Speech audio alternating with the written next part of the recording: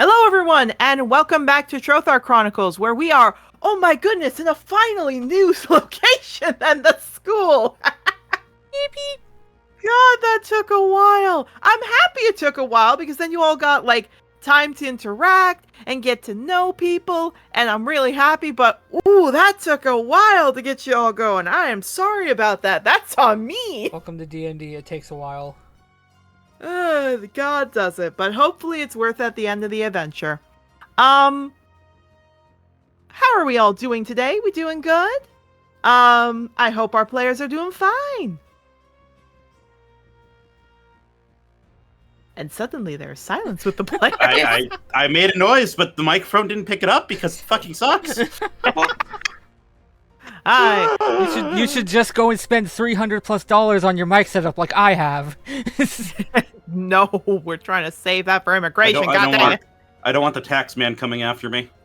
Or you could do what I did and pull the one I've had since I was 14 and haven't used in 6 years out of your closet. It's basically brand new at that point, so I mean, yeah. I mean, essentially. Or use laptop mic. It's true. We will slowly get that sorted out. But point is, we have one less member today, which is Shadow Leap, because unfortunately, what is it? Hurricane Helen? Is that the name of it? I can't remember what the name. Milton, I think it was this one. Tonight, Milton? This time, yeah. Okay, Hurricane Milton has really done not some fun stuff. Also, I have just been told, no worries, Nathan, you can step out. It looks like Nathan's Wi-Fi is, Volks's Wi-Fi is not doing well. So, Volks, no worries, if you need to step out, you can. It's okay. Basically... So I'm just typing it because I don't think he could hear you, so... That is fair. Thank you all. So, unfortunately, we had the two cats, Ivy and Shadow, not coming in today. Which is sad, but hey, that's okay. For audience information, generally with 6 players, I'm okay running it if there's 3, but if we only have 2, I don't really like to run the game because that means there's a minority of the group being able to play and not even or a majority. To me, that feels a little bit unfair. So, 2 members missing, that is totally fine. We're gonna have a fun little time. Finally, it's my turn to be the main fighter. Indeed, it is there. So we do have. I'm the only melee in the group today, baby. Indeed. Who made the one with who made the one with chronic pain the main fighter? I'm the one that did that. I built him that way. I'm just sitting here blinking. Oh wait, shit. That means I have to. Okay, I am also a primary fight. Well, but you're not a melee. Alright. The point is, obviously... Like DPS. Yeah. The point is, obviously, things happen. Real life comes before D&D. But so far, we have been lucky enough to have every player in here most of the time, or only missing one player at a time. Unfortunately, we have this happen every now and then. Sucks, but it's true. When this is getting released, it should be getting released. I'm just looking at my calendar. I think this is getting released at the 26th. So it's going to be a little bit of a Halloween in November. That next week for us, or a few weeks for all of you, on the 2nd of November, everybody's going to be having a Halloween-themed kind of name to themselves, which will be fun. I'm going to enjoy some stuff. Obviously, we're not going to have our cameras on due to player preference. So we are very clearly going to basically just be saying what the characters might be. Who knows? Maybe our players might draw what their characters would dress up as costumes. And we'll take it as we go. I hope you all have a good, fun time with this. And obviously, because of what was mentioned from Shadow Leap's player before, with what Nyx mentioned, I'm just going to do a quick little sound off here of stuff to give a warning about. Trothar Chronicles covers some dark topics, everywhere from animal abuse to SA to abuse and drug use and a few other things. If these are things that make you uncomfortable, please be advised it's okay to, not watch. Viewer discretion is advised. And obviously, this session today is going to cover a bit more on animal abuse, specifically with circuses, than other ones. So if animal abuse in circuses make you uncomfortable, please be advised that I will not be able to give a warning about when this happens, but just keep that in mind. I will do my best, but I can't guarantee everything. Obviously, take your time. If you need to step out of a session, that's okay. Just enjoy it as you can. Nobody's going to force you to watch if you feel uncomfortable. That fair with everybody here? Mm-hmm. Yeah. All right. So, with that out of the way, players, are we ready for the recap? Beep, beep. Yeah. Okay. So, when we last left off, basically everyone got their final things. They met Seamus, the interesting cart owner, and had a time going through all the way out into, basically into the desert to go to Canrig. Now, due to the fact that Danny was not there, there was a interaction that was skipped. But today, they did get to Canrig in the middle of the night. Canrig basically let them know the general thing, that they think it's one of these two circuses, the Circus of the Majestic or the Circus of the Dazzling Dunes, and they need to figure it out within the next 24 hours because the circuses are both leaving at the same time. Now, a little bit of sleuthing came around, and Jocelyn basically explained that she is going to be staying out of this, let them all know that if something happens to alert her, which I did realize I forgot to mention this last time, she would have handed a horn to Octavio. So looks like a hunting horn that can call really long distances. Hey, good to know. Obviously after that, they went to, because it was very late, over to Octavio's old home, where they met the Elderberries, a pair of elven, elderly people who basically run the farm and helped out. They explained that they were here to make sure Octavio was okay, let them know about Ollie, and things happened in the night and morning. Eventually, you guys milked cows and leveled up to level 3, and then met a purple dragon that said he got his foot caught in a bear trap close to the Circus of the Majestic. Groups divided up, 2 by 2 at this rate. One went to the Dazzling Dune, but we catch up now with those who went to the Circus of the Majestic as Octavio and Mable got pounced on. Well, mainly just Octavio. Yeah, Mabel's just taking a step back from that and staring, just like he has no off button. His brain has no off button. He's just like, do I need to beat up this person or? No, it's as soon as you realize it, it's like gay people. Yeah. He's staring. He's like, do I need to beat them? Gay people? Yeah. No. So basically, there's lots of people coming around. This circus looks really fantastic. There are brightly colored tents, tons of supplies, good stuff. Animals you can hear in the background. And all the while, there are kisses and cuddles coming from Adagio as she's cuddled up to you, Octavio.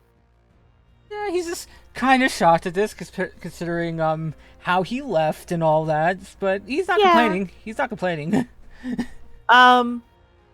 Basically, it looks like they're very happy.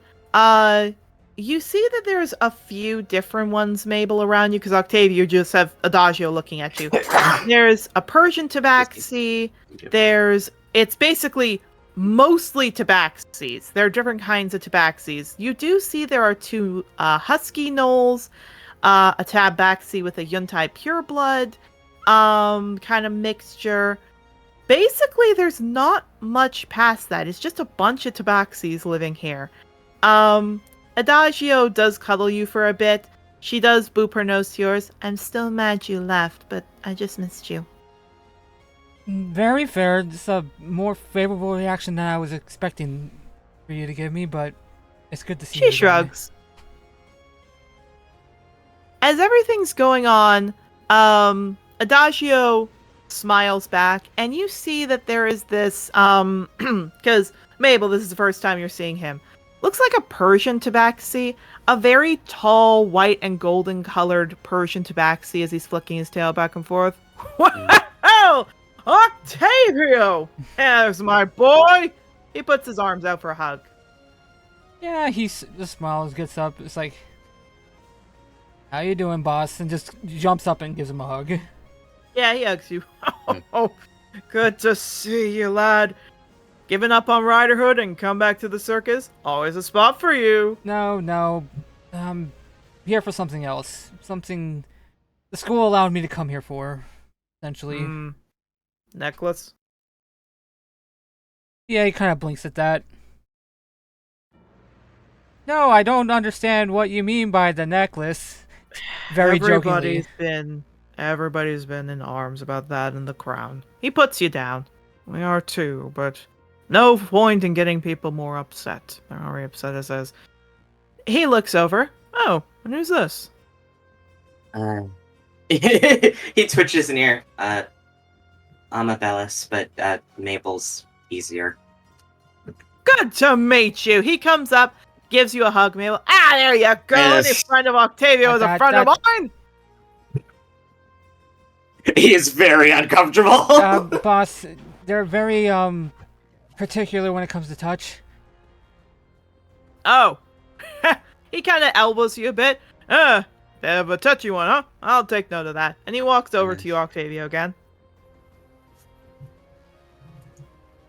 Well, you look pretty well, my boy. I do have a question for you since you're here, but you look hungry. Have you had breakfast? Yeah, I've been up since about, was it 4 or 5 o'clock in the morning? Well, he ruffles your head. Least I can do is let you have a little bit of food. Come on, everybody, it's breakfast time. People wave. Octavio, you see again lots of different people. You see Needle and Sunflower, Spot, Stripe, Sunset, Snake, Flip, Skip, Bash, Red Stripe, Quick Wit, Dance, Dolphin, all of them. It's just a large amount of them who are passing by and they're ruffling your head and they're getting, their food. There is a tent to the right. It looks like they're going in. That's a mess tent. Arpeggio smiles to both of you, looks over. Well, do you both want to come eat with me? Looks at Octavio. I mean, I don't see any problem with that. Yeah. Smiles. He leads you guys in. This circus is very well packed. It's very well stocked. Clearly they've been getting a lot of people coming in. Which makes sense, Octavio, because basically this circus has tons and tons of different support. They've been here for a very long time. They've had years of getting a reputation. So obviously they would love to do this. It looks like there are other foods as well, which Mabel, you're not used to this, but Octavio, you know this really well. There's popcorn and roasted peanuts and roasted almonds. Mabel, you have no effing idea what popcorn is. What's a popcorn?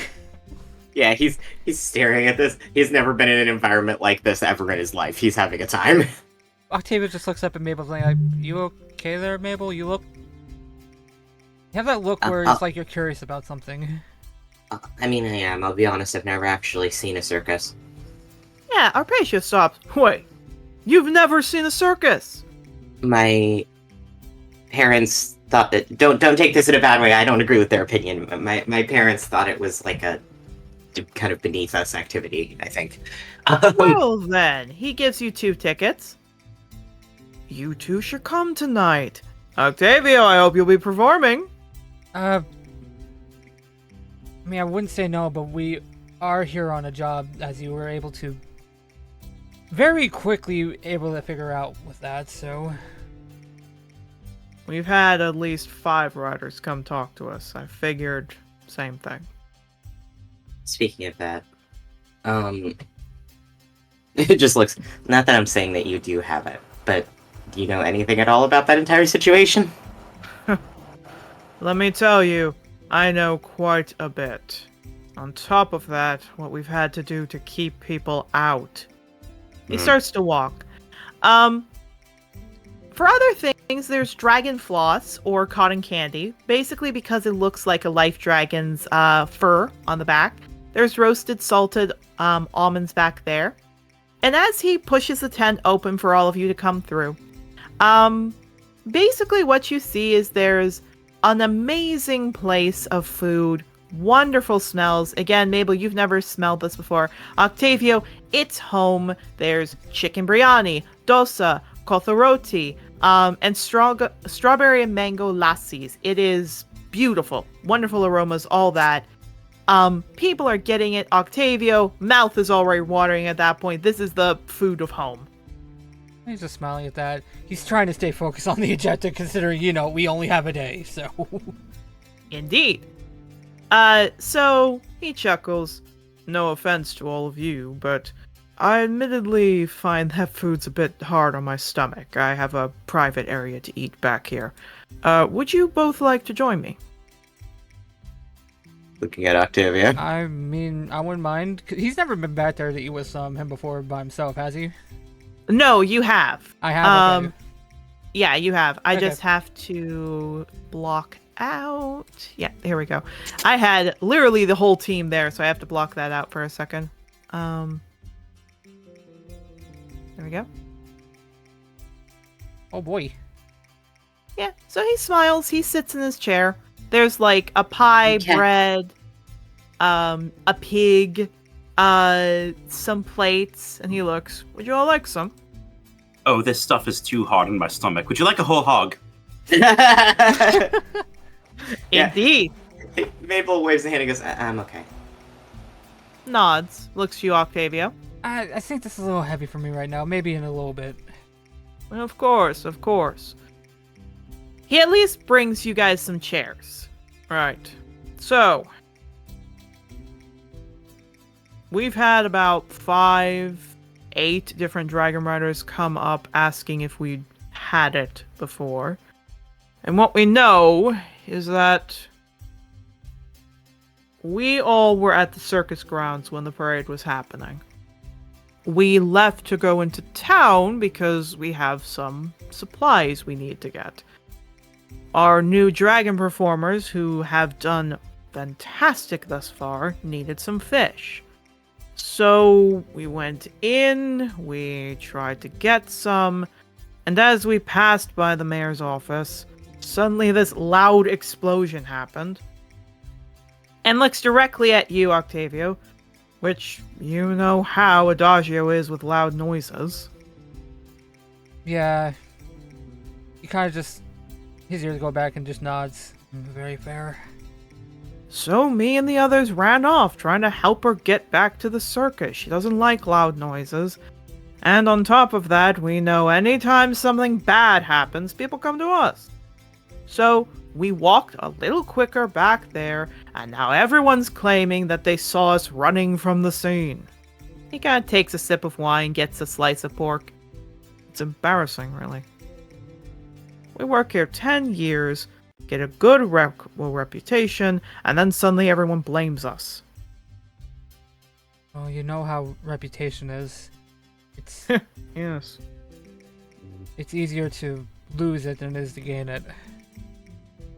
Yeah. We even had people trying to come in, sneak in, and hurt some of our crew, so I put bear traps out there.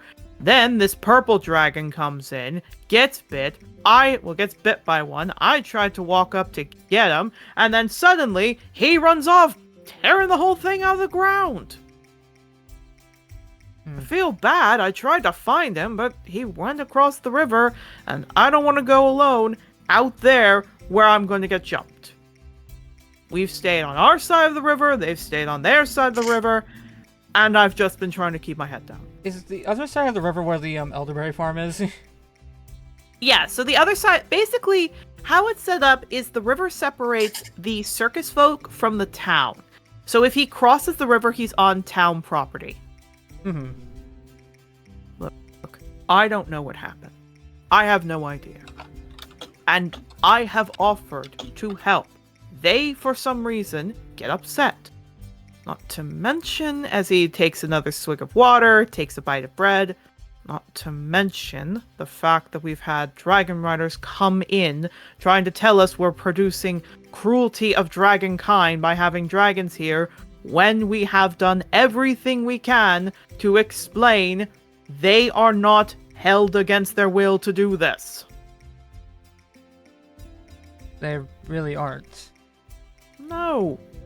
I mean, yes, they're under the age of 10, but it's not like I'm telling them they have to be here. He They're squints. kids. They're kids. They're kids we find out on the road. We go by, and sometimes dragons just lose track of their young. We don't want to leave them alone, so we pick them up. Have you attempted to, like, contact any kind of authorities to see if you can find their parents, or... Do you think it's easy to find a dragoness? I know you're new to this, but dragons don't like to be kept by humanoid society workings. I'd have to find a dragon who's not going to blast my head off for having a baby that's not my own. And then I have to calmly ask the right dragon of the right color, of the right age, if they even know what's going on. I don't know where they are, but I keep my eye out. I send my troop out into the cities we reach.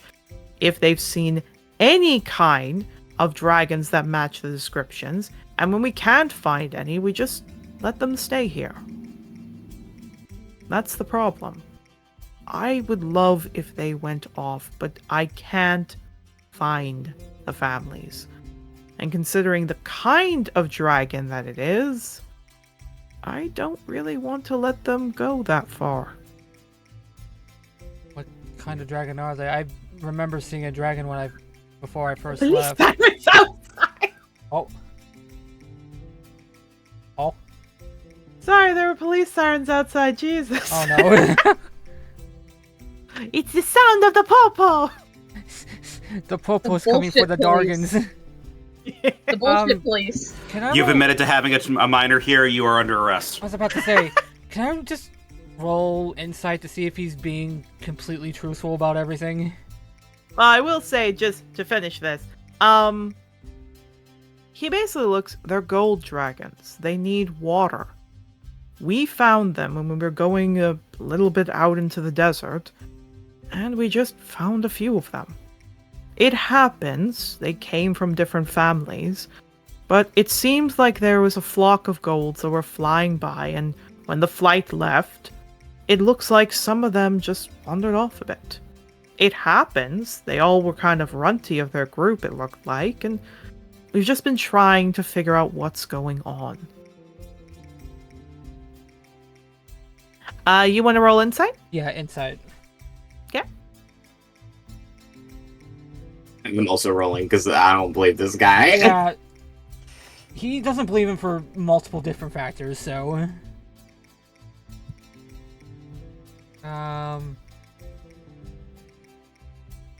Also, Mable, subtly for you, you're gonna get a bardic inspiration. Sweet. How much is your bardic? Is it D6 It's right a now? D6. Also, you get something because I have multiple potential now, so... What do I get? Ability check. Whenever a creature rolls Bardic Inspiration die and add it to the ability check, the creature can roll a Bardic Inspiration die again to choose which roll to use. So that means you can roll it twice. Wow, I'm gonna add it. Oh Jesus, I don't need to roll that again. 24, baby. 24. Yeah. To both of you, he is being absolutely 1000% genuine. Absolutely. Mable does not believe it still. He He's a looked. paranoid fucker. It admittedly doesn't help certain things, but he kind of rubs his face. No offense to the city. I don't know why they think we would steal the pearls and why we'd even hurt these dragons. We don't care about the crown or the pearls, no offense to them. The pearls are lovely, the crown's intricate, and it has history, but why would I want them? Not like I could go sell it, not like I could use it for anything. To me, I think it's just a bunch of fledgling riders trying to crack this big case, get their name in the Hall of Heroes. And they're very much been using tactics that are not fun. What kind of tactics? Oh, for starters, they keep absolutely freaking the daylights out of my staff, coming in, ripping through our tents, throwing things to try and figure out if there's anything hidden, and by the time their more commanding officers come by, tell them to stop, he says, "I'll sort it out," and then the next day happens again. They stopped 2 days ago, but our camp has been ripped up 3 times. I have nothing to hide, yet for some reason they keep doing this. Well, considering it's been a long time since this happened and they're still trying to find it, it's kind of a big deal. I know. Look, if anything, I'm surprised they haven't done this bad a check over at the other circus. They're the ones I'm more worried about. There's Yeah. people talking to them right now. Good. Look. We've been here for ages. We have been here for multiple of those performances. If we wanted to get the crown and the pearls, we would have done it years ago. I don't care about them. Another circus, I don't know what's going on, but I think something's off there. Like, well, how exactly? They have this weird ideology about not using wild animals in their performances. So there shouldn't be any bears or lions or anything else. Yet I heard a bear roar come from that area for a while now. I reported it to the guards. They say they found nothing, but I know I shouldn't say this, but I have a feeling they have a scourge race with them. Really now? What else would you say? Either that or illegal animal trade. But it didn't sound like any bear I was used to. Almost sound like it had a human voice to it. There's a pair of folk having real good sex over there. No. Anyway, Yeah, Maple's just nodding. I don't want to try and hide you from the dragons or anything else, so I obviously am just going to say, if you both want to take a look at them, that's fine. If you want to look around, that's fine.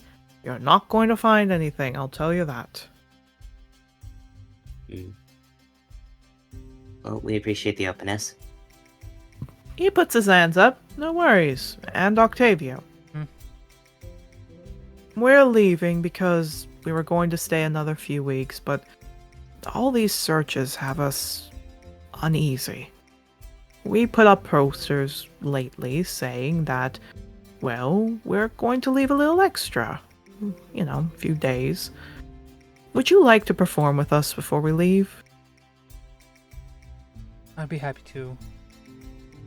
Once And we that's all I can ask for. once we've figured out everything, I would be more than happy to. Alright. He claps his paws. Adagio! Yeah, she sticks her head in. Yeah?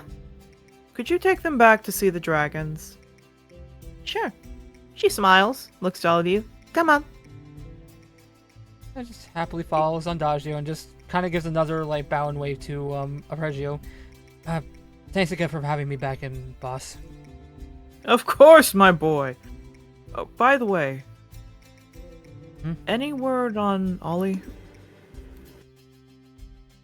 Talked to Thomas and Gwen back at the farm, and they haven't gotten any word yet.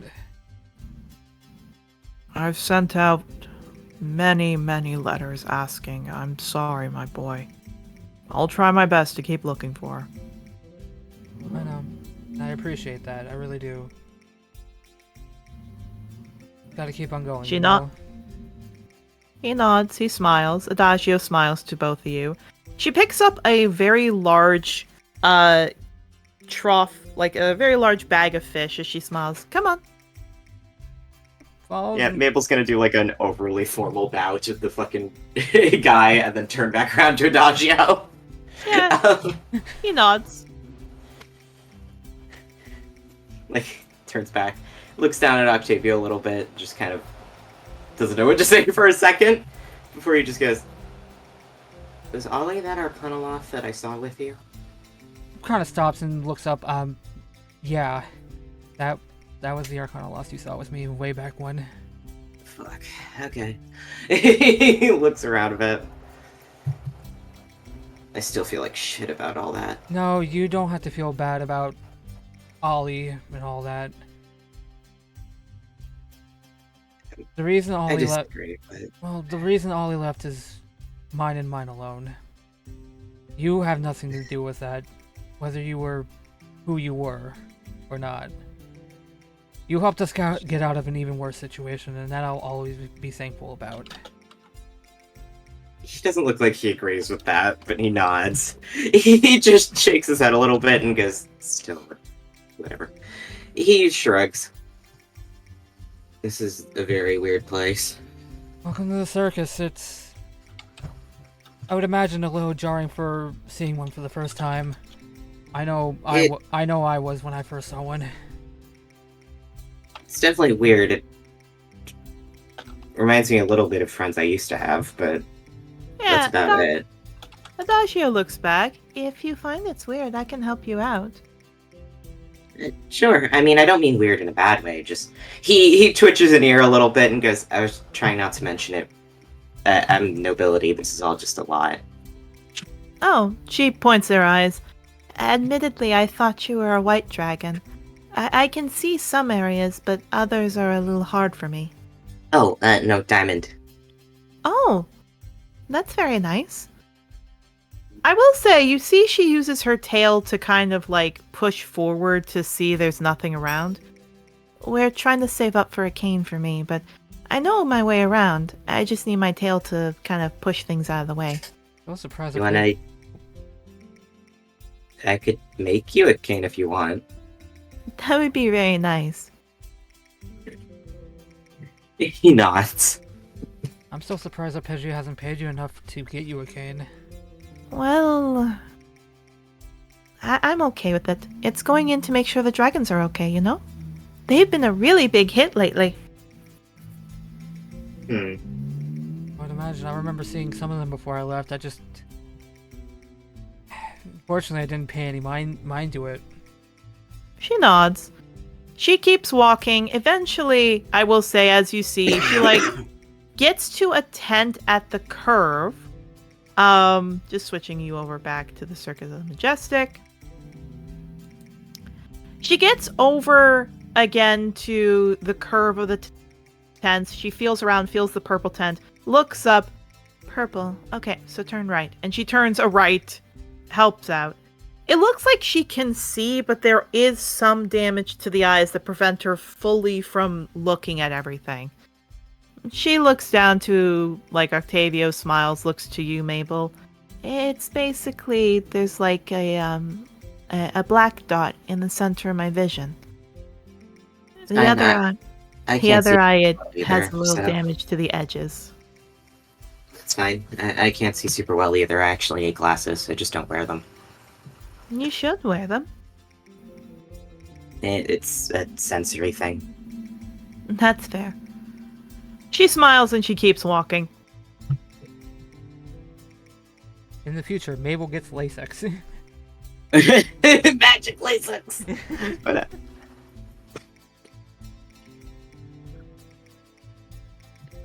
So eventually she makes her way around, and you guys do see the cages.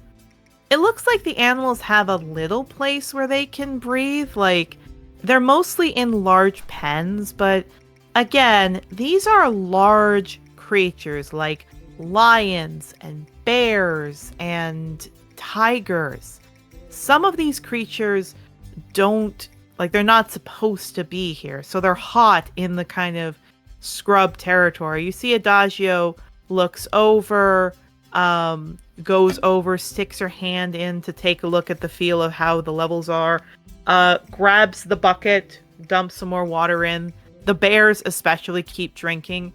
The lions seem fine. The tigers definitely drink. You guys see horses that seem okay, but also look like they're ready to go and practice. You see, funny enough, elephants. Basically elephants in a large roped off encounter. As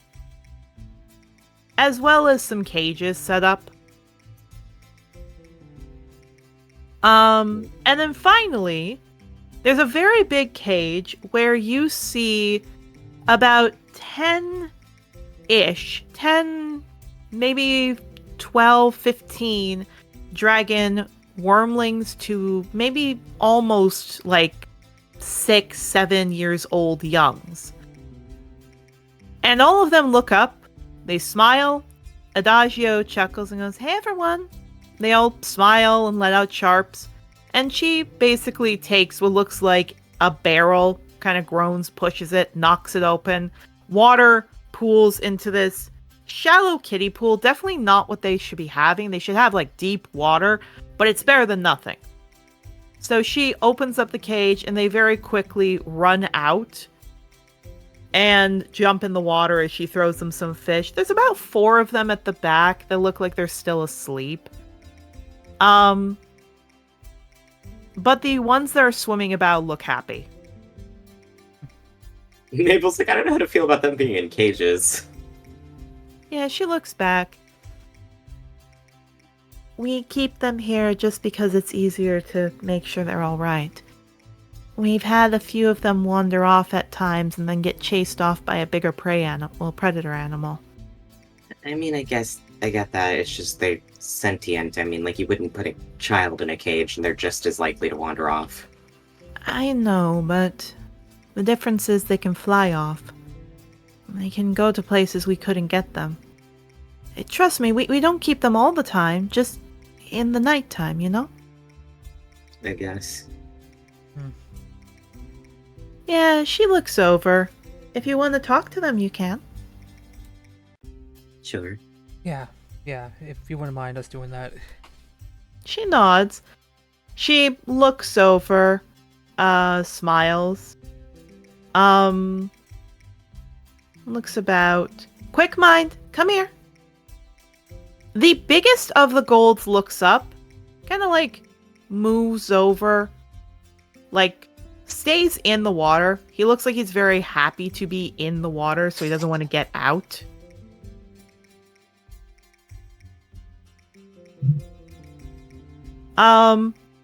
He looks over to all of you. Hi. Hey. Hi there. Hi. My name's Quick or Bright Mind, and I'm the Vanguard Cub. You all can roll me a nature or history to figure out what the Vanguard Cub is. Up.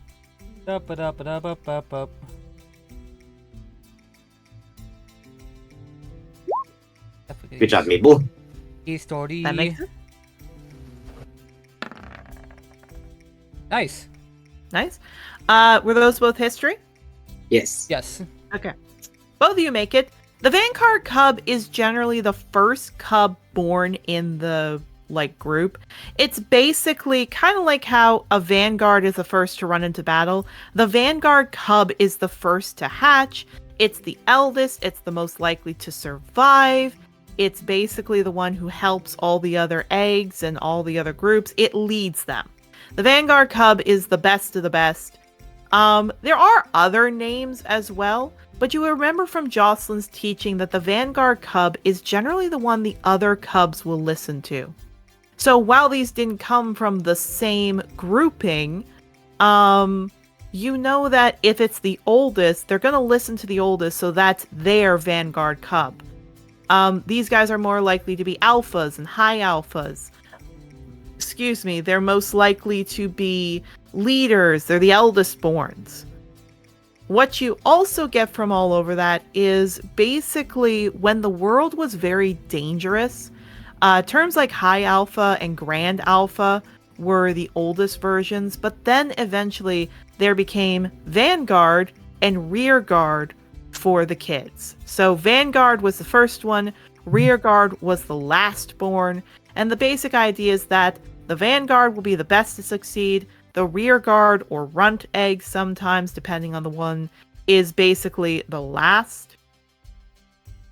And then generally the other kids have no other names. There's no name for them. They're just kind of like the could be something like the guard, something like the cavalry, whatever you want to call it. They don't really have a name. It's just the Vanguard is the biggest, healthiest, and strongest, and the rear guard cubs are basically the ones who are least likely to do a lot of stuff. They're the least likely to survive. They're the least likely to be alphas and high alphas. Maybe just having a moment of like, oh wait, I don't know if that applies to half dragons. Oh no, I have siblings now. Fun fact, it does not. It's just a dragon term. Yeah, I know. He's just being weird about it. Oh, that's fair. But basically he does, again, bright mind or quick mind, looks to all of you, blinks his eyes. What's up? And looks to Adagio. Who are they? Oh, they're just here to make sure everything is alright. Oh. Well, I'm the Vanguard Cub, so ask away. Are you happy here? Yeah. I mean, he kind of dips his head and looks to Adagio. You can tell them. I don't like Bash. Bash. You know who Bash is, Octavio. Bash is a very, very much bastard man. He's a bastard man. He is one of the animal tamers that doesn't understand physical violence on an animal is not good. Now, you were told by Arpeggio that some animals don't feel that pain, like elephants. They're big. They wouldn't feel any pain if they got hit. But Bash takes it to a whole other level that Arpeggio says he tries to tone him down a little bit. And Adagio nods and sighs. Bash scares them. Some things never Yeah, change, like- I guess. He Also, nods. Octavio keeps speaking. My Wendy's is here. One moment. No worries. He looks to you. He gets really scary and loud. And we don't like that. I tried to bark a little bit. And yeah, she sighs. He kind of dips his head. We were running around after the barking, and Needle was training a bunch of animals with Adagio, and basically they were trying to get the lions back. He kind of like paddles in the water a bit. She rubs her face. You want me to explain it? He nods. What ended up happening is that the lions basically wouldn't back off, and that's okay, but then unfortunately Bright Mind smacked into Bash, and he kind of got very angry, I think, from the sudden part, and kicked him. Arpeggio already got mad at him for it, but he did get injured a bit, and I made sure he was okay. Yeah, Arpeggio takes real good care of us. I just don't like Needle or Bash because they're grouchy. Honestly surprised that Arpeggio keeps him on staff. She looks to you. They are our family, despite everything. Guess that's true. It's just kind of just looks at the dragons. I don't know. Seeing it done and hearing it is just different than what I'm used to. I know. Any other questions for him? Kind of looks. How long have you all been here for again? He looks to Adagio, rubs her face. About 2 years for him. Roughly the rest, it's all been a mixture. She points at the one sleeping. They're right now the youngest group. We've had them for 6-8 months. I remember hearing about those. Actually, you don't, Octavio. Blinks. Like, I will tell you this, Arpeggio generally kept you in the dark with the dragons. This is actually your first time of getting a look at them. As he's kind of looking them over, it's like, surprised Arpeggio didn't talk to me more about them. You did keep disappearing.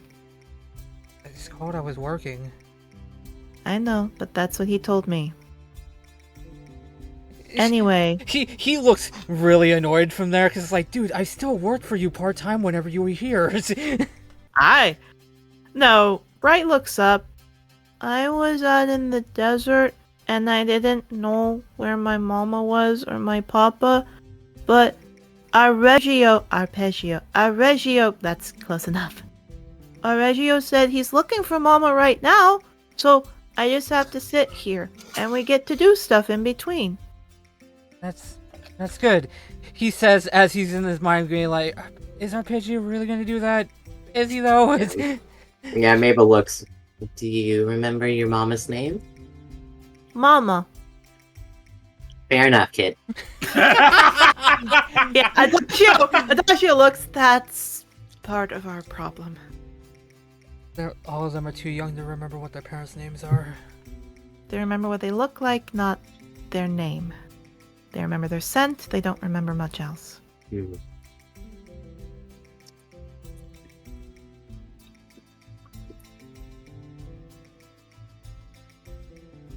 I'm eating chicken nugget. Fair enough. Adagio looks to you. Do you all have any other questions?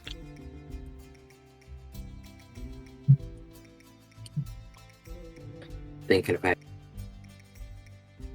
I definitely don't trust this shit. This shit's suspicious. Yeah. Yeah. Yeah, Mabel just sighs. I mean, no offense. I'm saying this, like, gently, but this seems like a suspicious, weird, bad situation, I'm gonna be honest with you. Yeah, Adagio opens up her mouth, but then Bright looks up. No, it's okay. At least I get water here and fish. It got really hot in a dry place. I didn't like that. But there's water here. Why were you there, though, in that desert? I don't know. Mama and Papa were just there, and then we flew, but I didn't fly fast enough, and I don't think they heard me. Mabel's staring at that like, did your parents get led into a trap and then they stole you? Yeah, Bright just looks up. I will say Adagio hands him a piece of fish. He eats it happily. Just looks at that. He gives Octavio a look like, I don't like any of this shit. Yeah, he does. He also has the look of, I don't like any of this, but the problem is I respect some of these people too much. As he looks over at Adagio, and you're the one that's mainly taking care of these dragons, not Arpeggio? Yeah, he doesn't do so well for them, but they like me. Bright flaps his wings and hops up on Adagio's shoulders. If I might ask, how did you end up in the circus looking at Adagio? Oh, it was a long time ago. I just started working for him, and I can't even remember at this point.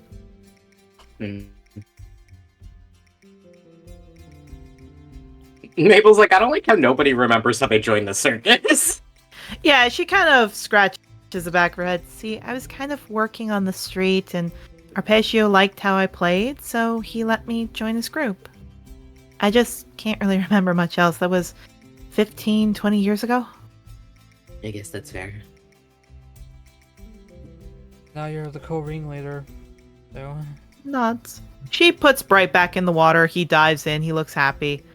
She points into the others sleeping. As for them, currently they're asleep because since they're the new ones, they worked very hard last night. These guys have gotten used to it for a while, but they kind of are asleep too much. You're not going to see them for a bit, but I leave them fish. Mind if we just take a general look over them? I wouldn't do that. They're, she kind of taps her claws together.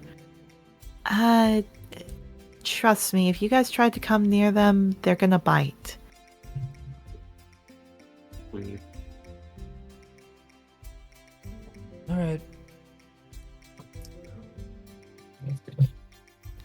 Yeah, Arpeggio comes in. Is everything okay back here? Yes, everything's doing fine, sir. Good. Mable uncharacteristically perks up and smiles and goes, "Of course." Adagio, you showed them around? Yes, I did. He pats her head. Good girl. All right. Now, if you all are done, we got practice to go. Sir, if you don't mind if I take Adagio with me to practice, it has been a while, so. She's got practice here. Besides, she scritches the head of Bright. I've got to make sure they're all prepared for tonight. And I have to change the music. If you're sure.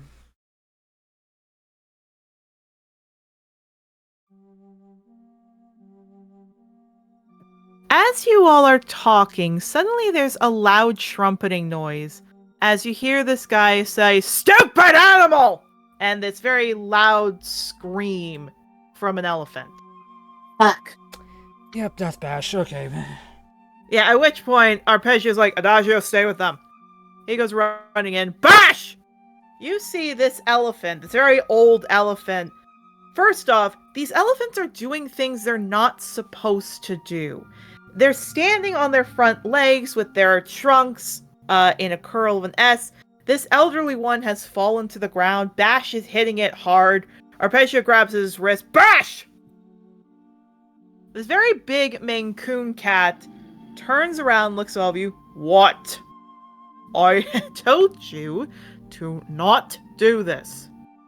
A stupid thing won't stand on its legs. Don't I ever hear ever since? Can't do it now. Bash, we have company. Looks up. Oh, the little one's back. That's nice. Nice to see you too, Bash. Yeah. He just rolls his eyes. Arpeggio looks, just let Adagio come up and get... Needle, why didn't you call me? Needle puts his hands up, like, I don't want to get in the middle of this. For a little understanding about who Needle is in comparison, Bash, again, is a very tall Maine Coon cat. This guy is a Persian cat. So he's about maybe 2.5, maybe 3 heads smaller than Bash. He looks up, hey, I don't get in the way of Bash.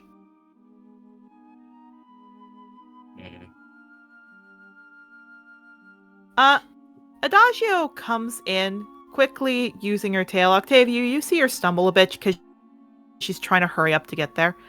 She puts her hands down, looks at Bash. You know she has trouble with her legs. Old thing probably needs to put out to pasture. We'll just have her be a riding elephant. Alright? Is that fine with everybody? Especially with our guest, Bash? Yeah. But now we don't have enough for that. We'll make it count. We'll space them out better. Send her back. Adagio tries to help the elephant up, but, Octavio, because you've never really been in here near them, you know, you haven't seen most of the marks, but yeah, that makes sense. Like, she's got hook marks in her head, white scars, ear cut marks, but again, they're big. They don't feel pain. Shackles on her legs, indents, you know, bloated feet, but yeah, they don't feel pain. That's what Arpeggio told you. Mable, how are you feeling seeing this? Oh, he's fucking furious. He fucking, from like a cleric perspective and just a person perspective, he's so mad. He just fucking stares at that and just looks at Arpeggio and goes, I mean this with the utmost respect. Is this like a normal occurrence here? They're elephants. They're large. They don't feel pain. That's not true in the slightest. I think I would work with them and know. I think I would know because I'm a fucking doctor. Yeah, you see Bash snarl. He goes, Bash, easy now. Look, they're not like you and I. They're animals. See? And you see Adagio finally gets her up walking. She can walk just fine. It's just a little pain. We circus folk take care of our animals just fine. Yeah, and I wonder if people can walk through pain. He leans on his cane a little harder. We have set her up. Now, we tie up the elephants sometimes if they're being a bit destructive. Gloria over there came from a situation where she was a bit more aggressive. Bash just got a little out of hand, didn't you? Bash But rolls if his you eyes. knowingly employ somebody who you know is prone to committing animal abuse and you refuse This to is fire not them, abuse. We're training elephants. How would you do it? They're large animals. Sometimes you have to use a bit of force. I have no goddamn clue, but I know I wouldn't do it this way. Look, have you ever been to a circus before? No, but I feel like it should say more that I've never been to one and I still know this isn't okay. This is how it's done. They don't feel pain like you and I, and it was just an over-exaggeration from falling. Gloria will be fine. Adagio takes good care of the animals. He's holding back from growling. He's like actively digging his claws into his jacket. Now, if you all are done, he looks over. The elephants have laid, the elephants are standing again. They're taking breaths. Needle, get him back up. You see, Needle goes up. He has a bull hook. He takes the butt end of it, taps one of the legs. The elephant, on a podium that's much too small for it, slowly gets up on 4 legs, then, using the hook part, tugs a little bit into the back leg as it slowly, wobbly tries to push it up. Trunk coming up. Waits about a minute. You see it's wobbling. And then Needle puts his hand down, and the elephant stands down. See? No pressure needed. The little hook just tells them where we need them to go when they move. I think maybe Glory- you don't know what the word pressure means definition-wise, but okay. I understand for a person who's never been to circuses, this is a bit much, but this is how it's done. If you could find a better way, I'd love to hear it. Now, if you both are done, we have work to do. Get the fire rings! Lions are up next! Bash goes walking out. I will say, I assume you two are staying enough to see this. Yeah. He's like vibrating in anger, but yes. Yeah. I will Gotta have say, the evidence. I gotta Yeah. have the evidence, baby, even if it's gonna make me scream. you guys do see that in a cage, one lion is brought in. He's an older one. He's got some scars on his face once again. And a hoop is lit on fire. Bash brings a whip out, smacks the ground. The lion backs up, afraid of the whip, goes onto the podium, and again, whips again. The lion looks scared. You actually see there is a little bit of urine that comes out of him, but he does eventually jump through the hoop, and a piece of chicken is thrown to him. Arpeggio looks. Now, would you all leave? Octavio, I'll see you tonight. And he walks off. He doesn't say anything. He's kind of just looking at this, seeing how that lion reacted. It's just like, this is not right. Something's off. Yeah, now that you've been away from the circus, this feels off, but he told you they don't feel pain, so they can't feel pain, but he looked scared. Yeah, he just is just sitting there next to Mable as he goes, why do I feel like all of what he's taught me about circuses is starting to become more and more bullshit? If it helps your mind be made up, he's reminding me a lot of my fucking fiance. Talks just like him. Your Beyonce. Do you... Listen, I know that not many people have interacted with the Sovereign that much, but that's how he talks, in private, at least. It's like weird fucking amount of authority, even the good girl shit. Like the Sovereign. He kind of like sinks back to the one time he talked to the Sovereign. Yeah. But you two are let out, and you have to meet up with your team at the other circus. Do you want to go?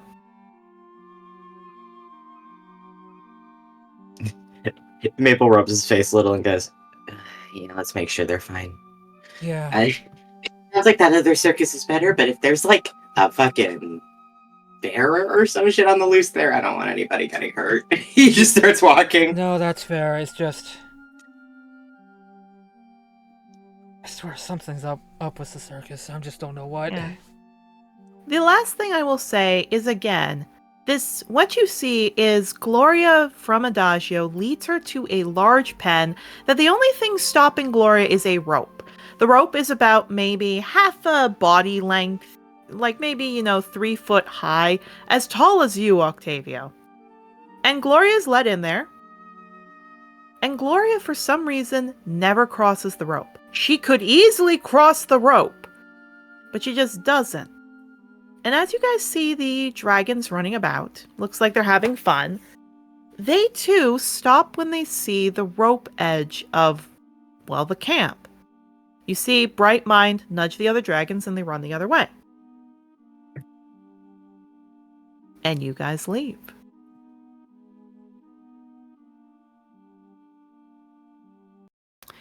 Rustling and Yarrow, it's your turn.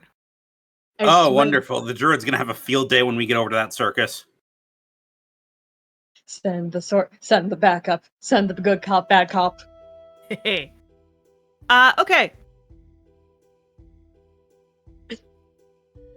So let's move you over to the Dazzling Dune Circus. So at the same time, while this is happening, a much more plain, Dazzling Dune Circus is here. The tents are a little patchy. There doesn't seem to be many resources. It's not coordinated. It just looks like they got the cheaper tents to help them out. And all of them are different types of New Age species. There's Pakoras there. There's Arcanoloths. There's centaurs there. All of them are helping out. But as soon as they see all of you, you see all of them look freaked, and then stop seeing your New Age and just go back to their work. Okay, I think this was a good idea that it's just the two of us then. I just kind of glances over at him. So, are we going with the straightforward, or are we going under, like... Yara's gonna take a quick walk around, look around the entrance. Does it look like there's anybody that's actively working or struggling with something? They're all working. They're all ignoring you. It looks like they're trying to do double time to get going, even before breakfast. However, the one who's not working, you see, has a very large creature beside her, a dog mole, and is a blue half-dragon. She looks like she's talking to an Arcanoloth, pointing at a couple of boxes, stops, looks to you all, looks back, then looks back at all of you, and walks over with her cane. Hi, what is this? What is going on here? Who are all of you? There's no people supposed to be here before the show starts. Oh, sorry, I've just never seen a circus before, and I wanted to see it. He kind of looks over. This is the Arcanoloth that walked over? Yeah. No, this is the half-dragon. He kind of looks at that for a second. He's going to look down at the, what'd you say, a dog mole? A dog mole, yes. So a dog mole is a giant mole, huge mole, practically the size of a horse, almost. With little tentacles all over its face, it's a star mole, very big, teeth, eyes, everything else. It's basically a very large mole. As she pets his head, easy now. Looks all of you. Can I help you?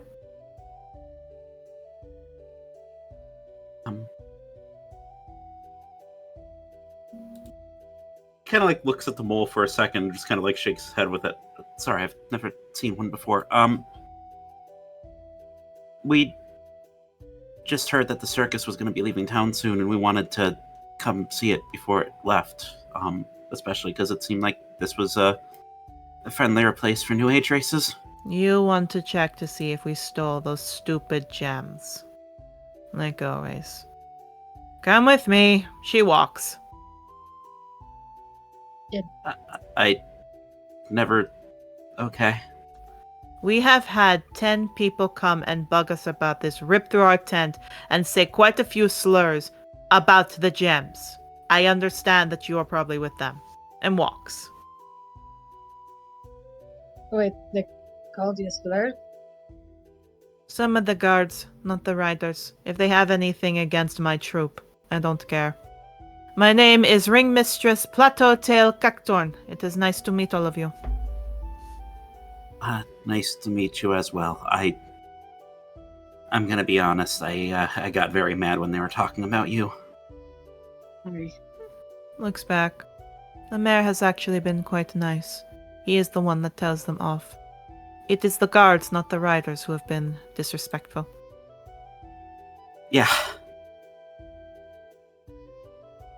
Also just removing the players who are not here.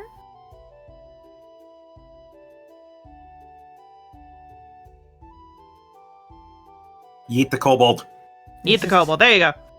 Again, that is a dog mole there for all of you to see. Again, size of a horse, big, grabbing claws, everything else. She looks to all of you. This area is patchy. It's, basic food here. Looks like feeds quite a bit of people. Nothing's spectacular. Basic amenities. Has some chests back there. The only thing you notice is when you walk in, it sounds like maybe there's a hidden compartment below. Sounds like maybe there's a little bit of an echo below there, but not bad. Maybe it's used for storage. Yarrow's gonna take a note of that, and he's gonna look around a little bit. This is my personal place. If you want to rip through it again, fine.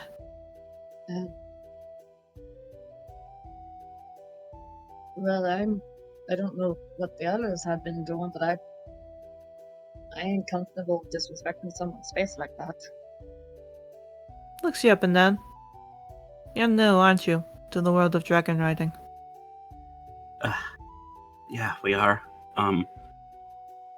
Figured. Gonna be honest, we're not even technically at the point of training that we should be doing this yet. I am not going to offer you food or anything else. It can be counted as bribery in the dragon riding field. So I cannot offer you food or tickets or anything else. What I can offer you at the very least is a place to sit, and points behind you. Thank you kindly. It's very much appreciated. And Yarrow's gonna move one of the chairs over for him. And I understand that this has also been kind of that this has probably been intrusive and a headache for you and yours, and Kind of. I Do you have any idea what it is like at 6 a.m, having torches come in with people ripping up all of our things, throwing them and somewhat burning them to find some sliver we have stupid gems? he kind of recoils a bit at that. It's like, I was just gonna say for your time, I was gonna offer to help out with any labor or anything that you need. She puts her frills back. She sighs. Sorry. I understand. Look, I understand. Well, you know what I am. You know what I look like. And I Yes. like to help people whenever I get the chance to, and whether people suspect you of it or not, you're people too, so I want to extend my helping hand as well. She looks you up and down, nods. Thank you. This is the circus of the Dazzling Dunes. I wanted a place where New Age could be accepted. I may not be New Age, but I was raised by some. Huh? She holds out a picture for both of you where you see it looks like a pair of Pecora have a baby, like a very young blue half-dragon, which is her, and there looks to be a bunch of animals around them. She pats her dog mole. This here kind of ruffles his head. Calcium. And he kind of He's a good boy. he kind of leans forward a bit in his chair and smiles down to him. It's like, oh, hello. Yeah, he looks to you. He suddenly hisses loudly with his teeth, tries to swipe at you. She goes, "Hey, calcium, down." Calcium settles. Forgive me, he is agitated. I can understand why, considering what you've been describing dealing with.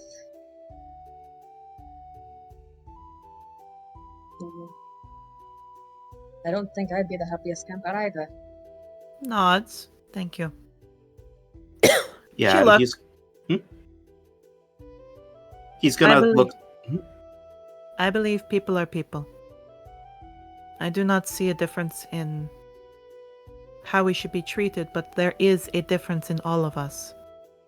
Denying the differences doesn't help. Accepting the differences and embracing it helps. My circus makes sure that all who come here are welcome, whether New Age or Ancient Era. I do not care. But some people do care. We have less sales than the Circus of the Majestic, but I would never go to that filth of a circus. Any circus that uses wild animals gets my disrespect. Huh? Circuses have a bad habit of taking innocent wild animals, beating them and training them into staying in lines, ropes. They use hooks and fire and whip. These animals are not meant to do those tricks, yet they force them. Sleep deprivation, dangerous conditions, cramped spaces. We have animals, but they are not wild. Any animal we have, kind of pats Calcium's head, is domesticated. Or if they are wild, they have come from an area where they have been domesticated out, like foxes. Or, well, zebras. Does that make sense? Yeah, it does. Terrible that anyone would do something like that, and they don't get retribution from the gods from it.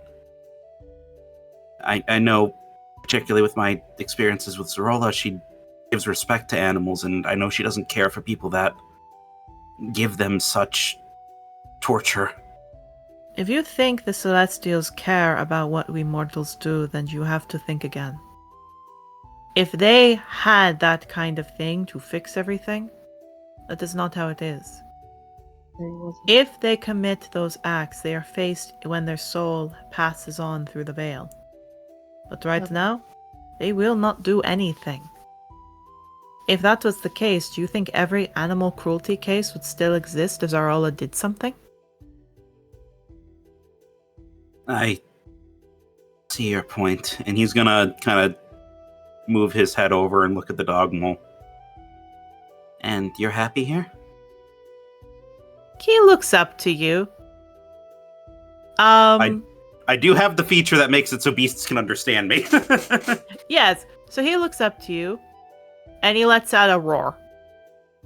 But Oh. he does curl right up beside he does curl right beside the ringleader. Like, yes, he likes it here.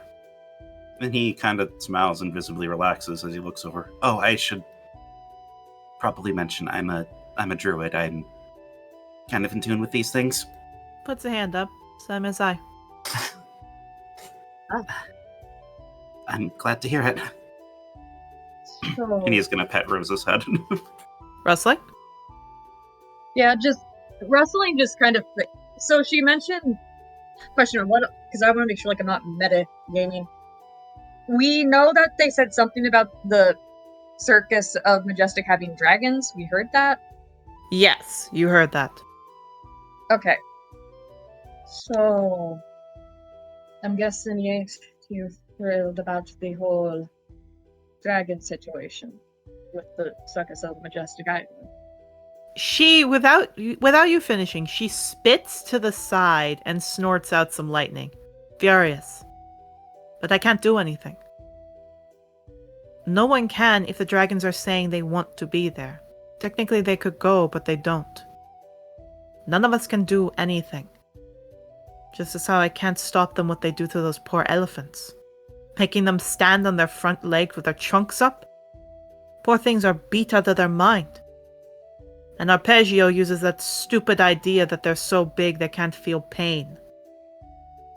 What? Elephants are intelligent creatures. Having them forced to do those things is idiotic. I'm Yeah, sorry. Hmm? Oh, sorry. Yeah, No. Yarrow's tensing up at that. I was about to say, I heard rustling first. I'm sorry. He believes what now? Yarrow? Yarrow's tensing up at that a bit. He believes that animals do not feel the same pain as us. As she pets Calcium's head. He believes that you can use a bull hook on an elephant. Because their skin is so thick, they won't feel anything. That you can whip the tigers and lions, and they'll only feel a slight sting. I don't know about you, but a whip mark doesn't sting, it burns. Yarrow closes his eyes for a second as he kind of like stiffens and relaxes and sits up a little bit firmer. He looks at her. He believes that, or he tells everybody that so they stop? I don't know. All I know is, when I've passed by his circus and saw them, I've seen the indents on the elephants. I've seen the whip marks on the lions and tigers. I've seen the elephants shake on their back legs. I've seen the zebras scared of just a whip. Whatever he's doing to them is horrible. But there are no animal protection laws for circuses. I can't do anything. Oh, okay.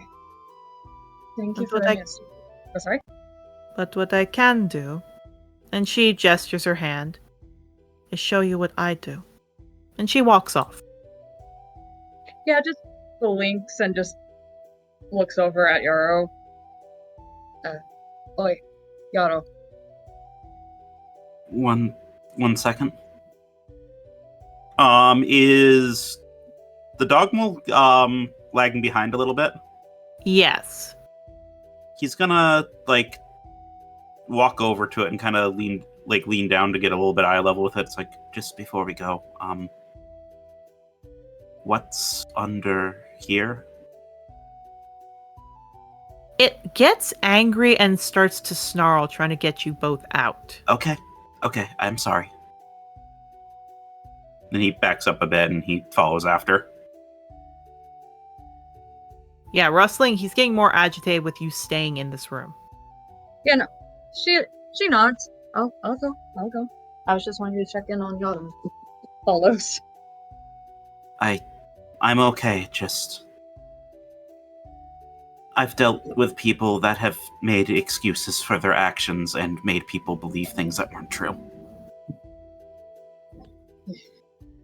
Guess we have something in common then. Yeah. So far, this place doesn't seem so bad. You were getting a little muffled. What was that? Sorry, I am having to plug in my laptop. 1 second. Fair enough. So, all of you are led around through the back where the animals are. But here's the difference between them. The animals in question are not wild animals. They're nothing spectacular, but they're not wild. Yarrow, these are goats and horses. They're chickens and birds, like basically not tropical birds, but birds who have been domesticated-ish a bit. So falcons and such. There is dogs, lots of dogs, who look like they happily jump up and everything else. There are cats, not tigers and everything else, but just normal cats. And the interesting thing about them is they're not just in cages. There are cages, but the cages are opened up, and specifically, there is a large metal cage enough for them to go out. It's basically a makeshift gate. So it's basically a lot of space is needed. Like, for example, the horses have a huge pasture that they can go about, and there's some extra hay and water put in. The chickens have a good size area where they can relax in. The dogs and the cats, same thing. They all have space. They're not trapped inside their cages. And you actually see, it looks like, I guess the best way to describe it is there appears to be a Vicino, so a very spiky lizard folk, comes out, picks up a cat, and puts the cat on a tightrope. But it's a quote-unquote tightrope. It's basically just the cat walking from one end to the other, not jumping through a hoop, not doing anything else. It's just walking along a thinner piece of wood, pressing a button, and then some magic display happens. That's it. And he gets a lot of treats, and then he puts the cat down, and it looks like that collar has a pink ring, which matches the pink stools. So they're not having to do, like, big acts. They're not having to do things they're not used to. They're just used to doing one trick. So they're not overstimulated.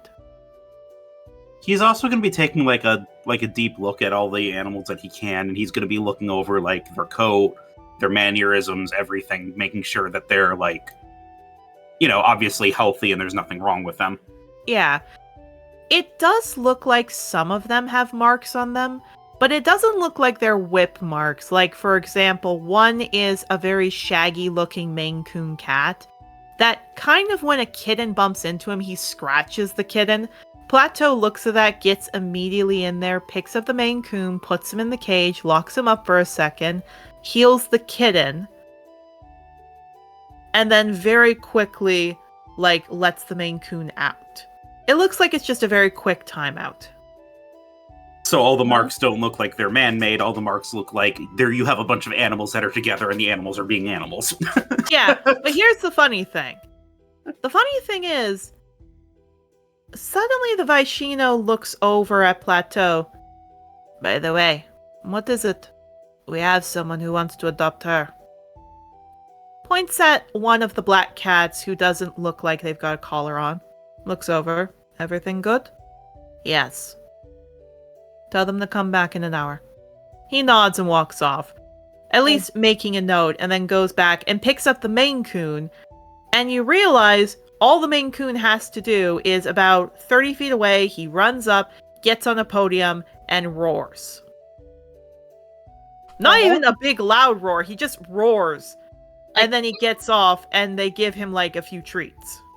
It's like, yeah, it's basically just like a fake lion, and they put him down. And here's the funny thing. It even looks like they have a litter of 10 kittens. And what the Vicino does is he gets like a little toy mouse. He ties it around his tail, and then he does like a little skip jog, and the kittens just in a little train, if we will, follow him around. And then he gives them a bunch of treats. Okay, that is very adorable. I'd pay to see that. Yeah. Plateau smiles. Animals can be used in circuses. But why would we make animals do things that they were not bred to do? A lion is fantastic seeing it out in the plains, but jumping through a hoop of fire, nothing is worth seeing that. Wait, fire? They're having animals jump through fire. She nods. Or bears walk on tightrope while their legs are up in the air. Or zebras prancing up on 2 legs. That sounds painful. How do you think they get them to do that? She walks over. She pets the horse's muzzles. You do see somebody, again, it looks like these are Arabian horses. It looks like there's a large scale beside them, so the dancer, like the people who would ride them, weigh themselves. It looks like an Arcanoloth weighs herself, and one of the workers there, Pecora, kind of makes a note and points to an older mare, one who probably couldn't take too much weight, while a younger looking mare, who's a bigger of the ones, looks like a Pecora kind of takes note, looks at the weight, does start to go at that, looks at the horse, shakes a hand, and goes to an older one. It looks like they monitor how much the person weighs before they put them on the horse. So there's not a lot of strain on them either. And wait, someone mentioned something about adopting one of the cats.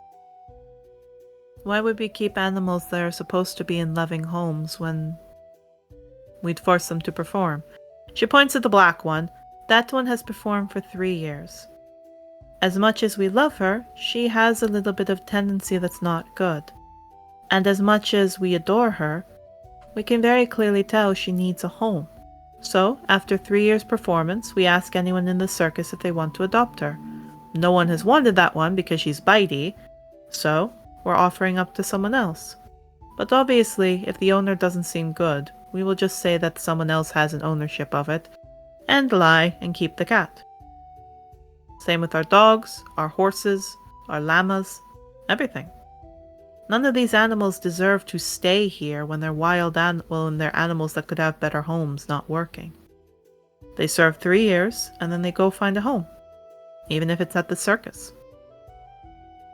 Very admirable of you. Why would we force an animal to perform its whole life? This animal came into our care, we take care of it, we ask them to do some work, but then we ask it to go find a better home. Or, if we like it, we do 3-year intervals. Points over to the mare. That one came in older. We know if we send her off somewhere, she'll just go to the knacker. So, we are basically just keeping her here. We just let her stand around and take it easier time. I understand completely, and he pets Rose's head.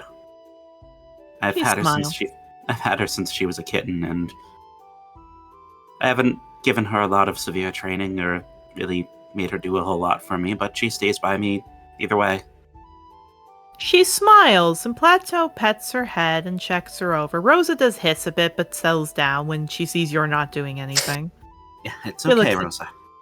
Yeah, she looks at you, both of you. As much as she would be a fine creature to have in performances, she's a wild animal.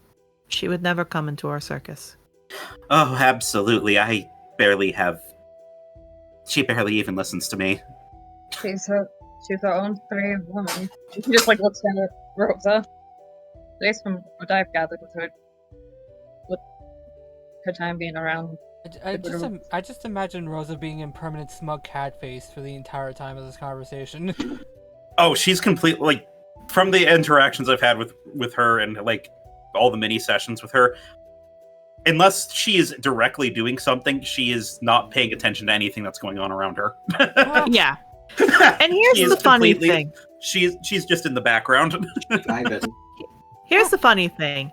You do see that after a round of treats have been done for the cats, so they know what they're doing, you do see they get fed. She chuckles. We make sure to do their performances first, so they understand what they're doing, but then get a full meal.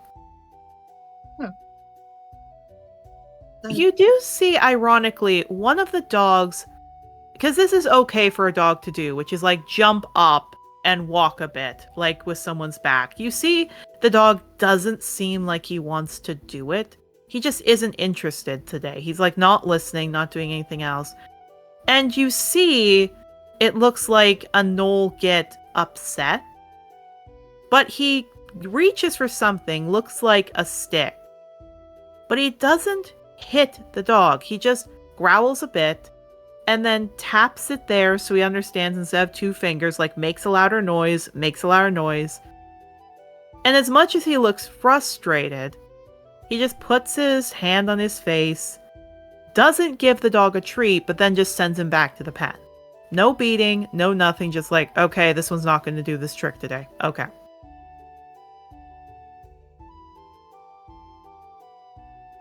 So, I understand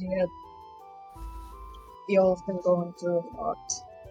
So, are you comfortable if we ask some questions?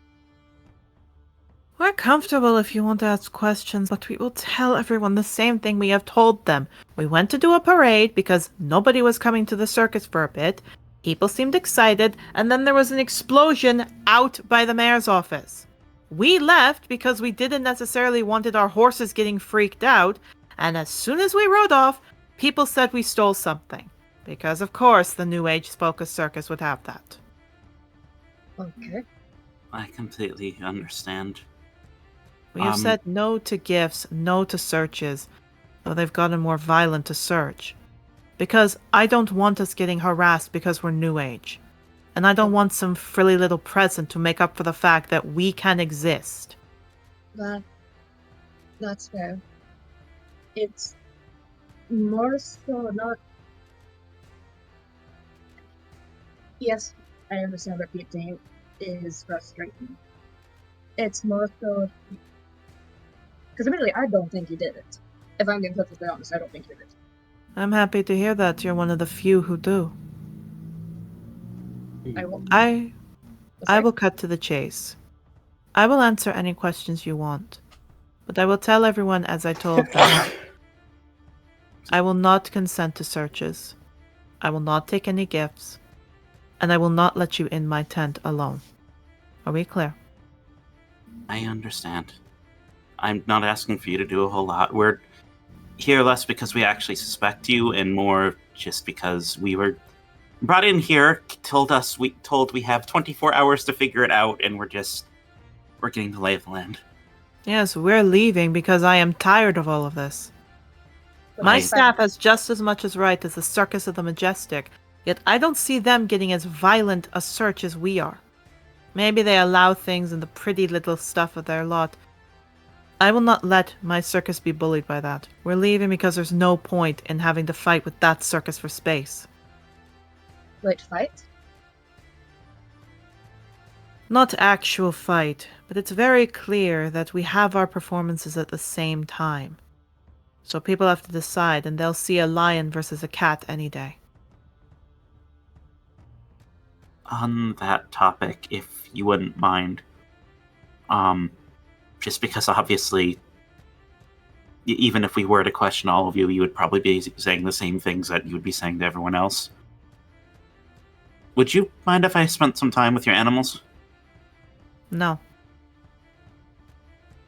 Okay. Do not get me wrong, I understand where this is coming from, and I appreciate it, but if I'm being honest, none of you can stay here long. We need to finish our performances and practices. You can help, and she gives you a shove by leaving. His ears go back a little bit. Okay, then can I ask you just one more quick question before we do? She stops, yes.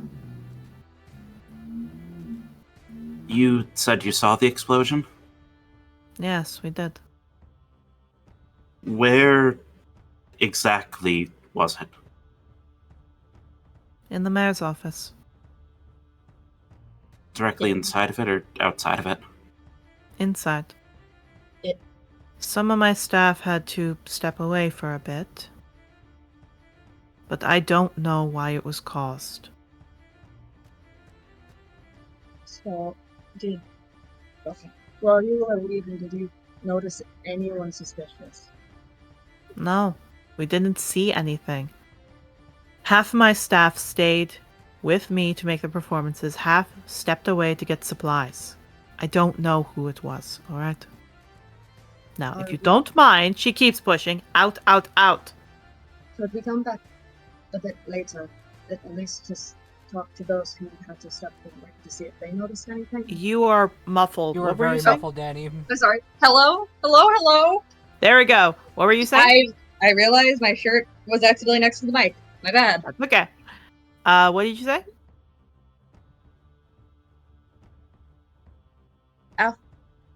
Could we stop? You said people stepped away. Yeah. They were just getting supplies. That's all. Oh no, I believe you when you're saying that. I was just wondering if any of them happened to be closer towards there, and we could see if they noticed anything. No, I don't allow that. Okay. Now have a good day. She walks off. You guys have been led to the edge of the tent area. Octavio, Mable, you have come up to meet up with them at that same time. Rosa sees Vulture. Vulture hisses at her, and they stand at opposite ends because they're like, okay, if we fight, we get in trouble, so we'll just glare at each other from across the room, basically. Mabel sighs and goes, "Thank you, bud." It's I will say this. You see that when her back's turned, he starts to creep up, bite her tail, and then they start chasing each other. Let them just ride it out at this point. Not like they're going to cause another massive incident. And I think if he gets mauled by a fucking phalanx, then he gets to learn his lesson there. Funny enough, you hear him screech. She hasn't mauled him, but she's carrying him by the neck as he's flailing. Man, that cat is just asking me to revive him again. Wait, Yeah. Octavio looks up again? I will say this. Puts him down. Glares at him. He hisses, climbs up to you. Limps his paw. Looks to you pitifully. And Rosa just sits by Yarrow. Is he actually... I was about to say, is he actually injured or is he playing it up? Hurt. He's pretending to be hurt. That's what Mabel thought. He's staring at him and goes, "No, you're not actually hurt." He puts on big kitten eyes. He's gonna hold him on his back like a baby. Yeah, he looks happy. He hisses at Rosa. Rosa rolls her eyes. Any luck? I'm like, sure they did it. I just have no fucking evidence. Same here. It's my circus and all that, and some of the people I do respect, it's just... something about everything just didn't feel right there. What about you guys? What? He looks over at Yarrow. I think it's safe to say the Dazzling Dunes have nothing to do with it. We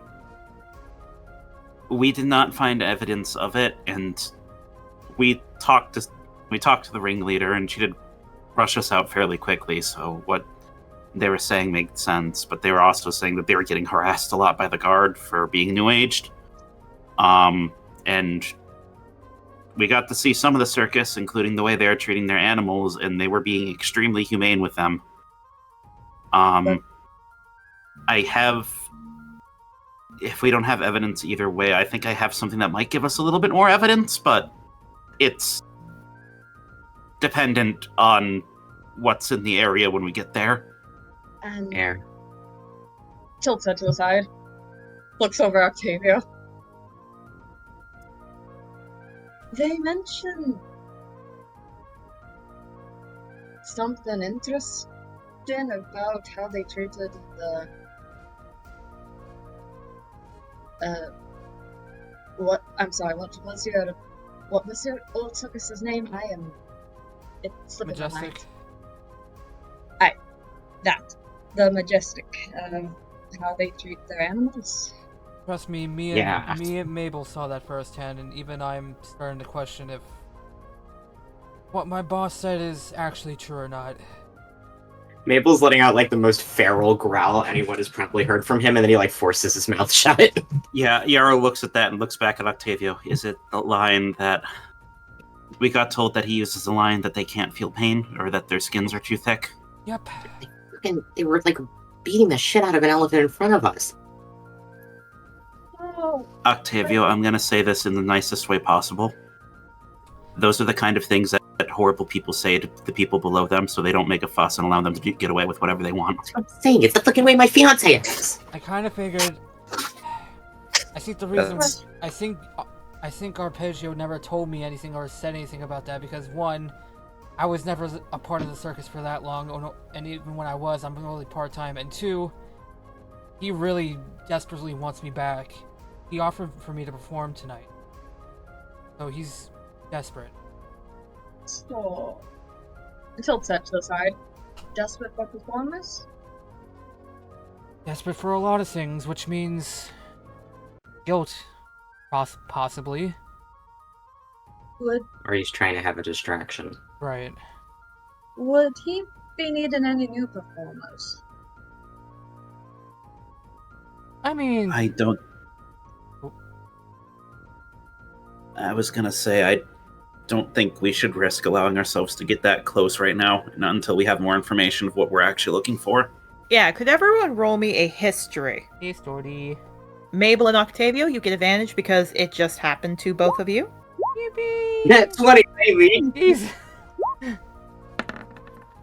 15. Good job, Yarrow. So you said Mable. history? History, Yep. yeah. 12. Let's see. 21. Okay. So Octavio, you don't pick it up yet. Yarrow, you kind of remember it. Rustling, you know it. Mable, oh, you're angry. By all technicalities, because it slipped your mind at the moment, Mable, and you didn't realize it till now, you went into his tent, you sat with him, and you or Octavio, one of you still has the tickets he put in your hand. Meaning, all of that information that you found, that you saw, is now forfeit because it looks like you took a bribe.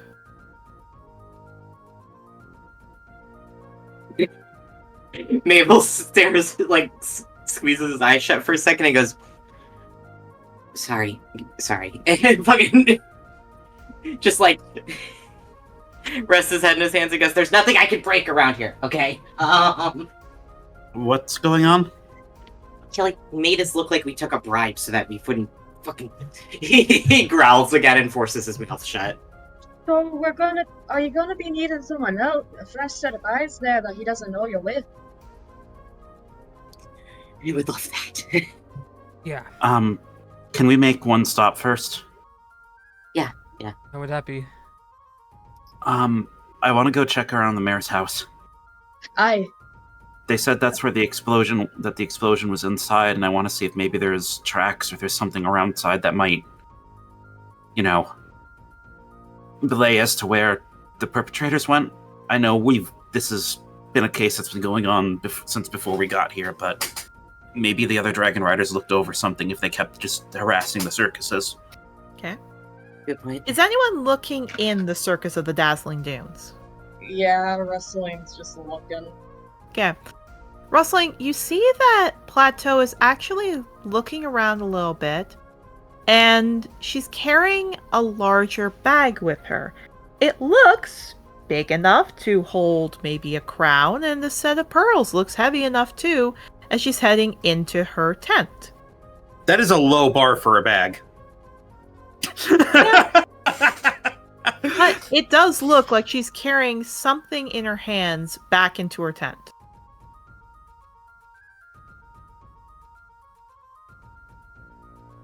Speaking of things we discovered, I think that they might have a bear folk. Yarrow blinks a little bit. What? Someone said that they heard roaring like a bear, but it didn't sound exactly like a bear. And if they have a stance against using animals as performances, then it would really only stand to reason that it would be a bear folk instead. I mean, Yarrow thinks about that for a moment. Erica, I mean- Oh, sorry. I mean, I have two other theories. When we talked to the ringleader, one, she has a dog mole with her, which is a kind of a bear-sized star-nosed mole. And it does move. And two, she herself is a druid. Bear. Also, about technicalities. As she looks down at the... Does he have the tickets in his hand still? The tickets are there, yep. From what I'm gathering, we can't follow up on that type of claim due to it being dismissible. Aye? And for Octavia and I, yeah. Unfortunately. So we don't know anything about the possible quote-unquote bear folk. Mable, I will say, if Rustling and Yarrow take the tickets, they also count for bribery. Yeah, so Mabel's not letting them have them. Do you want to maybe destroy those? I was going to ask. Yeah, sure. I can just set them ablaze. Well, I but will say- then you touch. Sorry, just one thing I'm cutting in here. You could use it, Mabel, as proof that they did bribe you guys. So Yeah. Oh, that's a good point. That's kind of what I'm hanging on the yeah, I was about to sister. say, you can use this as proof that they tried to bribe you. Should we? Wait, So should we maybe take don't burn them. Should we take them to Jocelyn? Yeah, we gotta. If we're gonna head back to the mayor's house anyway to look for clues, and we can just hand them off and show that off. I'll call Jocelyn and get her updated on the situation then while we search. So All right. we don't got a lot of time, so we kind of need to start getting moving on this. Yeah, Okay.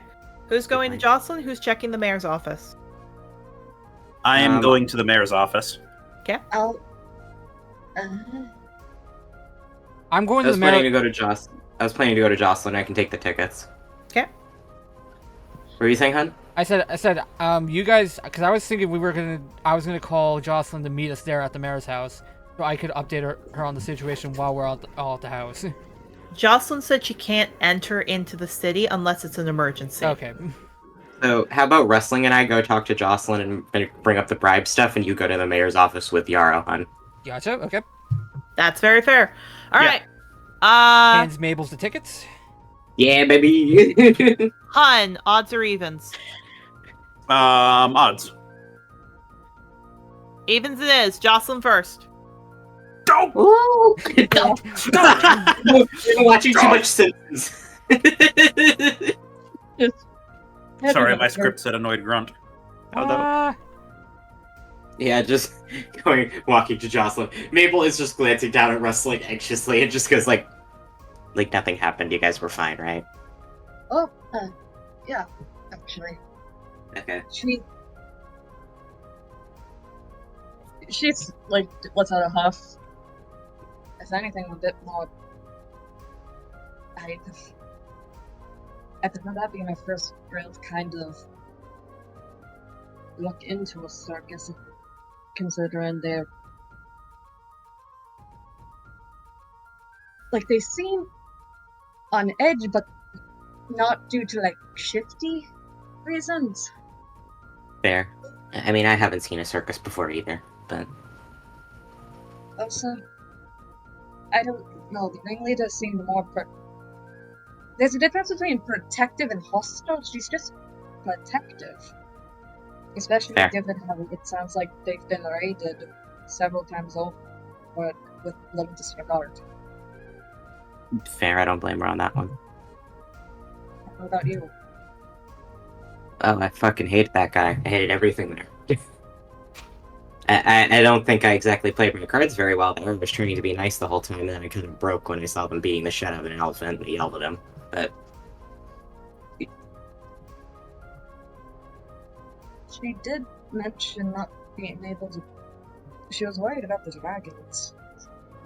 yeah, I think with what the dragons were saying, I'm a little worried that they are like leading their parents into a trap and then stealing them, but I'm also prone to jumping to conclusions out of paranoia. Hey, Erica, how did they say they treat? What did Plateau say they did to train? Use ropes to get animals to listen to what they said. Hooks, whips, fire. But fire wouldn't worry a gold dragon. Like, they breathe fire. So fire wouldn't be a big thing for them.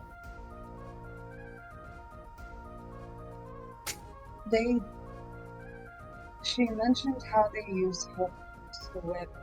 I think something about sleep deprivation. They were keeping them in cages. Wait, what? They were keeping them in cages because they said that they're prone to wandering off, and it's like, yeah, I get that. They're fucking kids. Kids do that too, and you don't put them in cages.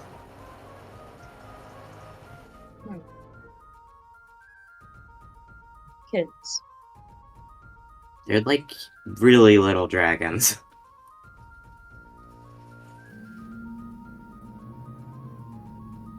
Let's bring that up to Jocelyn too, because she might know more about the dragon laws.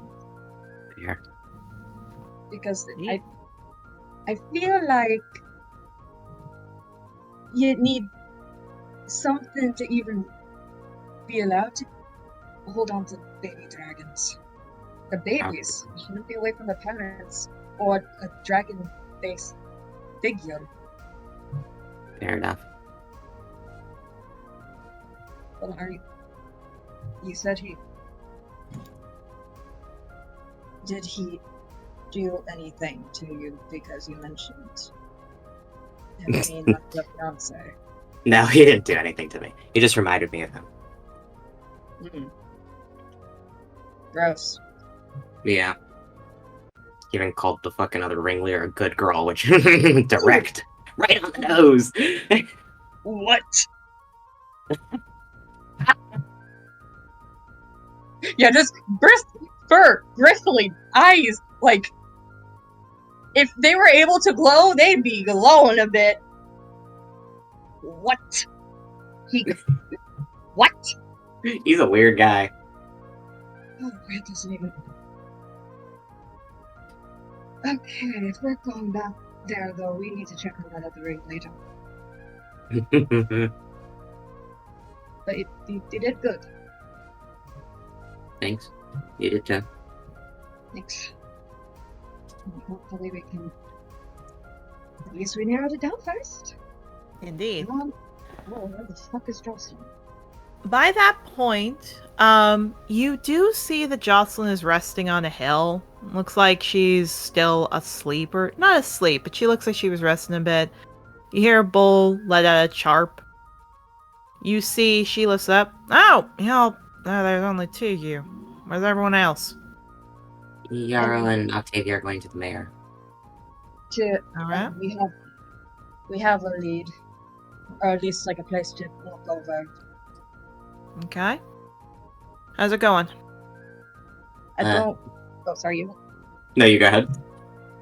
Well, safe to say, I don't think Dazzle and Doings has anything to do with it. Oh yeah? Did you find the pearls? No? Did you find the crown?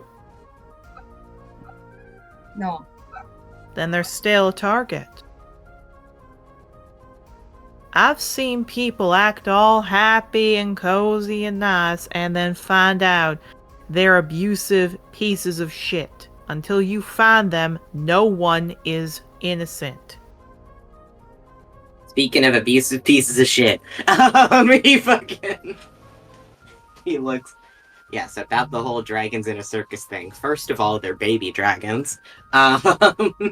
Yeah, she looks annoyed. Bull Second- especially looks angry. Second of all, they keep them in cages. All the time, or just a certain time of day? Mostly at night, it sounds like. She looks annoyed, but rubs her face. Okay. Any marks on them? No. Do they have what color are they? Gold. Is there water nearby? Like a kiddie pool. She looks annoyed. Non-hells, I can't do anything. I know. I don't have any proof about it. I just think that they're fucking trapping their parents and then stealing the kids. I have no proof. It's just Wait, a whoa. hunch. How many? How many kids? How many kids? How many were there? There was 10 in total. 10. All the same type? All from the same family, or what is it? Different family, but they were all golds, right? Yeah. Yeah, all golds. That I can pull. Okay. That's enough to warrant concern. Well, yeah, because I asked them about it, and they said that, like, the last time they saw their parents, they were in a desert, which they shouldn't fucking be there. They said that they were in a desert, and then their parents went off, and then all of a sudden, now they're alone, and they get taken in by the circus coincidentally, and they were like, oh, but they're looking for my parents, so it's fine. But then when I'm talking to him, he's saying, oh, there's no way for me to look for the parents. There is no way for him to look for the parents. Yeah, so he's fucking lying to them. But there is ways he could, too. If he has placed them, which I'll have to check at the mayor's office, if he has placed a notice of found wormling, he's played it well. There was a migration of golds that happened recently because they're going off to the nesting ground. But if some of those carry their eggs with them, that might explain what happened, but they don't leave their babies. That's what I'm saying. I think that he fucked with them. Unless they're runts, unless they're young, unless they're sick. No, they were all healthy. One of them's a fucking vanguard. Like, they're fine. Vanguard cub? Yeah. Oh, technically, if he's the eldest, he would be the Vanguard cub. Alright. There was. This is enough for me to warrant a check. There's also the fact he tried to make it look like Octavio and Mable took a bribe. Yeah, he did do that. I was about to say, I want to hear your report later. Let Mabel cover his right now, okay? Sorry. That's okay. You're learning the ropes. Did you take it? I didn't know it was a bribe at the time. She looks annoyed. She rubs her face. It's fine. It's your first time. What was it? Like, tickets to the circus. Good. You didn't hand them to me. All right. Let me see them. Oh yeah, no, nobody's touching these other than me and Octavio. he just holds them up. Yeah, she looks at that. She sighs. Sorry, I have to do this. She pulls out a paper. 10-point minus for compromisation of evidence. Puts it aside. It's okay. Yes! Daisy is here. Hello, honey. No. I'm sorry I Here to try have out to for do Vulture. this. Yes. I'm sorry I have to do this, but you took a bribe. I have to do this. Next time, if they offer you anything, if they try to put something in your hand, you immediately back up and say, "Sir, I'm on duty." Okay. He looks kind of anxious at the idea of doing that, but he nods. I know it's not fun, but you guys are guard and soldier at the same time. You say, "Sir, I am on duty." If he tries anything at that point, you are allowed to restrain and take into a holding facility. Okay. What's going on now? Why are you looking scared? If I did something like that back in Sovereign's Keep, people would probably hurt me. That's it. He shrugs. Well, unlike guard, even the Sovereign's guard, we are above them. You are allowed to do that. I give you permission. Okay. He sighs. That reminds me. She hands both of you a pile of ropes and 6 shackles. Not interdimensional shackles, just shackles. You're gonna need these. If you kill someone and they do not pose a severe threat to you, that is a huge violation of the Rider Code. That's why we train our students, and you'll learn this in your 4th year, how to trap and how to subdue to unconsciousness. Basically, these are for trapping, holds out a med kit. This is for unconsciousness, and hands it to you, Rustling. Okay. Know the difference. If someone is looking like they are very dangerous, could pose a threat to others, and you have not gotten them to stand down, you have to kill. If you have them realizing that they are not as dangerous, even have hurt others or yourself, you entrap, you don't kill. Are we clear? So, kill last resort. You're muffled again, Danny. What? So, kill last resort. Exactly. And trap is they caused harm. Or is that Basically, the unconscious order harm? is trap, unconscious, kill. Okay? Okay. So, trap, unconscious, kill is last resort. Good. Now, Mabel, did you say anything else that's important? Well, they beat the shit out of animals in front of us, so that was fun. Circuses, animals don't have any rights of protection, I'm afraid. He growls and forces his mouth closed. She points over. If the circus was on this side of the river, that's fine, but they're on that side of the river, they are protected against law. Bullshit. I'm not saying it's right. Afraid people like seeing a lion more than they like seeing a lion out being free. They like seeing it do tricks, I'm afraid.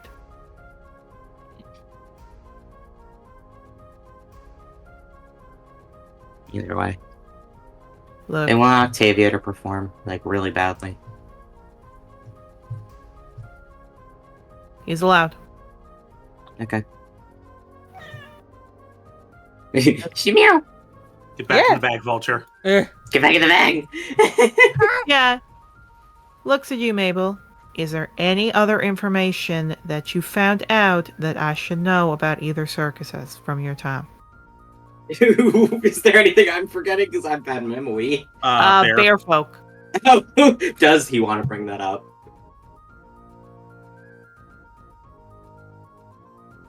I'm at an impasse.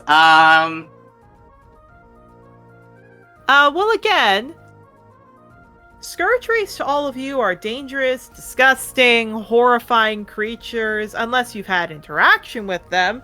But to you, it's just a dangerous person. It's up to you if you want to.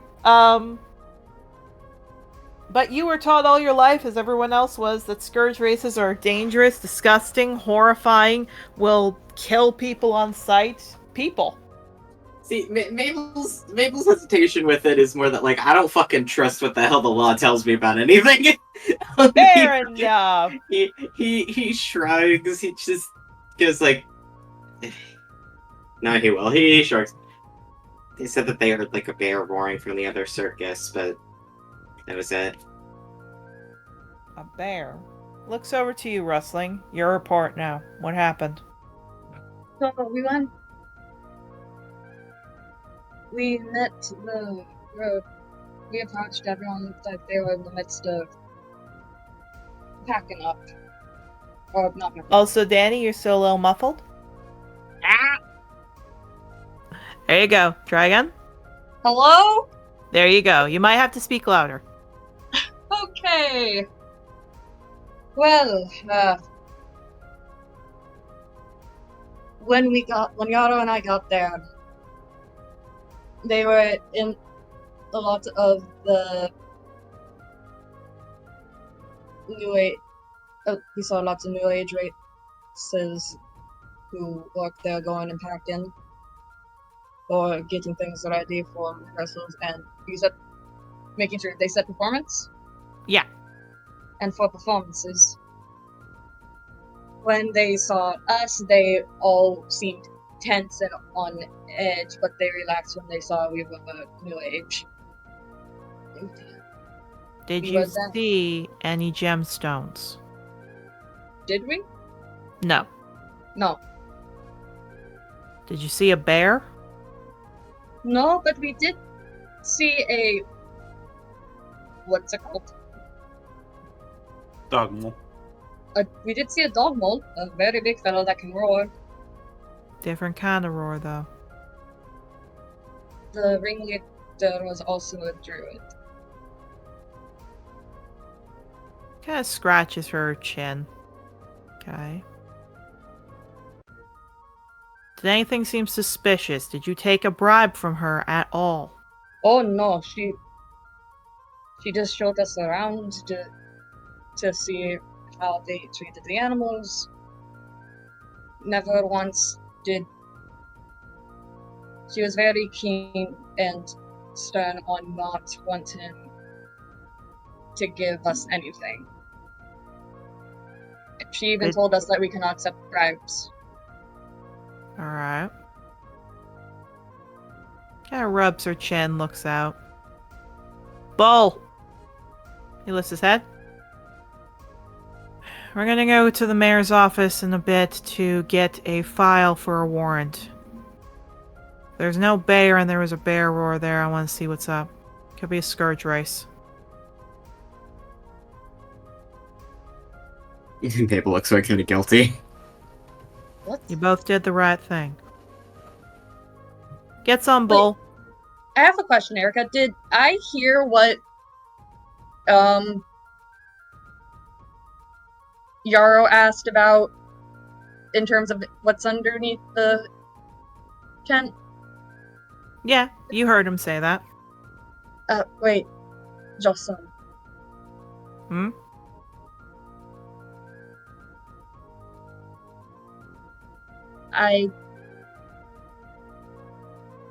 Yarrow mentioned here, inquired about what was underneath the ringmaster's tent. The dog mole got very angry and agitated. Either that's where the gems are, or they're illegally smuggling. Thank you. Bull, let's go. Got it. And he flies off. Yeah, just grimaces. Why do I think dirty? And that's how I felt every time with the fucking... It's kind of... I think that's just how guard and police type shit works.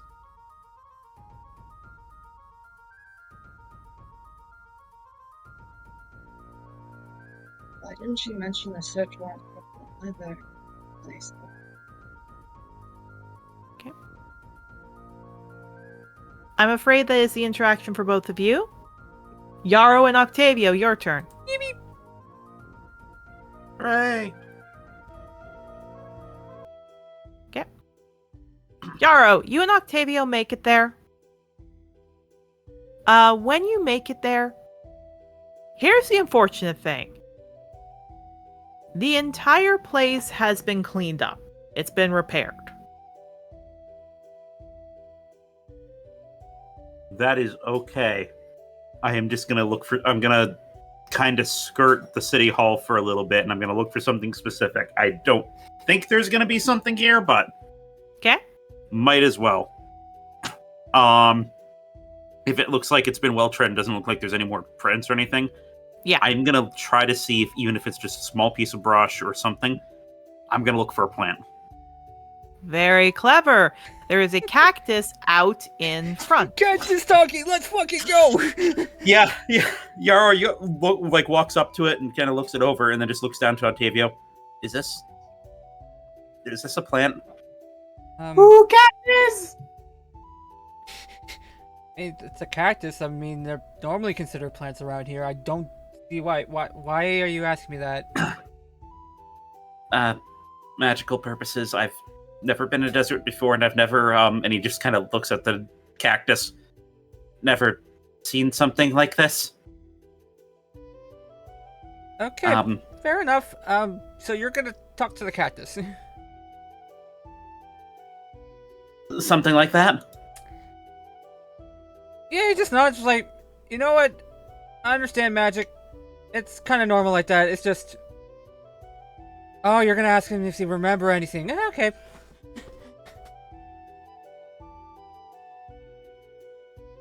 By all means, be my guest. Or specifically, this isn't actually tied to my normal magic. This is you are cutting out. Oh. Hello? You cut out there, darling. What did you say? There you go. Hi. Internet. Thank God. Okay. No, he was just kind of like, oh, you're gonna use magic to ask him. Okay, be my guest. Yeah, it's not my normal magic. It's something I've been able to do since birth. He's gonna take a quick look around before he touches the cactus and just kind of get an idea of how much of the city hall it can see. And I'm gonna walk over and I'm gonna use my Friend of Nature feature on it. Okay. So you can understand it, correct? You gain the Speak with Plant spell with one modification. They're able to have a memory more than a day and are able to share the memories directly with me. Okay. So, unfortunately, this was long before a day. This happened before a day. So, you hear the cactus. It kind of just wriggles a bit, looks... Hello? Hello? I can understand you. I am so lonely. Can you give me a hug? I just want to be appreciated like the other Yarrow, it's friends. lonely! It's lonely. Just give the cactus a hug. It'll be fine. Yeah, Yarrow's kind of looking at that, just like, looking up and down on it. Everyone thinks I'm horrible, but I'm not born. I don't have a decision in how I'm born. I can't control that I have spikes. Yarrow, you have to hug it! Okay. And he's gonna very, very lightly, Octavio very, is staring very at you. carefully, You hug it? as gently as I can. You do. You hear it just go, thank you, thank you, thank you, thank you from across from you. What are you doing? Yarrow's like ears flick for a second, and he's just gonna slowly and carefully uncurl his limbs from the cactus. There are a few little cacti thorns in your arms. We did a good thing today. Yeah, he's gonna like he's gonna like nervously laugh, and he's gonna start picking them out. There was the other night. There was an explosion in that building. Did you see anyone around it? The person. What are you doing? Are you turning to them or the cactus? No, I'm focused purely on the cactus. I'm letting Octavio do. Yeah, Octavio's kind of turning around and be like, "Hey, yeah, no, he's doing his own thing. What? He's fine." Octavio, you might be wanting to get Yarrow's attention. You don't need to roll history on this. You know who this is. That is Scald Canyonborn, and his brown dragon Sandy Paw is right beside him. He is commander of Canrig, the lead of the riders, basically huge respect, practically the second mayor of the town. He is a 700-year-old human, like a brown half dragon. And he is just looking at both of you. Let's back a bit. Goes right next to Yarrow. Yarrow, stop hugging the cactus right now. It wanted me to get the information out of. He turns around and sees a dragon rider and kind of like, Yeah, that's the reason why. Are you two drunk? No, we're on an investigation. we're from we're from the academy. I'm Oh, you're from the academy! Why did you say so? He gives you a hard smack on the shoulder. Is that the one with the thorns in it? Like, here's the funny thing. He gives you a smack on the right shoulder. Yarrow, you stumble and sit on the cactus. The cactus is squeeing with glee. I don't like that. I don't like that either. You just hear it go, finally someone's paying me attention and giving me some kind of a contact. I've been so lonely. Thank you. there's a single tear rolling down Yarrow's eye right now. I genuinely feel so bad for the cactus. I'm not gonna lie. Once I move up to Canada, I want to get a little cactus. I want to have a little cactus sitting in one of the windowsills. So everyone meet our Henry Crabgrass for this campaign. Why is it in every D&D campaign that goes live, speak to plants is such a fucking cursed spell? Because it is. No, so he just looks, ooh, buddy. All right, bend over, I'll fix it. I don't like that. I would say I like that. he's gonna slowly stand up. I'll take care of it in a moment. No, I'm not gonna let that. Bend over, I got it. You see he's pulling out like some oil, it looks like, or some kind of a healing potion. I feel like I've walked directly into the Manorville quest line. I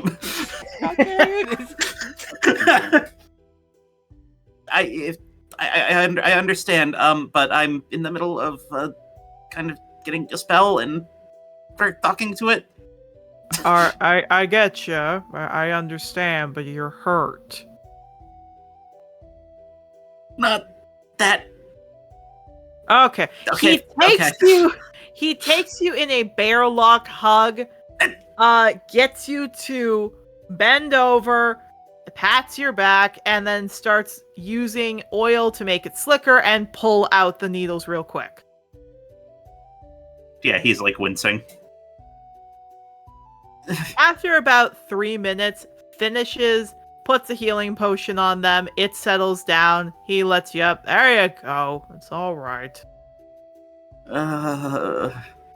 Better?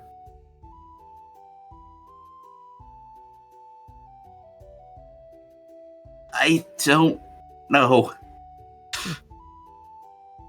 It's fine. He kind of looks you up and down, Yarrow. You look familiar. I have that kind of face. with due respect, can I please finish what I Do was you doing? know someone named Soaring? He stops dead for a moment. He like blinks and looks at him.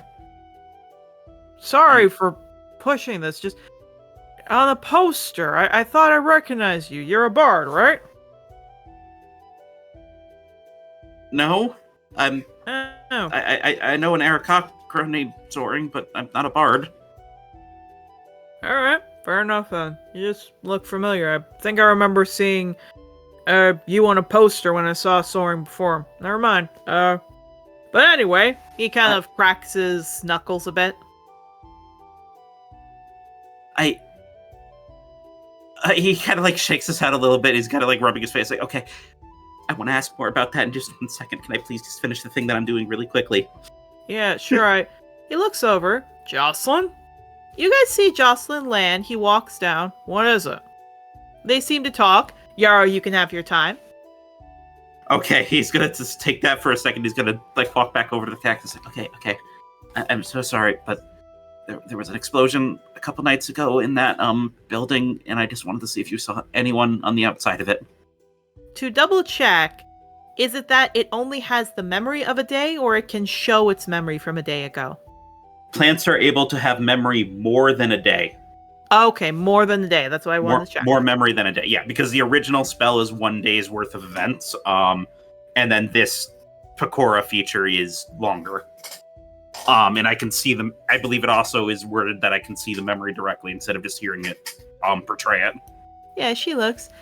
Thank you so much. Now that there's a bald patch on me, maybe people will hug me more and not stab me to eat me. So thank you. Of course. But the explosion thing? Right. I was just sunning myself when suddenly I felt this horrid white powder thing that got really cold. And then there was a hot flash, and it was fire, and I got scared. And then there was a bunch of paws. Paws? Yes, paws with little claws. They were climbing up, and they set off more of those explosions, and then ran out the back. How many paws? Maybe 10-ish? 10 paws or 10 sets? 10 sets. But then I saw that they took something shiny and went and took it out. I don't think they noticed. One of them got a very bad rip on me. I had clothing and someone touched me and I thought I was going to get a hug, but they just wanted the fabric. They always want something, not the cactus. This poor cactus. I'm so sorry about that. His ears are flicking a little bit at that. As like there's a bit of recognition. It's like I'm so sorry about that. Do you want me to break off some more of the needles for you? No, because then they'll eat me, and then that hurts when a knife goes in me and they eat me alive, but I'm still alive and I recover. Oh my god. Okay. I guess there is no better response to that. It's just okay. I just want to be I just want to be loved. I mean, everyone loves creativity here, and I like to make myself seem all pretty, and it's why am I not celebrated too? Why am I just a cactus? Please ask for its name. I need to know the cactus's name. I'm so sorry about all that. And he's gonna pat it on the bald spot that he left on top of it. It lets out little happy noises. It's happy. We're fucking cactus. I'm gonna go around the Broadway circuit. You're gonna hear the name. You're gonna hear the name. Carmilla Cactus. Carmilla Cactus. But thank you very, very much for that information. I hope more people touch you. I hope so too. I hope so too. Only in D&D will that. This is a multiple conversation that sounds strong. And he's gonna he's gonna smile and he's gonna slowly walk back to everyone else, just being like, okay, that just happened. Do you have to go? Do you have to go? Take the cactus with us, damn it. we don't have a place to put a cactus, and also cacti are pretty fucking big.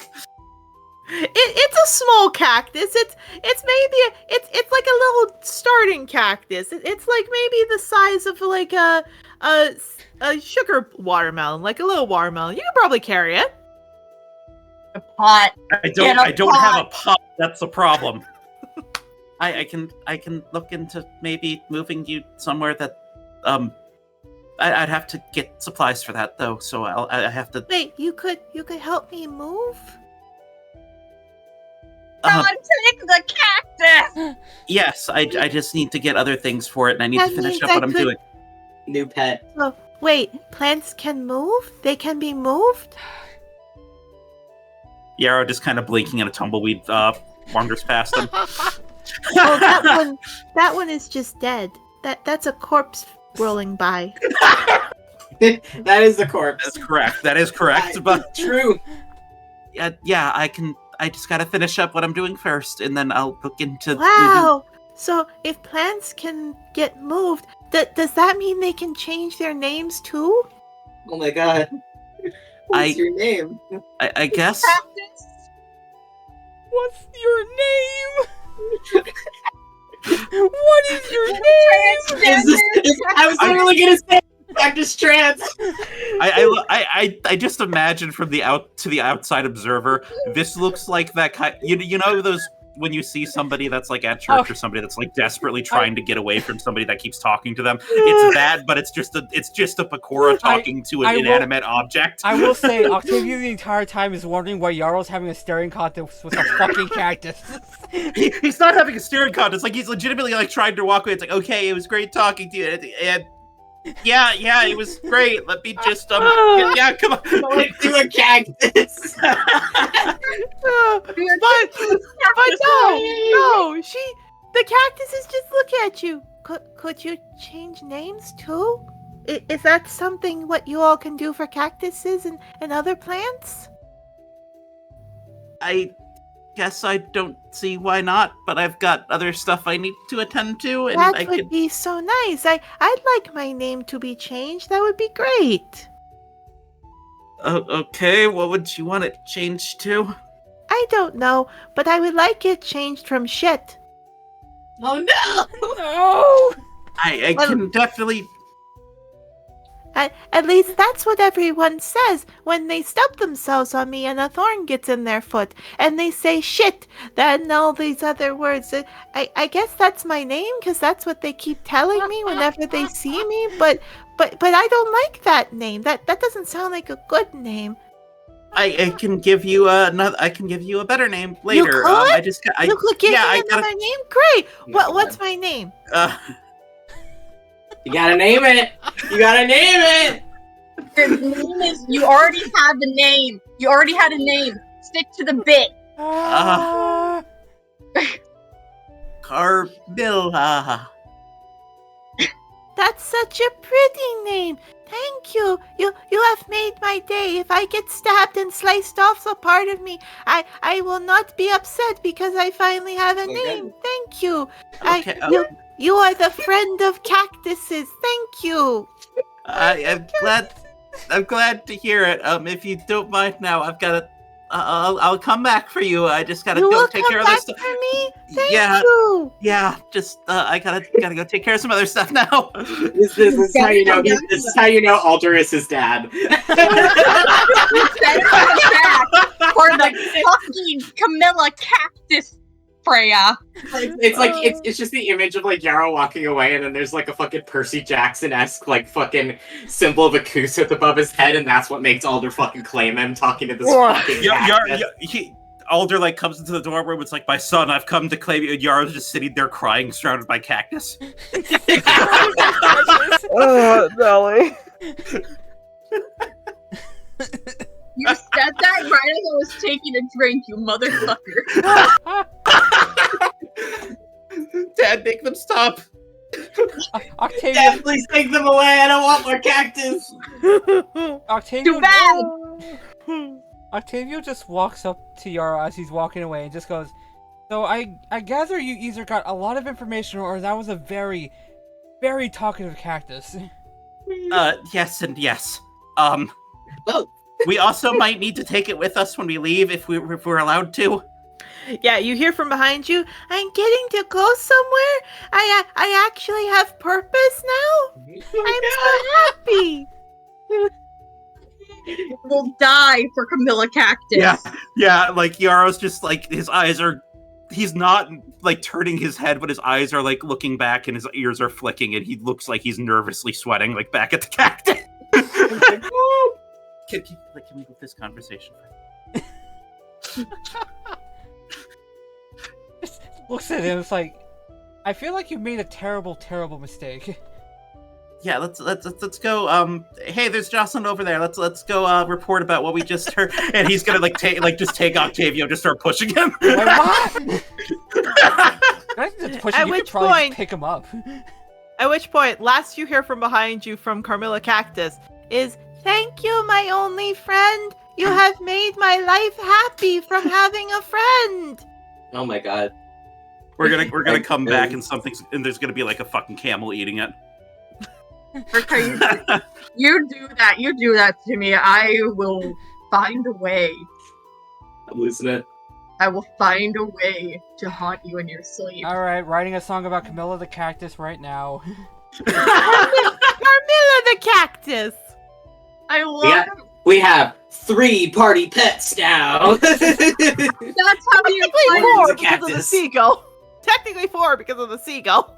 I don't. I'm go- Okay, to be fair, the seagull. I do not This know is true. what the 4. fuck. I don't know what the fuck is up with that seagull and why it keeps following me. I swear to God, I'm gonna learn a bunch of forbidden magic and I'm gonna figure out how to turn her into a cactar.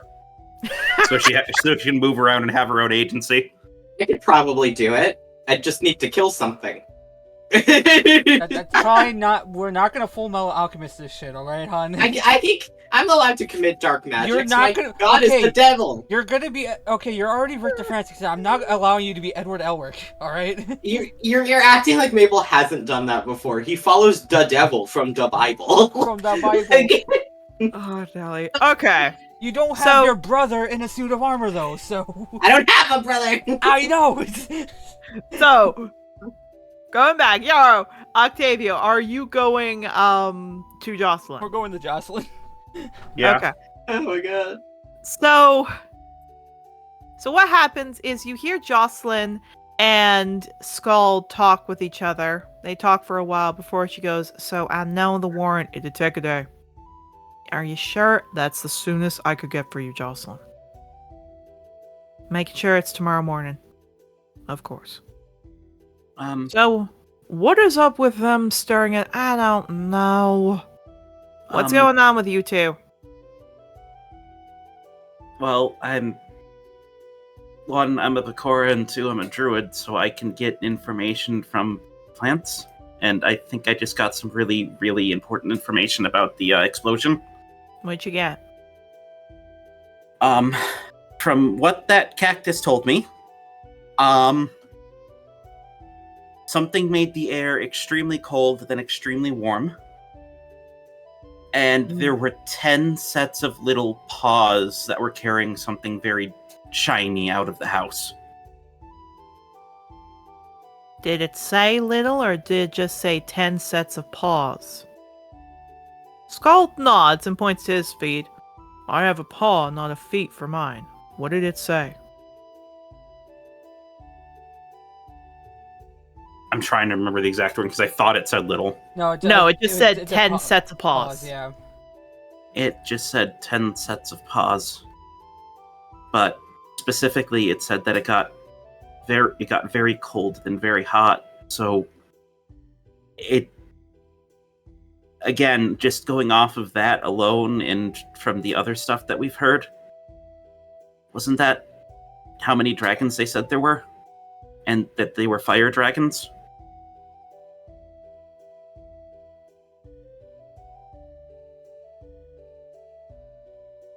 And Jocelyn rubs her chin.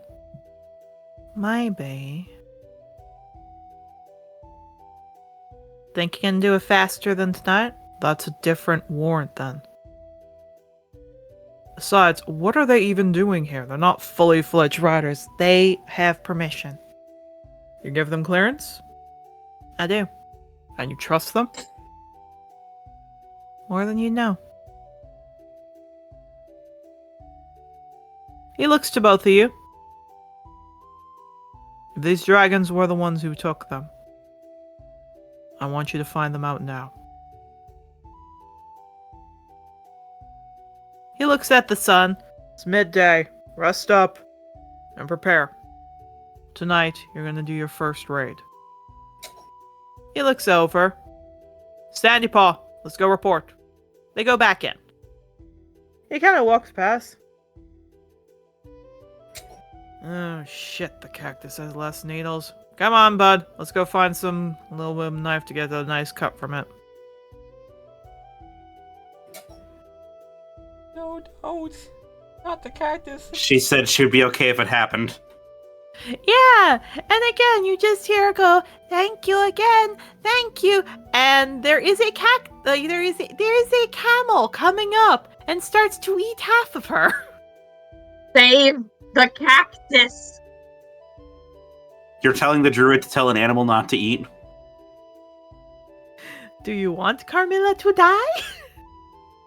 Save the cactus, man. We're invested. She is letting out screams, Yarrow. And you're her only friend.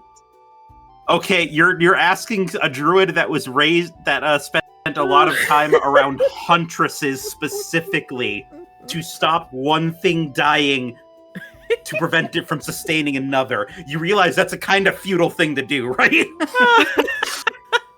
What's the funny cactus? Yeah, Yarrow's just kind of like, that spell makes it hard for this to move further away. It's still screaming. Do you want to stop the camel? Stop making this a moral commentary. It's a cactus. It's my job as a DM to do that. We're invested. You promised. You promised you'd see the world, Freya. I can show you the world. Okay, Yarrow's gonna walk over to the camel. Hey, Yeah, it looks to you. It's still chewing. It didn't take half. It just took like a chunk, the section that had no needles. Not to tell you what to do, but and he kind of like points over towards the river. There's lusher plants and pure water if you go that way. Chews, swallows, spits. At me? Yes. Yeah, Yarrow just kind of looks at that and he just turns and walks away. I will say, Jocelyn blinks, looks at that. She holds up a prickly pear. The camel immediately walks over and takes it. Big softy for plants, huh? From the cactus, you just hear, "Best friend." That one's making me really sad. You want to take it? I feel morally obligated to. I just don't have a planter yet. Oh, she hands you a bag. You can just put it in this.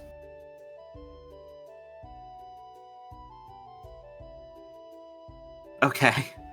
He's gonna take it and he's gonna walk over and start digging it up. You do. It is all happy. You put it in. You just hear it say, "We can photosynthesis together, you and me as best friends." Thank you, best friend.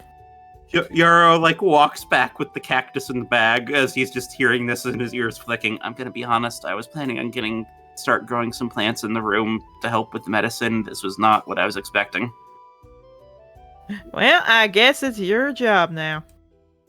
You now are the plant father. Can I turn this ability off so I can hear her stop from the bag? Yes.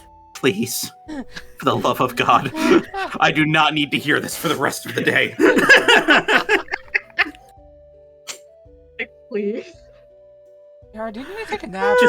Just looking up at the sky, Father, why did you curse my entire race to do this? No,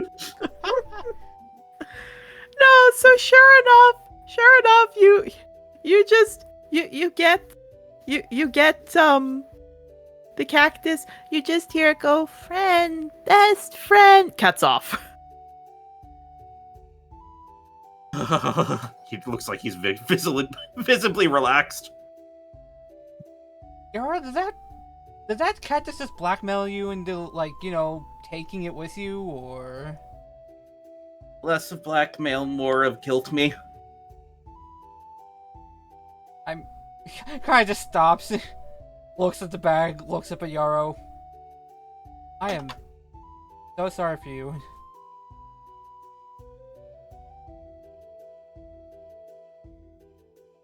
This is the price of hearing the voices of nature. Yeah. Oh boy. All right, players, this is my question, just so I know, because I'd like to get a little bit of a heads up about what should be done. This is all I just want to know real quick. Is there anything you guys would want to do, or would you just want to wait until it's time to do the raid? Now that this whole thing is over and we have what we know what that's gonna do and that there's downtime, I need to go press about those posters. Fair enough. So the last thing we'll do before break, which if you all are alright with it, because Volks is not here, because he is not from England, I'd like to go a little bit longer just to have some fun with this, if that's okay. Yeah, it's fine. Mostly because I don't have to worry about those, the European in the East. I can have a little bit of a breather with that. You go up to Scald. He does look to you. Yeah? What is it? I wanted to ask more about those posters and how recently did you say you saw Soaring? Oh, it was about 2 years ago.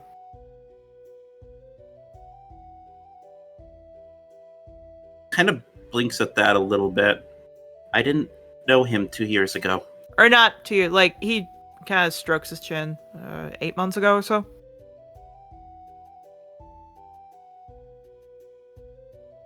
I don't think it had even been that long. No, it had.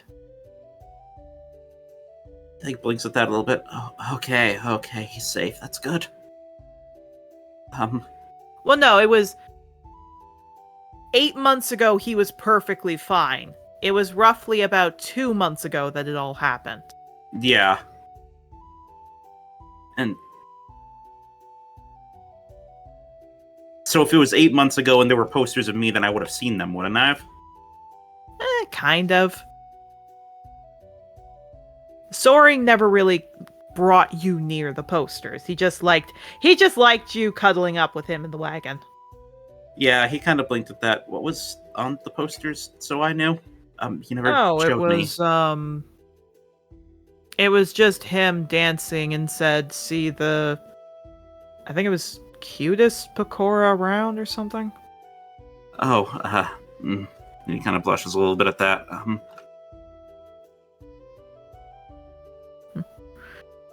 Well, wherever he is, may Calpit guide his path. Is there anything else that needs to be talked about, or can I go file that warrant?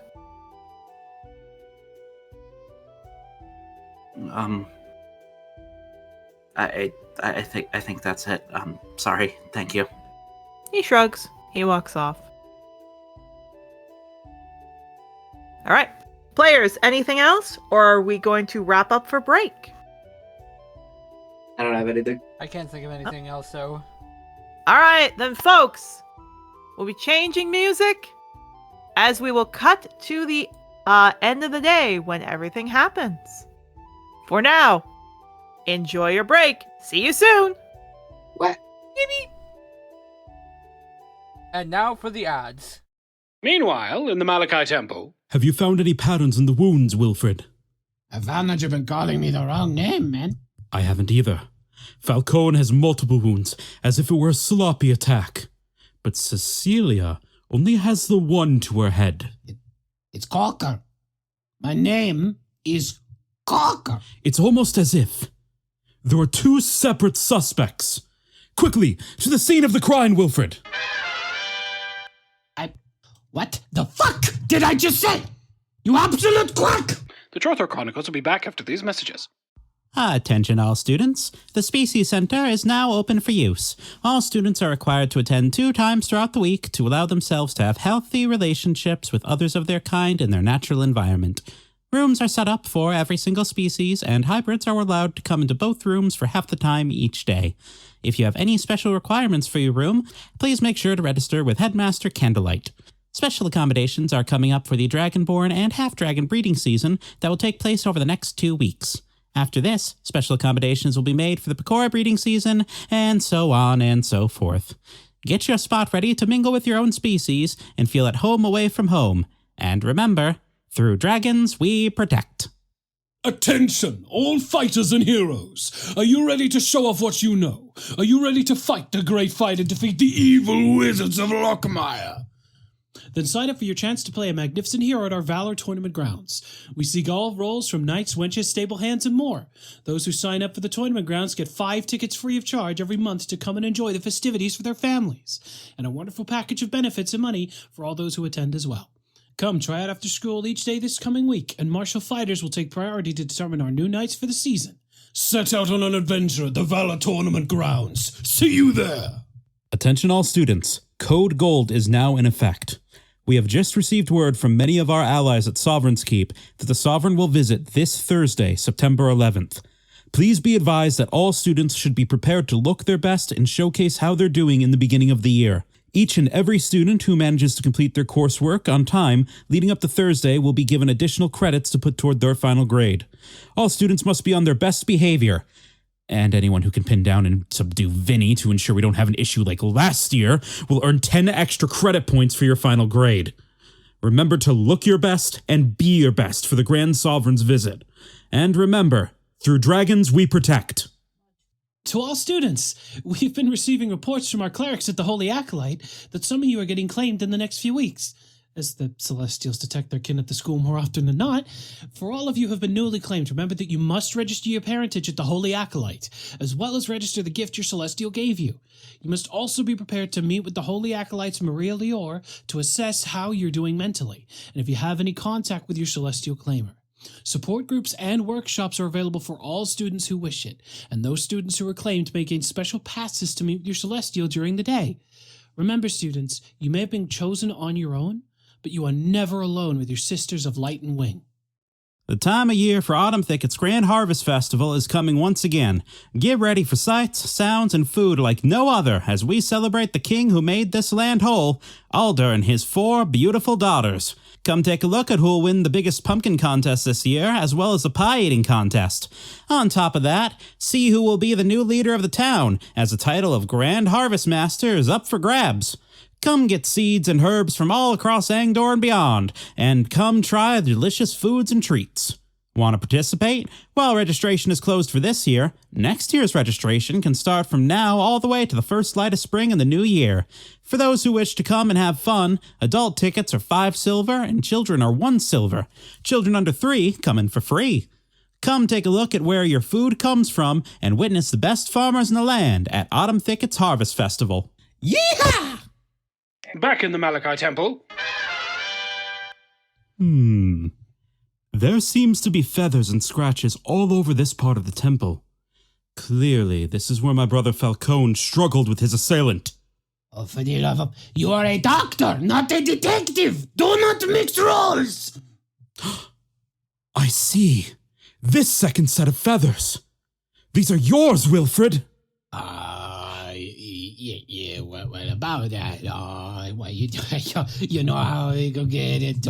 Sometimes it gets a bit wrong. I understand completely. Clearly. You fended off the attacker before he could finish my brother off. What kind of leap and logic is that? I mean, yes, I did. He was very devious. So, what did he look like? Let's see. Hawk. Hawk. Yes, a hawk. How devious. Come, Wilfred. More clues await.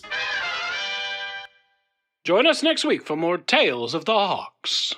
Still picking cactus needles out of my ass. All right. Coming back. Out of my ass.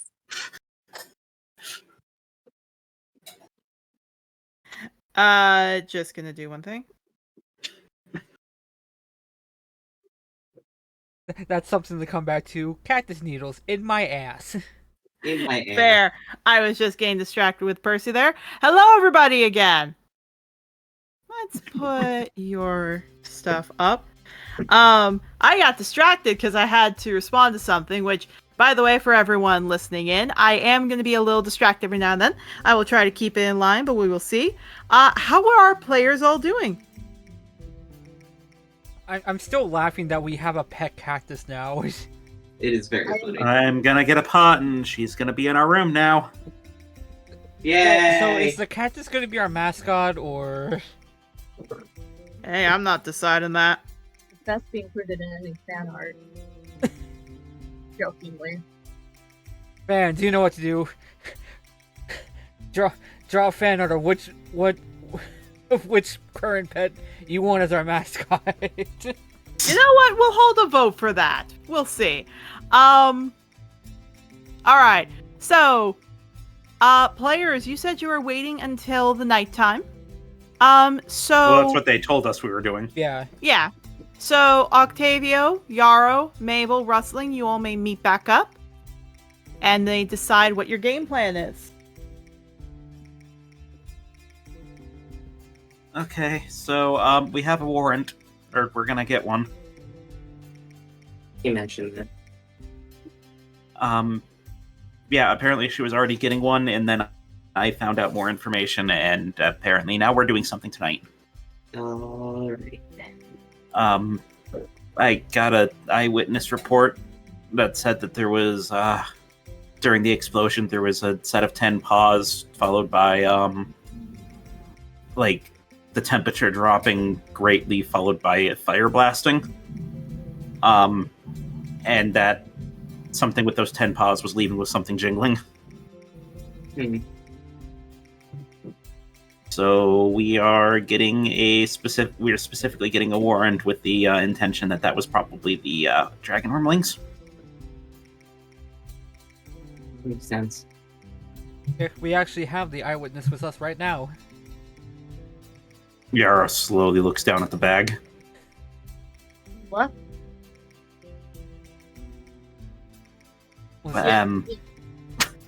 Listen, I'm not questioning it with how Yarrow looked. I'm just going along with it. It's just there's a lot of staring, a lot of Yarrow talking to a cactus. That's all I'm gonna say. What? Hey, Older child. that's not even just an alder child thing. That's a dear Pecora thing. Dear Pecora can just do that? Yeah. Apparently, Nah, you guys are just born fucked. Mable, roll a history on that. I sure will. 19. Yeah, that's not a Pecora thing. Please. Yara, that's not a Pecora thing. What do you mean that's not a Pecora thing? That's what it says on my character sheet. That's just straight not a Pecora thing. My character sheet. Hold on. Now I, as a DM who made Pecora confused, what are you saying? This is a feature. This was a racial feature. Ah, never mind. I made that like 4 years ago. I apologize. Ignore that whole thing. Well, Gaslighting Mable. If at any point you wanna like if at any point you feel like you wanna like readjust the Pecora, I will adjust my character sheet No, accordingly. it's good. It's good. It's just goddamn. Okay, we'll sacrifice a goldfish and fix this all up with Valdis. Stop sacrificing goldfish. You're traumatizing him. Don't worry, we'll get this. No. have... The goldfish is actually keyless. That's who the goldfish is. we have a tank of goldfish, and above it just says technical support. He's like, okay. In the background, Mable is crying. Okay. More Something like went wrong. Grab a goldfish and grab the knife. Wait, no. Instead, like, okay, time to take you to the stock tank. Time for you to invest in stocks. Stonks. Ah, Dolly. Okay. So.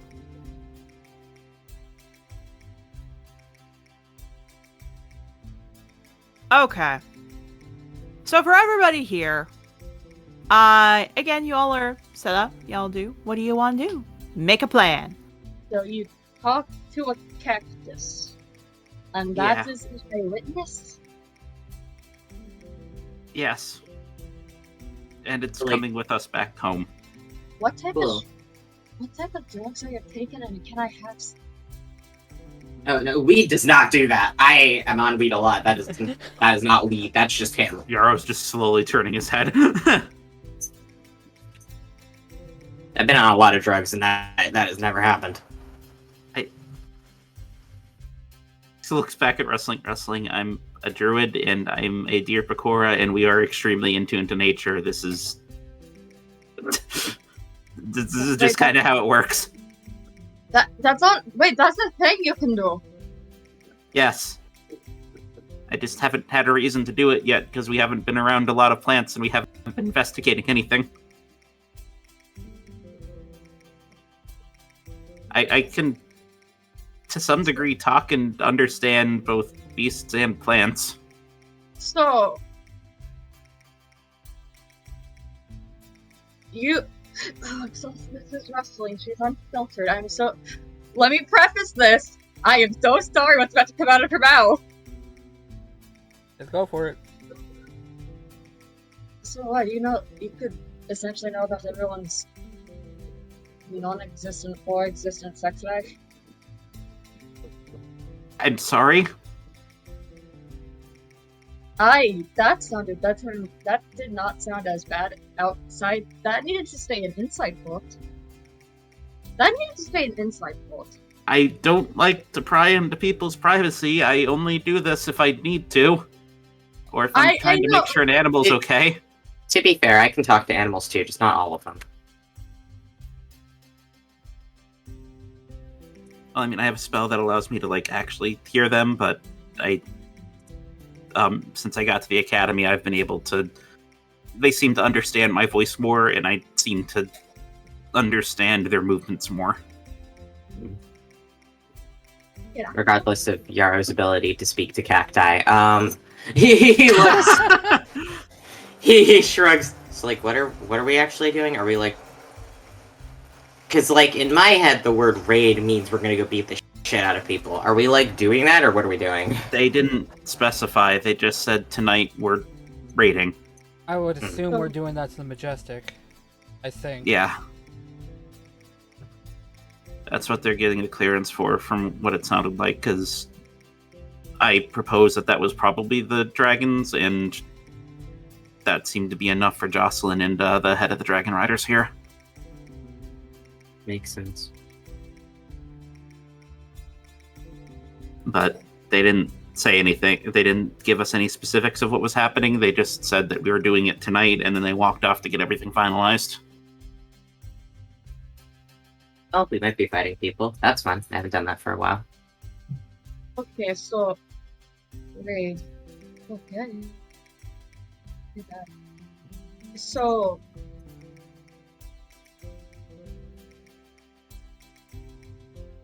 how do we know they aren't going to be able to hide anything?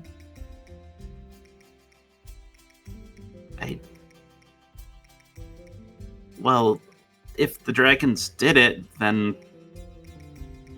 I'm going to assume getting information. I do not mean this in a way of forcing it out of them, but I feel like getting information from a child's easier than getting information from an adult. I agree. Okay. So as long as we can get them calm and get them to make it slip, either way, then that should be enough. And what about those who might be who were taught to know better? What do you mean? know better than to talk.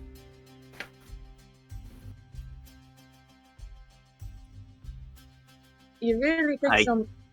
Oh, sorry. I'm gonna say this right now. If any of the dragons feel bad about what's going on, one of them will talk. They were all very young, and I think as soon as they find out, hey, what you did was wrong, there's one of two things that would happen, but I would assume the best thing that would happen is they would come clean. At least that's what I hope.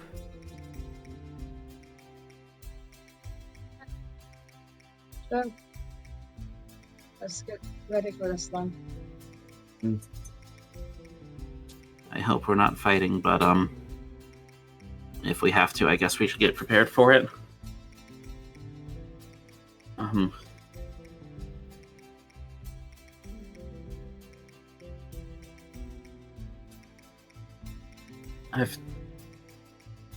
I feel my magic's a little bit stronger, so I think I might be able to cast a little bit more this time. And I've got the slingshot, so I should be more. I should be able to be a little bit more help from the back line and not be getting as close as the rats. Now that I have more magic, I should actually be able to use my scythe instead of just a sickle. I hopefully can keep my magic in check. Well, even then, a little bit of chaos doesn't hurt every now and then, so... That's why I looked at it like this.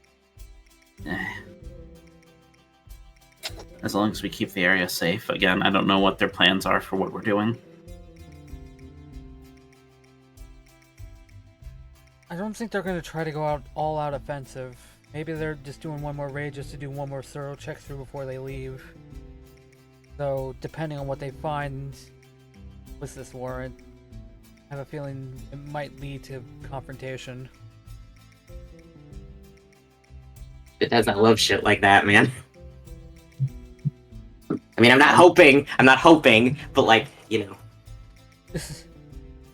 I would prefer if it didn't. I especially don't want anyone... I wouldn't want anyone who, doesn't deserve it to get hurt. It's not like we really are going to be trying to hurt them.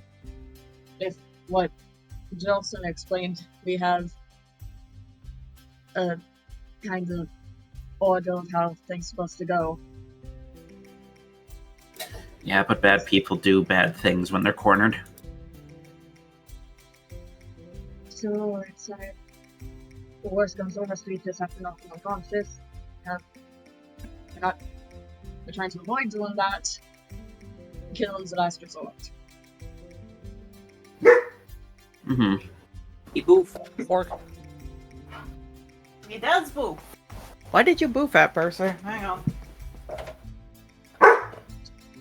Octavio. Yeah, I have no idea. Poppy! People can live on the street.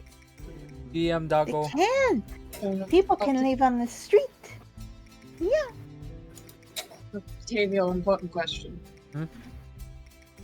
If there was anyone to get hostile, or during a situation where one, or just authorities on both, who would be the ones to keep their eyes out for? To keep your eyes out for, I think the only one that I could see kind of looks over at Mable. Pretty sure Bash is going to be the first one that would try to start something. Fuck yeah. Which one's Bash? The gives finger quotes tamer of the circus. Not putting that He's the one very beating the shit out of the elephant. yeah. Him and Needle would probably be the ones that would try to start something, but Bash especially. Other than that, Arpeggio might. I'm not entirely sure if he would be willing to do that though.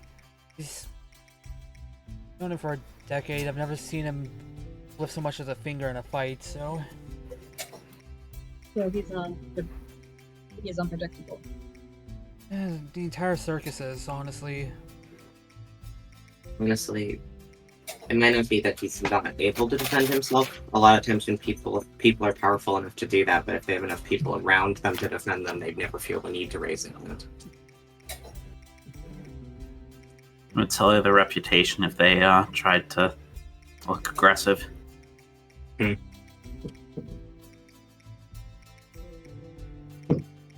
Yarrow looks a little tense as he says that, but he kind of shakes it off. Mabel's also like, Oh, it's ready for it. Or they have a lot of fodder for under the bus. Mm-hmm. Not True. bus, under the wagon. buses aren't real. We should maybe instead of speculating, we should go and ask them exactly what this is going to be entailing. Sorry, I can get fixated on this. No, it's okay. But maybe it'd be better. Maybe we should go ask and make sure we have all the information of what they're expecting us to do before we do it, because, like with the ticket thing, we don't want to be caught off guard and find out that we've done something wrong.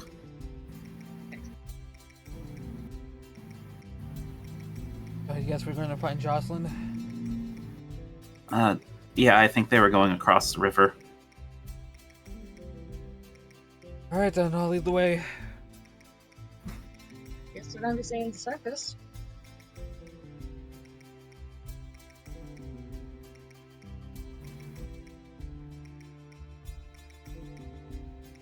All right, so you're looking for Jocelyn? Yep. Yeah. Okay. Jocelyn is actually not that far away. It looks like she's talking with some of the other riders. They're all discussing some things.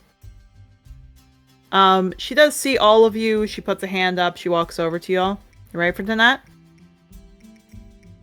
We were hoping to kind of maybe get a little information on what we're expected to do. We'll be standing at the cliff edges up in...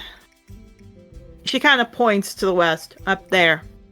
Your job, you're going to watch where you are, go in, and once you see undeniable evidence that you have either found the gems or the dragons have been put through abuse, you blow the horn and we will come in. It'll take us at least 5-10 minutes maybe to get there, so you're going to have to hold your own for a while, alright?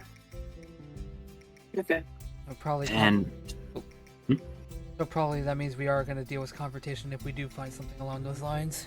Probably. But we should be avoiding it until we either get cornered and attacked first, or until we find something that's undeniable. Yes. And other than that, is there anything else that we should not be doing? Don't kill. And do not perform tonight, Octavio. Alright, clear. Alright. If you perform tonight, I have to arrest you. For just the circus and majestic, or Dazzling Dunes, we have a warrant coming in for tomorrow. okay. You performing with possibly the people who are putting dragons in abuse, I have to arrest you. That's fine. I'll find a tavern to perform at. At least want to do that before I leave. After we do this raid. Or Alright? yes, obviously. Maybe that's why he wanted you to perform so bad. Maybe. Yeah, that makes sense. Again, I only really listen to him because I know if we tried to go all business on him, he probably wouldn't be talking as much as he was. So he probably wouldn't even have shown us the dragons. Quick point of order when it comes to like searching and like deep searching or like trying to find things. Like, are we allowed to just kind of barge into wherever we want, or do we have to not be detected, or what? How does that work exactly? A raid simply means that we have viable evidence that something's wrong. It does not mean that since you all are not official riders,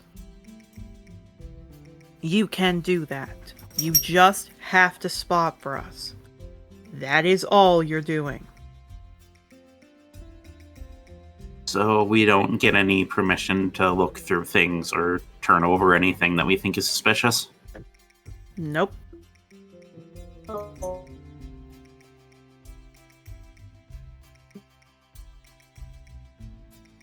From You're breaking up, yeah, Danny. You're breaking up, Danny. And Discord's really being a quality product today. Yep. Oh, Hold on a bit, Danny.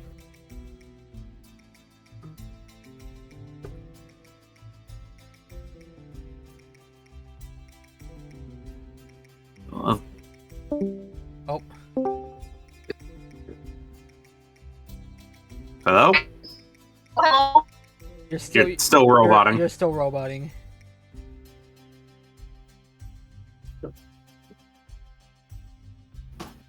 Maybe just give it a few minutes. Yeah. I was about to Yeah. say, just give it a few minutes.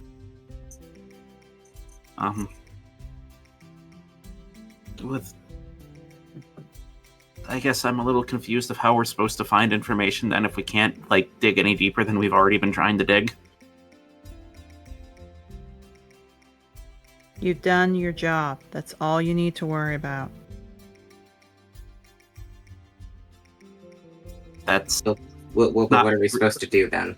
yeah. If we're not, what we're asking is if we're not allowed to turn anything else over, like if we're not allowed to search anymore while we're going down there during the raid. All you need to do, the only thing you need to do is simply blow the horn when you see something that is illegal. All right? Well, That's- how are we supposed to see something illegal if we're not allowed to search? What I mean is, this performance, all of you are going to go to it. You are going to see how they treat the wormlings. If the wormlings get hit, if the wormlings get screamed at, if the wormlings look scared, you blow that horn. I can't have you going through, rifling in and digging through any people's stuff when you have no right to. Okay?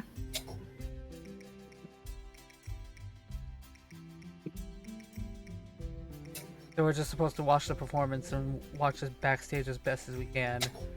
That's right. That's all I want you to do.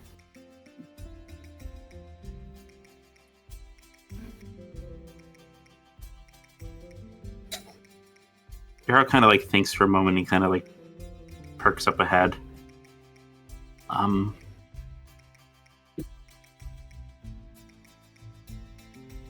If I could get closer to hear things up front without really being detectable, or without it being obvious that it's me or anything like that, would that be okay? Maybe. But to be honest, I don't want any of you drifting apart. Okay. We'll block off the exits. They won't be able to move. But you have to watch each other's backs, alright? For right Okay. now, lay low. You have till sunset. And she starts to walk. It'll be okay, alright? And remember, if they pose a threat, you are allowed to trap and pin unconscious, alright? Understood. Nods, walks off.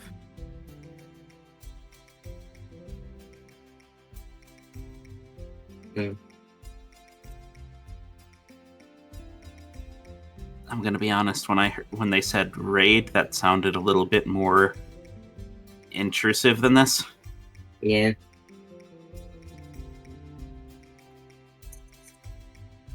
Guess we're just gonna go see a show then, and hope that something happens. Alright. All of you, please interact for a bit. I'll be right back. also, hello. Welcome Oh, back. well, yeah, that's better. That's Welcome better. back. Yeah. Yep. Tap, tap. Discord, why? This was Just to catch you up, basically, we're not allowed to turn over anything. We're not allowed to like deep search or anything. We are basically just going to see the performance, and we are just going to be eye locked on the wormlings. And if we see anything that looks illegal, or like any kind of abuse to them, or any kind of manipulation, then we blow the horn, and the actual dragon riders will come in and take care of it.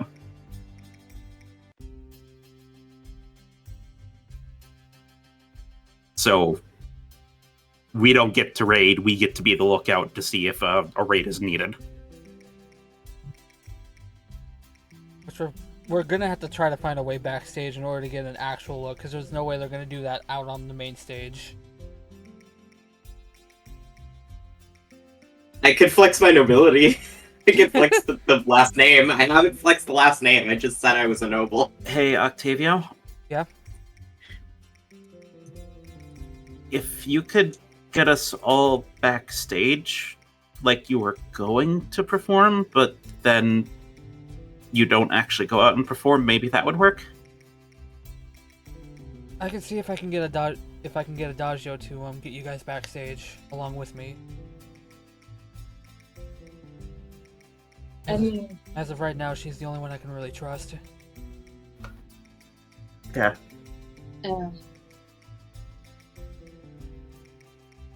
hurt earplugs about. Be careful about the trust placed there. No offense to her, but if what I heard, she was being treated by the ringmaster, it's best to keep a wary eye. Oh well.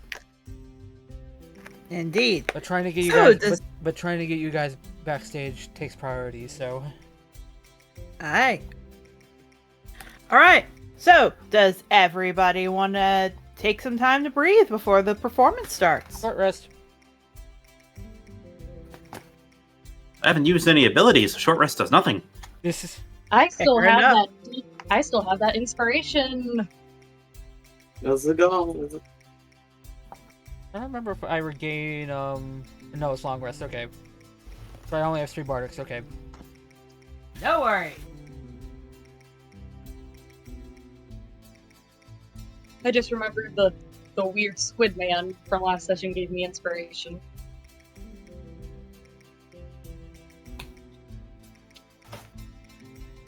Let's go watch a show and then call the police. Yeah.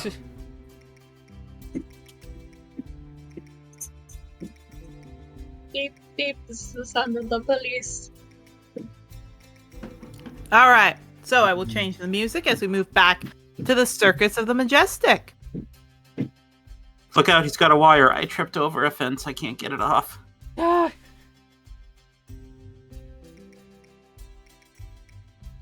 You know what? Let's go with something a little bit more creepy.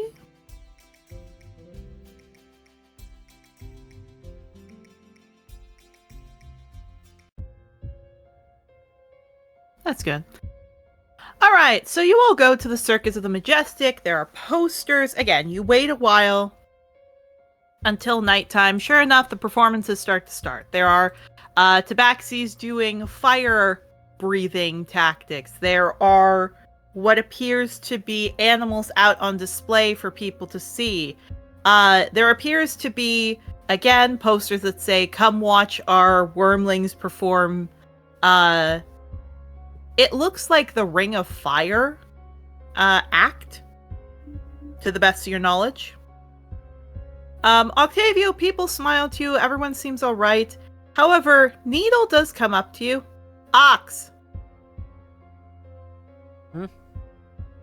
You performing tonight? You got your stuff all set up.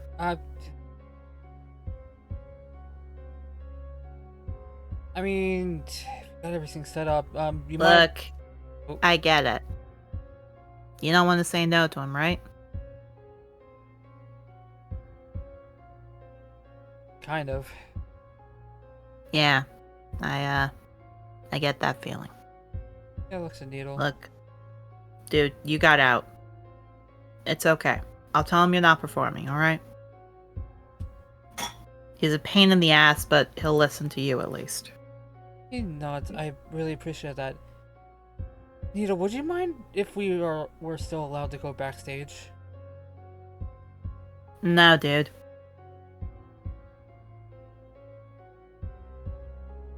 Really? Sorry. I just had an idea. Sorry.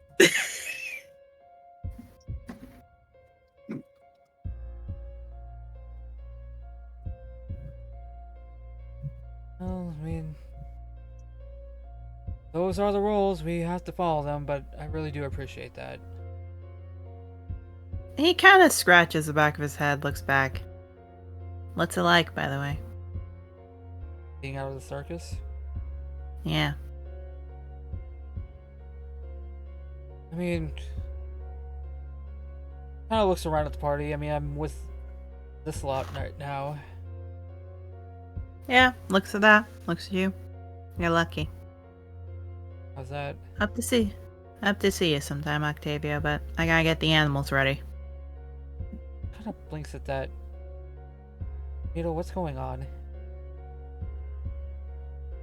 It's nothing. I'm happy you're out. Insight? He's legit honest.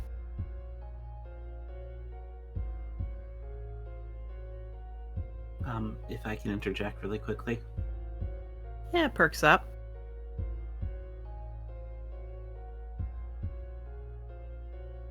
If there's something that they don't want you to talk about, we can help you get out safely. No, you can't. Yes, Needle, we can. No, you can't. Look. Points at Octavio. Just make sure he doesn't come back here. Okay? Is it once you're in, you're always going to be coming back type of thing? I got animals to take care of. He walks back. I am going to take Vulture out of the bag. I am going to unhook his little collar because it's really flashy, and I'm going to have him follow because I can see through his eyes. Ooh.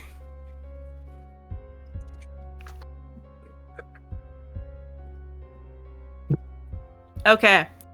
My question is, can you tell Vulture to be careful of things? Oh, yeah.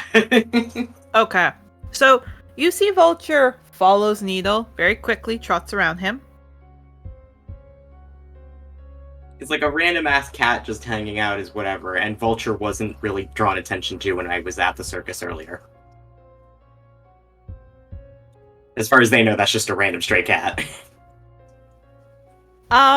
Yeah, so to you, it's just a random stray cat, so he is following Needle. He doesn't seem to get too much attention, at least up until he gets to the back.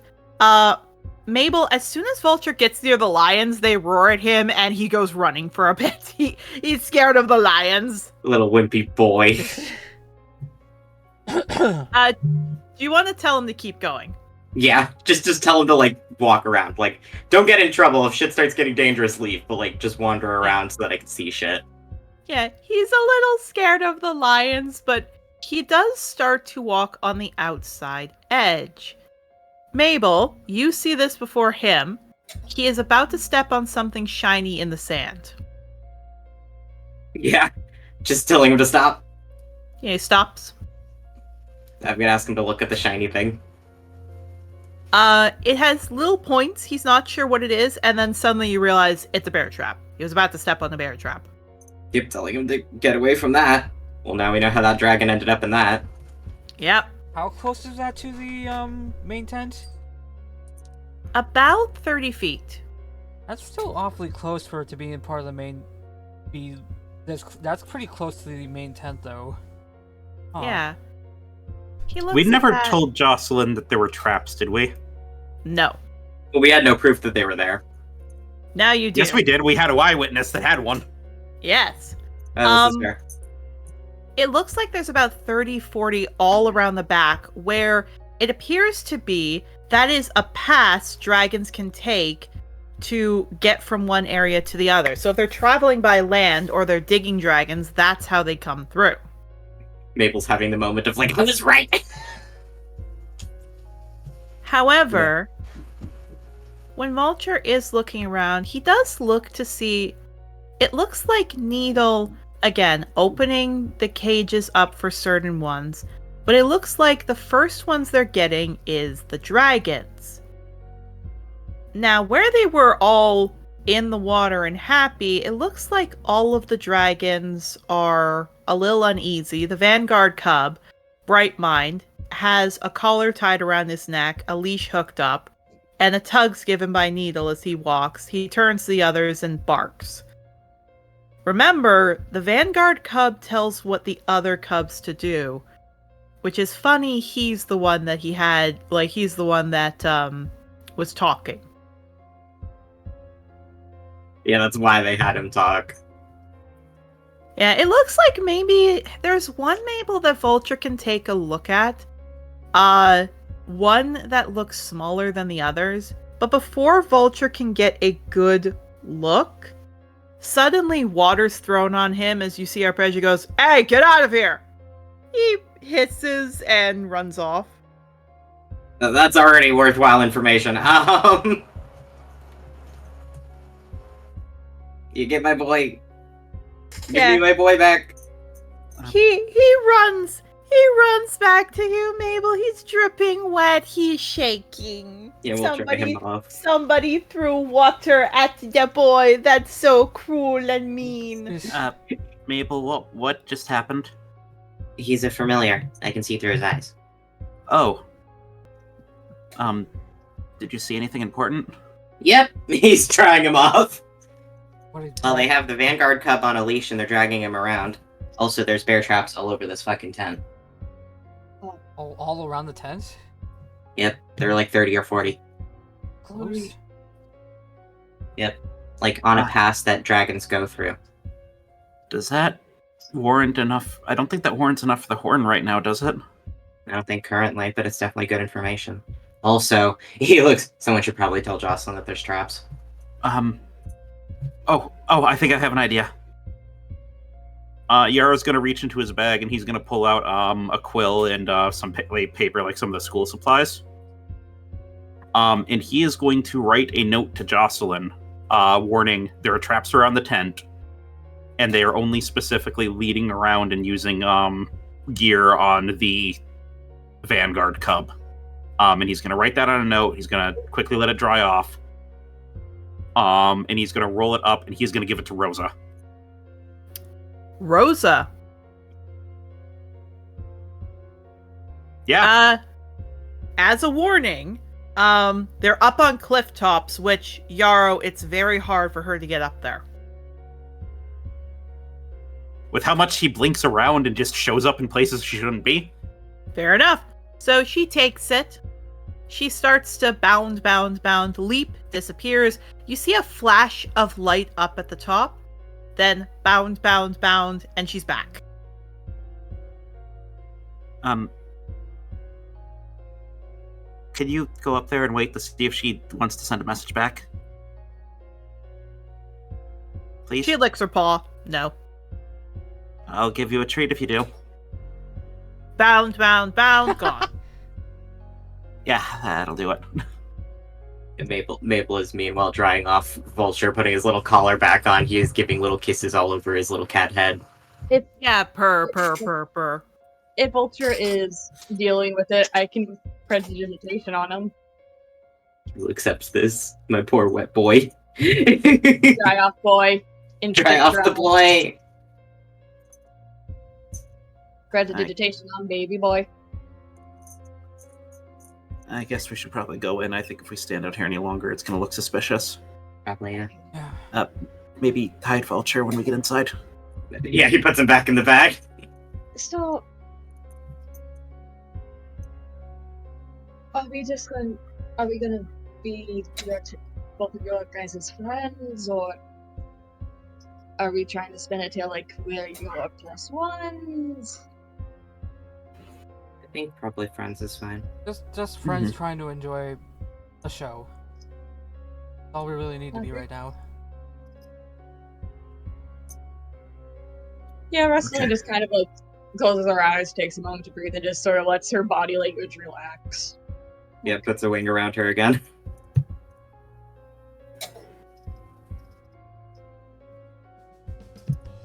This'll be like a walk in the park.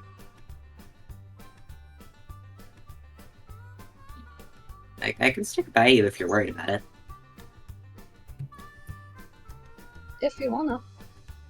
Yeah, sure.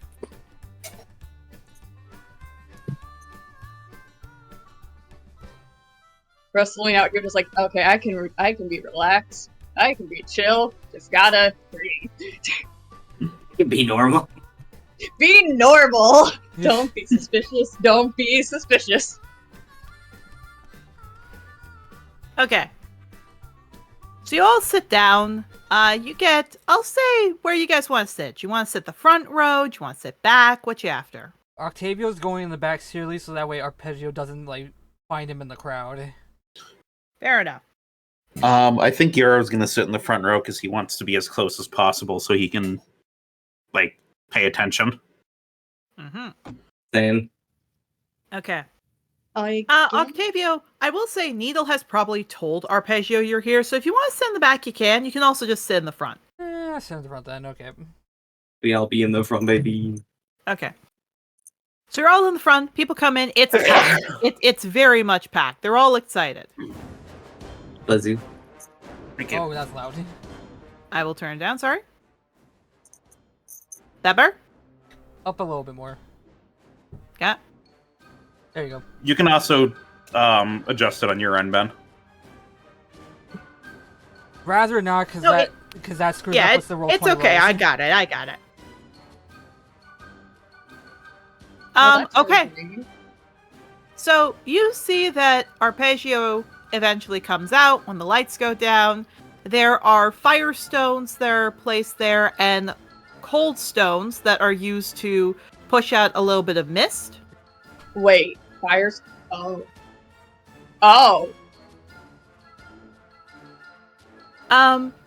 Arpeggio comes out, dips his hat. Ladies, gentlemen, and everyone in between, welcome to the Circus of the Majestic. He blows a whistle, and a lot of different people start riding about on horses, doing handstands, all the rest. There are, again, zebras that are made to come out on their hind legs, lions who roar out loud. All the tabaxis and others such have performances, and you do see other kinds of beings there. You see Ganassi and Half Dragon help out too. It just looks like they're a part of the stage group, so you see them like leap up to pull down a rope. You see people getting shot into the air. It's great. It looks fantastic. You see the elephants are told to come out and walk along the circus. And again, they are afraid to, at least all of you. Yarrow, I will tell you very, very clearly. You can very clearly tell they're afraid to go past the rope as they walk around.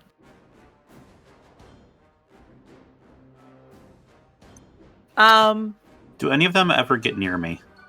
Yes.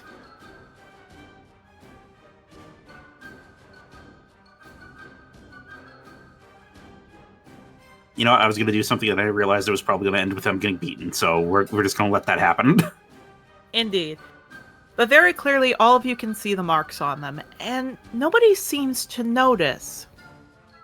But the more you guys look at it, the zebras are getting whipped at the side of their hooves to make them jump higher. The lions are, again, there's a stick, not the whip, but something that looks like it, so that they think it is, so they stay in line and roar. You see that the horses and zebras are carrying a lot more weight than they should. It's subtle, but it's there. Eventually, Arpeggio smiles as the animals are forced back. Tonight, we plan to dazzle and amaze you.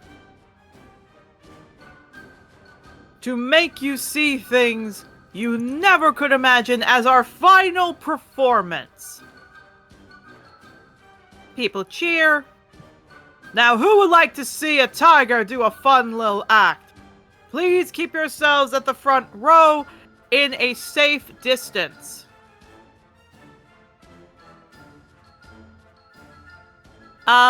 A large set of, looks like a force field, so a wall of force comes up. And you guys see a tiger is let in.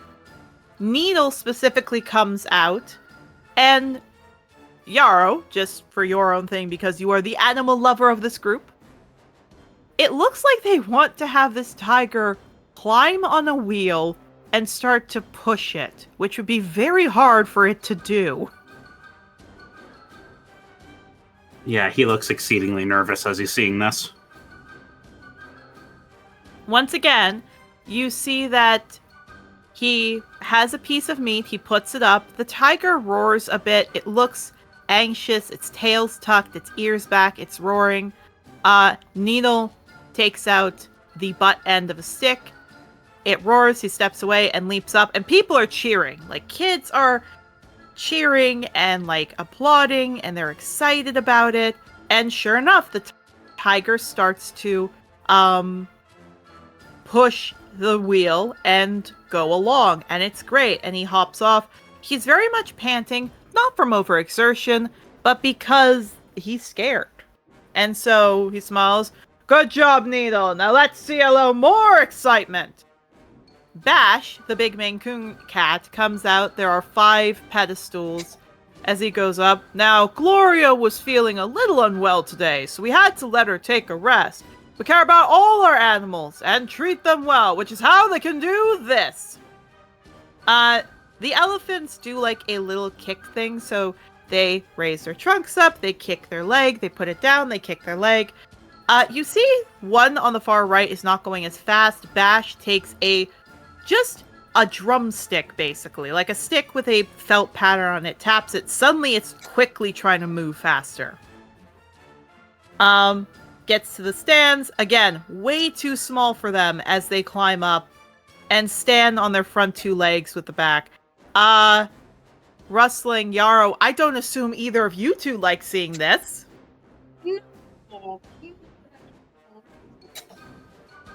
We cannot hear you. We can't hear you. Hello? There you Hello? go. What did you say? Okay, so I just need to hold my laptop. Got it.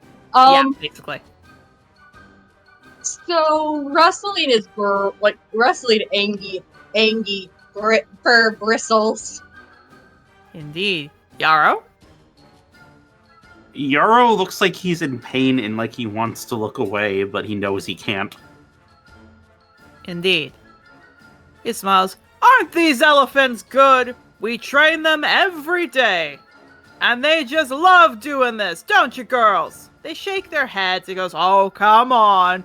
How about for a peanut? They suddenly shake their heads. Like, this was a part of the act. They're supposed to do this. People are laughing.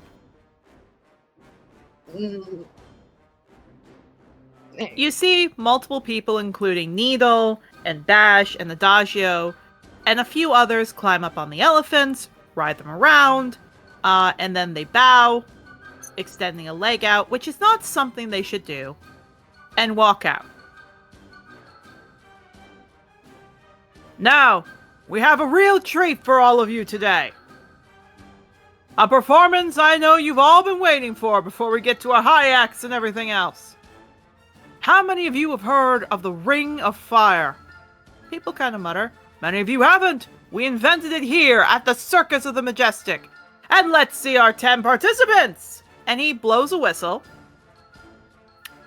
And sure enough, led in by the vanguard, not having a leash this time, they start leaping around in a circle. And at which point, multiple hoops are brought out with fire on them. Oh. Now, this is fine. They're all gold. So he puts, again, podium. So it looks like they jump from one podium through there, jump again. It's basically like a train for a ring of fire.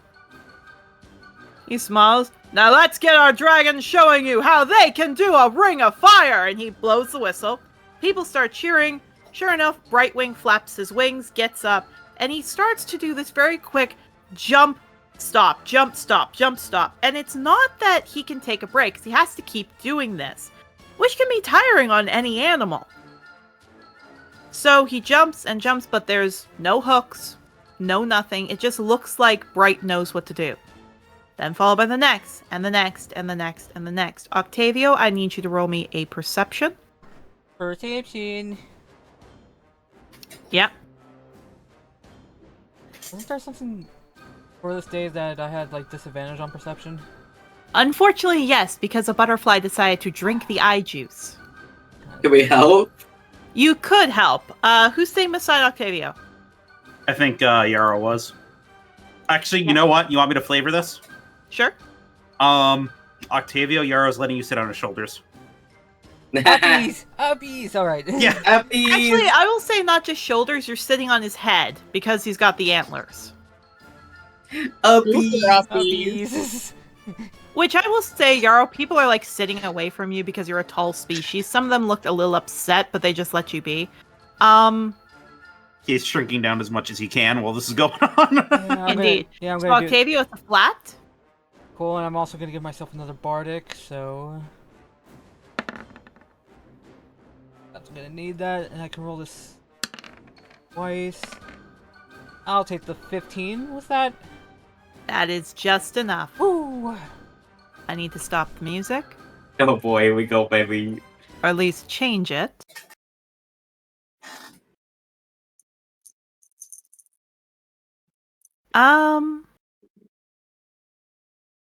Yeah, we'll go with old tried and true.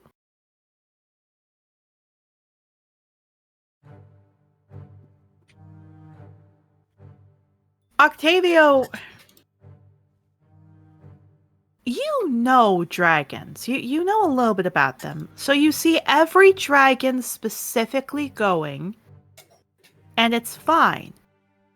Because I will say, only one hoop is on fire so far. It looks like just a few of them are on fire. So every one of them gets in the hoop before arrows are shot and the rest are on fire. However, one of the wormlings stops when it's close to fire. It stops and looks up at the fire and looks back at Arpeggio. She goes, hey, come on, little fella. You don't want to cause a lag. It looks at the hoop and shakes. Octavio, why would a gold be afraid of fire? It's a gold. It's not going to get hurt. Looks closer, tries to look closer at the scales. First off, there is a piece of fabric around its mouth. Second, those scales aren't shiny. And third, the tail has a fan that it shouldn't have. That's not a gold dragon. And it's muzzled. All of which is big no-nos. Yeah, I assume all those are red flags enough to blow the horn for him. Kind of, yes.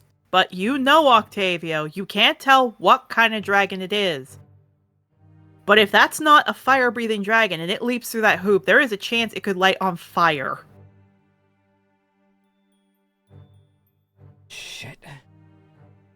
What do you want to do? Kind of just, while everyone else isn't, like, I assume, like, everyone's, like, cheering on and stuff like that, so it's kind of hard to hear. Yeah, and for Mable and Rustling and Yarrow, you're like, why is it stopping? It's confusing to all of you, but you don't see the details to it. What do you want to do, Octavio? Tries to, like, talk down to Yarrow. Yarrow, I don't think that's a gold dragon. I really don't think that's a gold dragon. What? And Yarrow starts looking closer. Look at the muzzle, look at the scales. Look at the tail, look at all of it. It looks like it's painted. Yarrow, Rustling, Mable, I do want to make sure Octavio gets focused, but you see it. That's not a gold dragon wormling. If it jumps, it's going to get burned. Yeah, no, just tenses. Do we both? Is that grounds?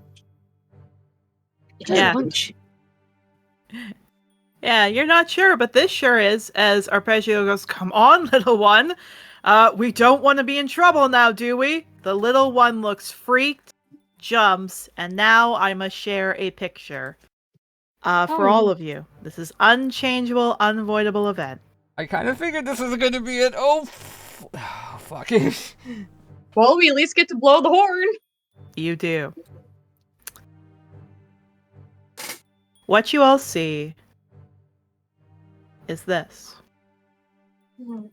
First off, it does not hit. It doesn't hit the podium. It hits the ring and tumbles. And that's when people are like confused, like, oh, haha, it did. But that's not it. The muzzle snaps as it lets out this gut-curdling scream. It's painted. And everyone starts to realize this. They gasp and cover their mouths. But it tumbles forward closer to the audience. As you guys see, pieces of fabric that was used to keep it down is now on fire, lighting feathers underneath as these bird-like hands are stretching out. The wings are on fire. The tail is on fire. I need all of you to roll me a history or nature on what kind of dragon that is. Do I have advantage because I'm a dragonkin? You have never seen this kind of dragon. I have specifically Damn. kept that. So you have a flat. Either way, 22. That is a 26 nature. 26 nature? Can I use my D12? You can? Ian. So nothing. Probably not going to beat it. Yeah, let's give this to Yarrow. I think the roll is high enough. I think you should save that in case something happens Yeah. after this. Yeah. Save it. Yeah, that's enough. Octavio, I'm going to give you advantage. Oh boy. History. Call it me as the Let's DM go. being nice. Oh my god! Let's fucking go. Okay, Mable, you're Octavio like... says, bitch, I know. Yeah, Mable, you're like, okay, I think I've never seen that before. Is that like a griffin? Rustling, you're like, what the frick is that? Yarrow, you kind of notice it. Octavio, you know this first. That's a cyan dragon. That is a cyan dragon. Those things are chromatic-based dragons. They are very scared little beings, and they spend their life up in the sky. That's not a gold. That is a cyan. Octavio, it is still on fire. It has feathers, not scales. It is screaming. It's in agonizing pain. What do you want to do? He's jumping off of Yarrow as he's blowing the horn. You blow the horn. Arpeggio looks at that. People start to scream, and they're because no one wants to see this. They immediately go. You see Adagio tries to come out. Arpeggio gets a bucket of water. He tosses it. Sure enough, as people are running out, the gold paint, Mable, Yarrow, Rustling, you see this too. The gold paint disappears. And sure enough, with patches of skin completely ripped off because this fire got at it, wings completely taken off the feathers, blackened parts everywhere, red skin, shaking. Octavio, in front of you is a cyan dragon who is looking terrified at you. Hey. This goes down. It's gonna be alright. You're gonna be alright. Despite its injuries, it tries to move away from you as it screams more. Doesn't allow that, and then he just glares daggers back at Arpeggio. Octavio, it was just an accident. It's all Accident? right. That's an accident? You dressed them up as a gold? You do what you have to do. It's all right. Why would you lie to your audience like that? Yeah, he looks For at the that, sake right? of entertainment? For the sake Fair of this dragon's life? You do what you have to do. Is this worth it? Is it worth it? I will say, Bright starts to try and come near. Arpeggio shoots his head over. Bright cowers. The others cower too. Adagio doesn't see too well. She looks panicked. Octavio, Adagio. She suddenly freezes, gulps, and just looks away. Can we jump over the side too now? You can! I want to Keep get going. protected. I'm getting protectively in front of the girl. Well, Adagio is right beside Arpeggio, and the others aren't letting you be. And he looks. Now, you have to do what you need to do to keep the circus alive. No. This crosses a line, Arpeggio. This crosses Don't a line. you interrupt me, No, kid. you don't interrupt me. All right? I never thought you would pull something like this. I respected you. I respected everything you did. Sure, it might have seemed underhanded, but this? You dressed up a dragon and made him go through fire, and now look at what you fucking did. I do things to help the circus. Is this You were worth just a it? farmhand. And that's more respectable than what you did. He suddenly Clearly doesn't. snarls. He clearly doesn't give a fuck. I snarls. will make you give a fuck by the end of this. He snarls. You were a farmhand, distracted from what you could have been. I've been worse than just a farmhand. The farmhand was the best thing that ever fucking happened to me, alright? You didn't seem to care when I sent her off! At which point he looks panicked. Takes a breath. She was getting in the way. So you're the one that convinced her. You're the one. I didn't convince her. She was getting in the way and wouldn't leave. So I maybe made a deal with someone that she wouldn't bother you again. Who was the deal with? Some guy named Dawmill, I don't know. Ooh. Maple's freezing up. He remembers that guy. Yeah, Adagio looks... Octavio, I swear, we tried to... Adagio, remember your place. No. Arpeggio. Know your place.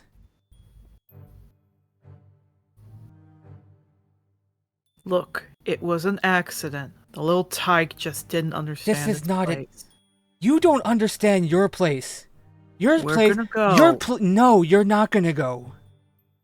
You think you can take the rest of us? I'll take as many of you as I possibly can. The others look anxious. Bash looks happy. Many of them look uneasy, but Arpeggio looks at them. They sigh, they get ready. Octavio, now just stand to the side. We'll get my property back, and we'll move along. Hey, this isn't property, you sick son of a bitch. You don't have time anyway. What do you mean? You're going to be surrounded in mere moments. So you better surrender and get on your knees now, or it's going to be a whole hell of a lot worse for all of you. They all look anxious. Some look like they don't want to. Arpeggio pulls out a dagger. Yarrow pulls out a slingshot immediately. I'm I'm casting real Reaper sorry about Safe. that kid. Okay. Everyone, prepare for battle! Yeah, Rustling. I'm just saying this entire time. Rustling has just been staring at this motherfucker. Eyes are slit. I will say this also, just because I am curious. Who of you are standing near the baby? Yeah. I am 100%. 100%. Yeah. Yeah. Protect the baby. The more you guys stand near the baby, the more he gets freaked out. So just so you all know, baby is over here. You all should see the circus map now. Yep. How much do we get to arrange ourselves? 30 feet. You Or guys like stay with the walking baby because speed. I have to go up to go melee baby. Yeah, I'll let you all, now that you see it, I'll let you all get, if you guys are getting near an enemy, I would say, like, half your speed then. I don't want you guys, like, going straight into the middle, so probably half your speed then. Yeah, that's fine. I wasn't gonna run up there anyway. I was just trying to figure it out. Yeah, so I'll move, I will move the baby, I will say, just if you could all position yourself over here by the baby. Yeah, Maple's gonna be here because he's the bulkiest by far. He Yeah. will stand in the front. Yeah. Standing right there. And then Oh, Rosa's not here. Rosa's right here. I Hey, will oh yeah, say she's not in the tent. I remember now. I Yeah. will say she leaps over Yarrow because now she's here. I'll let you have her. Have your Oh yeah, I guess little if the horn went off, Jocelyn would have told her to come back. Yeah. I'm trying to figure out what 11. would be a good Okay. place for a I am horse. also going to take some of these off the board because they see this, they realize it. So 1, 2, 3, 4, 5, 6, 7, 8, 9, and 10. Yeah, so you guys have to deal with these. These are the guys that stick around. Are we allowed to go to the bleachers? If you want to head to the bleachers, you can, but first start at the dragon. So we start at Dragon, Yeah, you start at the dragon. and then we pick a place to go? Yes. Okay, Okay. players, you get half your movement speed to go where you need to go to set up. Deal? I'm going towards the bitch.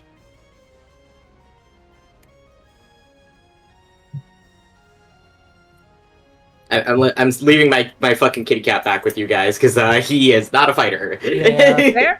There. Rustling, where do you want to go? Actually, it's probably good if he stays with you guys because I can cast through him. So, worst Going case, if I up. need to heal, he can stick with you guys. Going up to be I a am sniper. absolutely staying back line and protecting the dragon. I'll be like right around here. I got up here to see with my eyes. Also put in HP. Oh, yes. Also, hang please on, do. I have to take that out, so let me just... Or, no, you can add your HP, just let me add you all to the turn order. Oh, jeez, Mable, you're fucking bulky now. Holy shit. Boy has 27 hit points. Oh, I forgot to give myself a new spell! Oh no! Alright, everyone should be there. I'm going to just add Arpeggio. Oh yeah, we should roll initiative. Yeah, so I will say this, some of the circus folk run off because they're like, okay, they've clearly blown a horn, we're clearly going to get in trouble, so they're trying to either book it away or they are trying to at least hide so they don't get caught.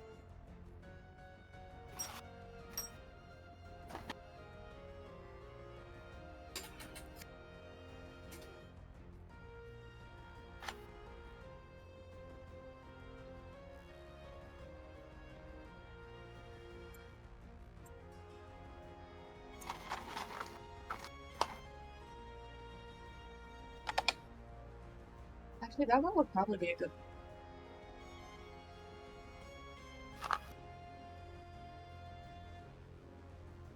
My sheet is fully updated. I have all my spells. I did not realize I was missing one. Whoops. No worries. Rustling, roll initiative. Initiative. Oh boy, I can definitely roll that.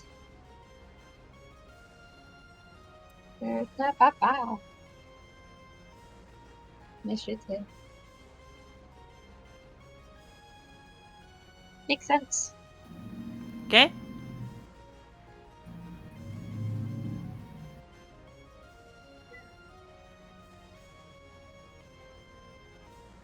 Alright. So, these all get there. They're gonna dash to get up to all of you.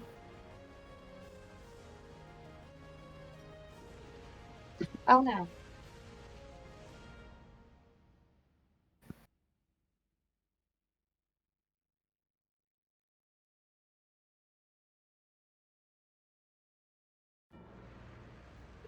Yeah, they're basically just gonna take their turn to get over to block you all. Oh, this one should disappear as well.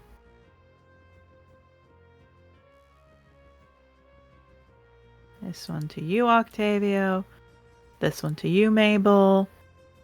And this one... Gonna run up as well to here. However, Needle at the far back suddenly pulls out a horn and blows. You hear an unlocking noise and some squawking. Looks like something's coming for all of you. Oh boy. Now, Arpeggio is going to try to... Let me just take a look at this. Okay, he's going to use his turn for this. Octavio! Oh. Could you roll me a charisma save? I'll read my save.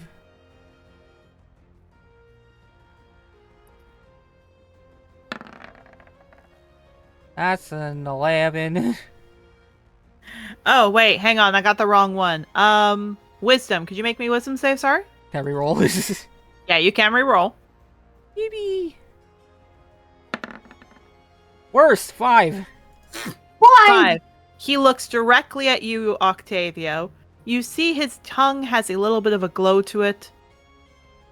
We're not your enemies, kiddo. Octavio, your brain feels fuzzy. It feels in pain. They're not your enemies, but Mable or Vulture sure is. Don't attack my 1 hit point cat.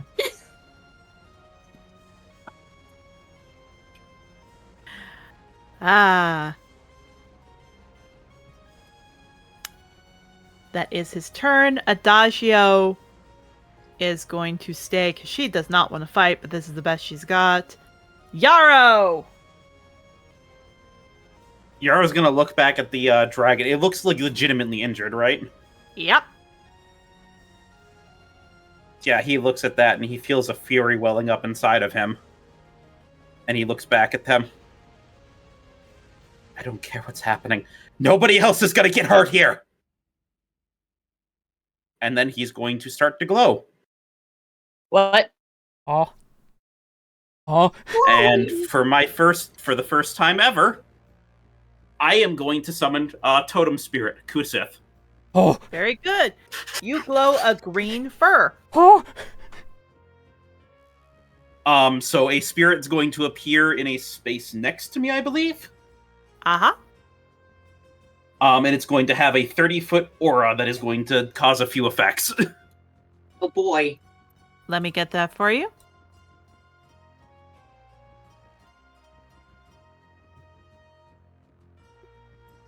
You all see this light green Kusith come out. Here we go.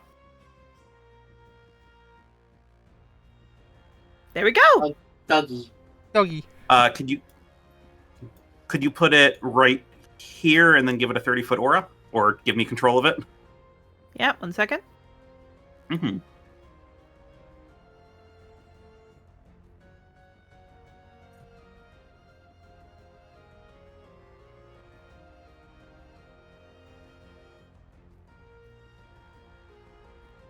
There you go. Thank you. He feels the light take over him, and then he's going to turn around and he's going to use his action. Okay. To cast Cure Wounds on the dragon. Do you want to do that, Yarrow?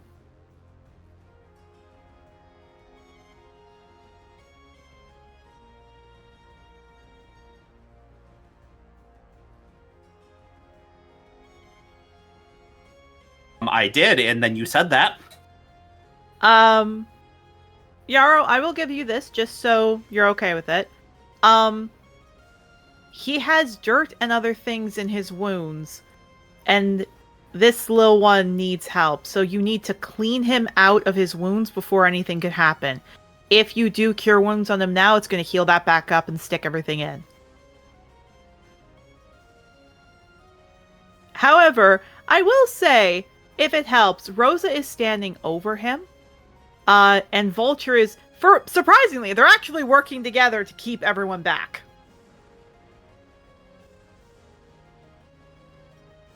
All right, he sees that, and he sees the Kusith as the light kind of takes over him. By the way, while we're in this aura, Yes? all of us have advantage trying to perceive enemies. Okay. And if I cast any spells that make us regain hit points, or Yes. cause us or any of our allies to regain hit points, everyone in the aura gets my level and hit points back. Very good. Yarrow, do you want to try doing something you tried to do at the school that didn't end too well? Yeah, he's gonna look at the other person. He's gonna look at everyone else around in the look at all the other circus folk. I said, stand down, and he's going to look at the one next to the dragon and raise his hoof in the air. Chal! Fun enough. Because you are outside and your feet are touching the dirt, this comes up. Oh. She has to roll a strength. Evil plant. Evil plan. Oh no, Little Shop of Horrors. I unfortunately, that was a nat 20 I got, so unfortunately she gets around it, but Yarrow, it is there, so she is looking a little anxious. It looks like it's blocking her. Yeah, Yarrow's looking at all that, and he's just turning, and he's actually looking like he's rearing up, and he's looking like he's about to start charging people, or that he's at least about to start attacking, if they don't back down. What I will also say for everyone here, just as an interesting note, Yarrow's star is glowing a bit, as is marks on him, vines intertwining along his body, thorny vines up his arms, ivy vines up his legs. Just looks like these markings are here.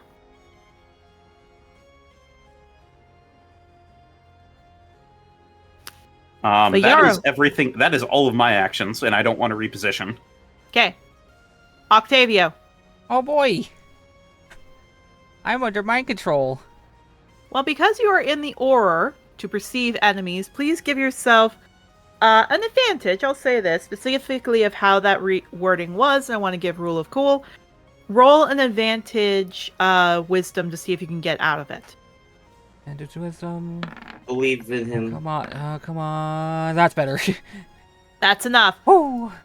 Octavio, you bring your dagger close to Vulture. Vulture looks at you confused, but you realize, yeah, you're out of it. These aren't your enemies, but there's still that nagging thing in the back of your head. You hear a part of you goes, oh, shit. Adagio, go get everything ready. She looks anxious, but she does look to you sadly and runs off. No, she doesn't. It's not her turn. Ah, that is fair.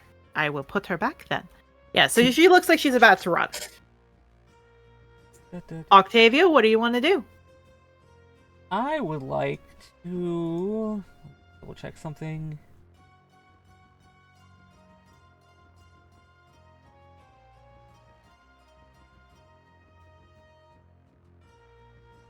Feet. Hold on, just doing some math.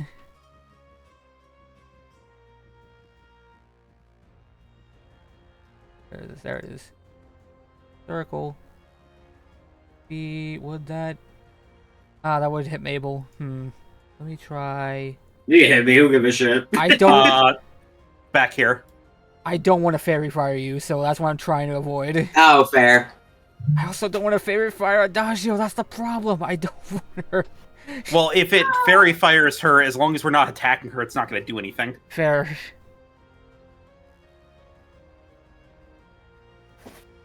Yeah, I would like everyone in here to make me a dex save. Dex save! Which is probably going to be You high. got but... it.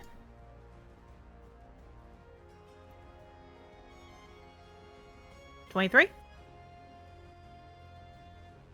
23. Oh, okay, I didn't see that roll. Yeah. GM roll. Okay.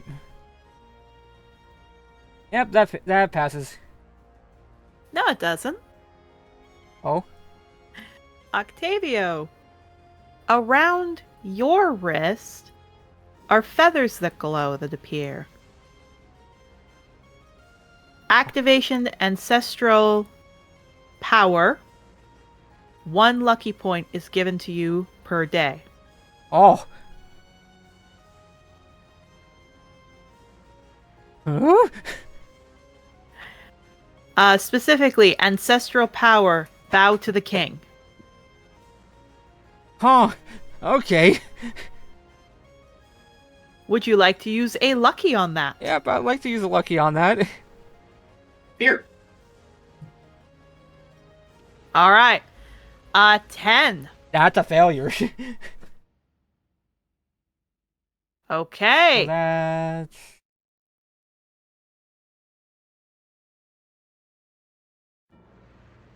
So that's 3 of those 3 in there. Those 3. Okay. So, what do they have to do? It's fairy fire, so that means they for the duration of any attack roll against the affected creature or object has advantage if the attacker can see it. So They are Yeah, glowing bright. they glow bright pink. They do. I'll say they grow bright. They glow bright pink as they look confused. Octavio, it's confusing to you what's going on, but He's looking down at his hand and seeing the feathers. It's like, what the hell? indeed. Is that your turn? Then bonus action, bardic inspiration on Mable. Go and beat the motherfucker, please. Oh, I'll beat the shit out of him. Don't worry. All right. What is your inspiration you want to say to him? Just kind of looks at Mable. It's like, I don't even have anything poetic. Just fuck the dude up. That is what I plan to do. Okay. Rustling.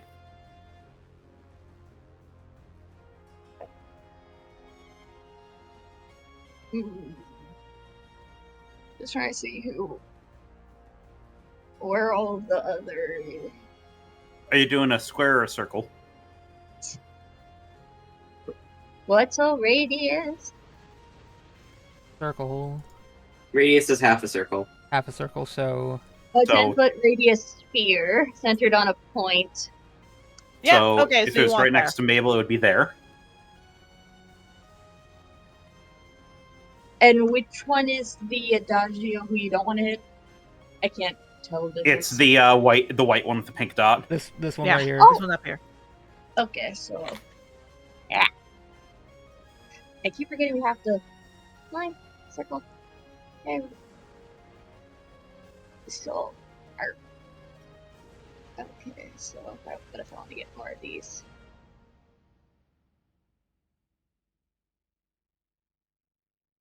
If you center it on me,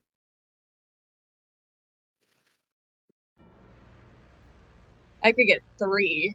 yeah. You could. However, you're going to hit Octavio and Mable. You would actually hit 4 if you centered it on Mable. Yeah. Well, then you would get 4. Ooh, don't you have careful spell now? Yeah, I do. Yeah, they just see this.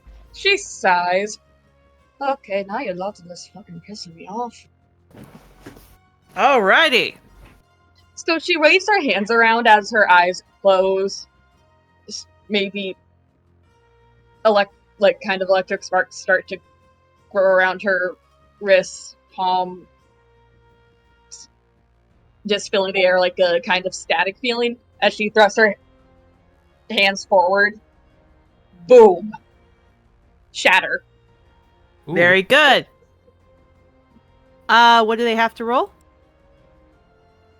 I believe that's con. Yes. And I will use careful spell for the gang Okay. to pass. I apologize to people listening to this. People can testify this. My most played class is wizard, so I know most of these spells off the top of my head. That's why I'm the one chiming in. That's why I'm the one chiming in. 13. That is a failure. Let's go. Best D. And you guys are going to pass, like my friends in the friendly fire. What's the Pass. damage type? Thunder. No, it's not. Oh. Oh, No. We're pissed off. We're pissed off. Extra shit's happening right now. Hanky. We've spent an entire week together. Everything's going haywire. Indeed. Command of the storm. Damage is lightning. oh, light. Add Lightning. 1d extra dice, and damage is changed to lightning. As Light- your rippled arm starts to shine on you. Oh boy. And okay, so that's unarmed strike. Storm's wrath. No. Okay, no. Just need to double check like if I had additional due to the type of coat I am. So 3d. So 4d8 kaplooey. Fuck these people in particular. 27. Fuck you. This is my Fuck. question. Is it lethal or non-lethal damage? I need to know. Non-lethal. Okay? How do you want to end this for the 4? Fuck yeah! Get out of my way, bitch! Yeah, just sees a hurt child. This person, Erica, I've been making rolls. This entire day has just been building and building and building, and she's just like, you know what? So as she brings her hands down, her star glowing, hand ripple markings glowing, eyes open, and it's just bright white kind of static coming off of her as just around Mable, he will feel the static electricity build, accumulate around him, and then burst outward. Very good. Mabel, because you are around them, I will describe what's happening. Please roll me a medicine. Oh, I sure will. I really totally thought for a second you were gonna be like, Mabel, since you're around the electricity, fucking charisma save. But no. Your scarf just like puffs up and then covers your face. Yeah. That's funny. Nat 20. Fuck They are off, I wanted to perfectly say fine. They're okay. They're perfectly fine. They got shocked. They fell down. They're breathing. They'll be stable. They're okay. But Fuck wait. off, I wish I saved that. I think their nervous system just kind of got a manual reset. Pretty much. Basically. Turn into factory settings. And besties, guess what? Round 2! Quicken spell! All right. We are clearing the path!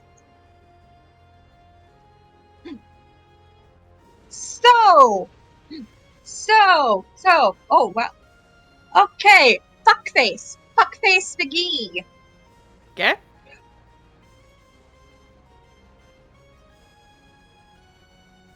Trying to find a way to not hit the girl, That right there didn't hit the girl. but also not Mabel. May I make a suggestion then? Hmm? If you come in from above, that will do. Yeah. Also, wait, is there another person near the group? I can't tell from the green. No, there's someone near you, but there's There- 2 people nearby which they can handle. All of that. You're fine. Go light it up Okay. with him. So don't waste it on him. No, you You- go ahead. you go ahead got, on we've him. got people that are paper thin next to us. Yeah. Okay, and I can handle a hit. I have spells. So yeah, she's just like, and now for my next trick. Her arms wave in a circular motion as she's just kind of weaving the air. Markings glow again.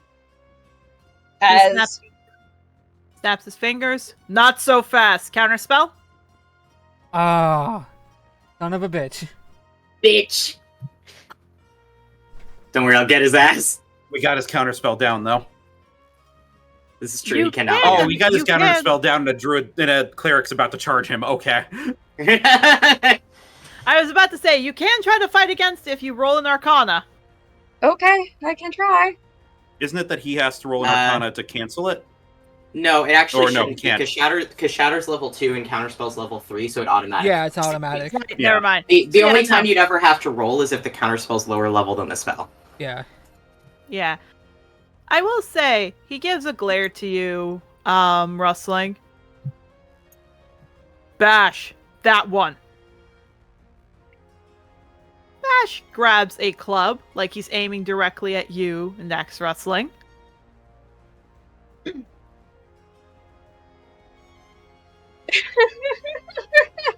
Oh, you really are. You really think yourself you're the captain here, eh? Unfortunately, you are the sort who's willing to go down with the ship.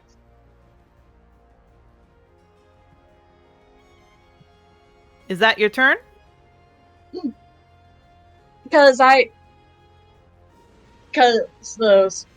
he caught my spell before I could let it go off, right? Yeah. So that means I wasted my sorcery points altogether? Think I did. Unfortunately, but Yeah. it's okay. It's fine. It's fine. Yeah. Okay. I helped us out a bit. Yeah, yeah, yeah. And she's just like Oh yeah, definitely. Yeah. she's Alright. grinning fairly at the other one for a little flavors. Just sparking, just energized for fluff, staring down at the fucker who's coming towards her. You really want to dance this dance? Or you can be like the smart ones of your friends and get the fuck out of here. Indeed. All right, Mable. Oh, okay. So, a few things, because this is the first time the party's gonna see him like this. He fucking... I'm gonna, as my bonus action, cast Reaper's Scythe, because before he did not use that weapon in the rat fight. He, like, leans down his right arm and shakes his wrist a little bit, and materializing in it is this fucking taller than him, like, black scythe that he grabs with both hands. I'm fucking getting this bitch's ass. All right. Reaper main, love to see it. Yeah, Reaper, baby, go over here. You're just me on raid nights. Yeah. Yeah, he Okay. goes over. Meryl, Meryl, the Pokemon. No, Mable. Mable was feral a little bit with the rat fight after he got hit with the fucking thunder wave. He is fucking unhinged looking right now. All right. He fucking runs over. He just stares at this fucking guy. Just goes like, "Oh, you're a real fucking pussy. You can't even do shit yourself, huh?" All right, I'm gonna hit him. Okay. And with advantage because he's glowing. I sure will, That's why baby. I I'll did take it. that. 19. 20. 19. Okay. It says not 20. That No, was that- my That was a different roll. that was my medicine roll. Oh, brain. You go to swing. Who are you aiming at? Arpeggio or Bash? Good question. Because on one hand, Arpeggio bitch, but on other hand, Bash is gonna go for Rustling. Indeed. I'll go for Bash. Okay, Bash it is. Mable. Please roll. Yeah. Yeah, but I'm in the middle of something. Yeah, I know. Worst case, I can go tomorrow. Indeed. Let me describe these little things while that's getting sorted out then. No, it's fine. I'm good now. Fair enough. Rustling, you got your magic zapped. Mable, you run up. You have your scythe up. Please land your attack at Bash then. Just double checking what it is. Yeah, because this is second level. 15. 15. Mark of the Great. Well, Mark. Bleh.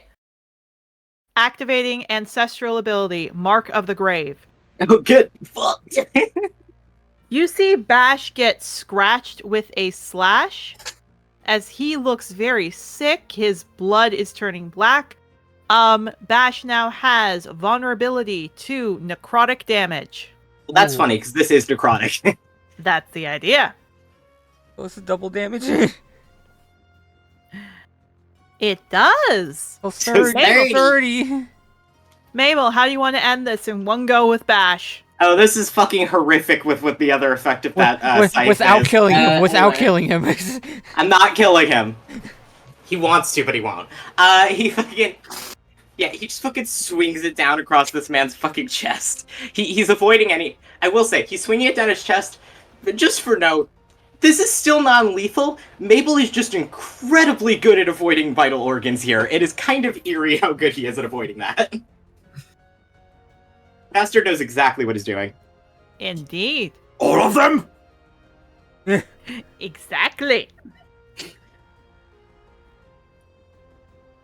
Yeah, he looks at that, he shakes himself off, he's still holding the scythe, he's just smirking and looking up at fucking Arpeggio. Yeah, he does. He looks to Adagio. Adagio looks to you, Mabel. It looks like she doesn't want to do this, but she is getting ready to attack. Mabel just looks at that and sighs and goes, I've been in the same place, I'm not gonna hold it against you, but I still am gonna hit you. Can I do something? Just glares. Can I do something as a free action to Adagio? Sure, I'll let you. Swirls out. Adagio, you don't have to do this. You really don't. She looks to the side. Arpeggio looks to her. Come on now, be a good girl and stop that fuss. You need to shut the hell up. You treat everyone talk like to her however I want. No, you don't. Oh, she didn't tell you. Adagio puts her ears down. Let's just say she had practice before you. Kind of just looks at Adagio. She just looks away. She knows what's good for her. She'll get the job done. Were the feelings that you had were... Hold on. Were the feelings that you had were fake? Yeah, she looks immediately shocked, but before she says anything, Arpeggio coughs, she shuts her mouth. Mabel, you are up close to her. Would you like to roll an insight? Oh yeah, because I've been in this exact same position I'm feeling. Fuck you. Oh no. Turn order's gone, by the way. Oh, god dang it. Oh Jesus, Mabel. You To be fair, you're on a battle high right now. He is fucking feral No, for right now. specifically one thing, you have advantage because of specifically one thing. I've been in this exact position Oh, before. boy. Mable. 27. Arpeggio appears to be a 50-year-old tabaxi. Adagio appears to be a 25-year-old tabaxi. When did she say he found her? Oh, I've been in this exact position before. And more importantly, how would she have gotten practice with He fucking stares at that. He's so fucking out of it. He is feral right now. He just looks. Oh, so you're literally exactly like the Sovereign. Okay. He glares. She owed me. You're fucking delusional. Yeah, Adagio looks to you. I have no... I'm sorry for what I'm gonna have to do. Me too. It is what it is. You don't. Mabel, that your turn? Yep. Okay. Alright, I need to roll a dice. Not there just yet. So, come running in on the turn, back up. As you all see, Needle was blowing for these guys. Oh. What are Axbeak. those? Oh no. A whole flock of Axbeaks. Looks like every animal at the back is what he's calling in for support. So basically, you gotta stop Needle back here, so animals stop coming in.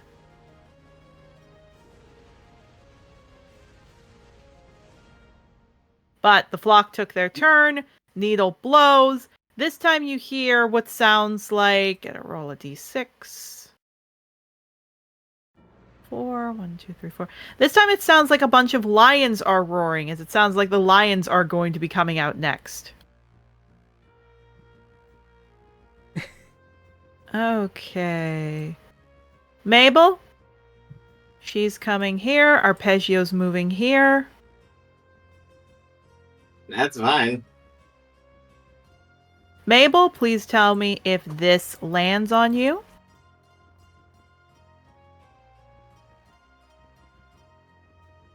$15?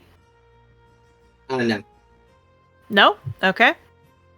She gets a second attack. 19? Yes. It's really small damage. It's just a dagger. At least it would be sneak attack. Fair enough. Just need to double check that. Boo, boo, boo, boo, boo. Percy, settle down. He is being such the little baby boy. I love him, but God, is he somewhat annoying.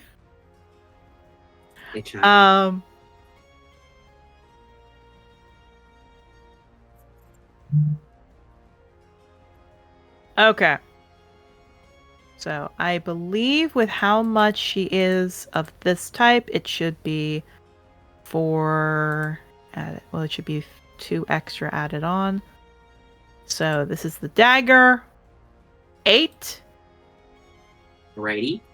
And this is the sneak attack. 13. Oh, I'm up, but barely. Arpeggio looks at that. He is going to try something. Mabel. Hit me, bitch, hit me, bitch, hit me, bitch. He's gonna try. See what happens, hit me, bitch. 16. Yeah, I'll do it on the dot. Okay. He only has 1 attack. He does not have sneak attack. He does have a dagger, however. Ow. 5. 1 hit point! Let's fucking go. I was kind of hoping he'd actually knock me out for a thing, but it's fine. Hi. Mabel, it looks like he's probably a bard, but he's looking like he doesn't think you're a threat, so he's not trying to kill you. He's the more damaged he is, the more he's laughing. It's kind of fucking eerie. Yeah, they look confused, but they're standing at the ready. This guy is gonna try to attack you. Octavio, you know exactly who this is. Just getting his name. Ba ba ba ba ba ba ba. There we go. This is Quick Wit. Quick Wit is a Sphinx cat. Basically, he just looks like he's ready to attack. You never knew he was so connected to Arpeggio, but he definitely looks like he wants to fight for this guy. This kind of looks at him. It's like, really, dude? Really? He glares. He does, however, have a rapier. I actually realize I'm going to turn off GM rolls so you can all see. 24! That hits. Okay, I believe a rapier is a D8. Yep.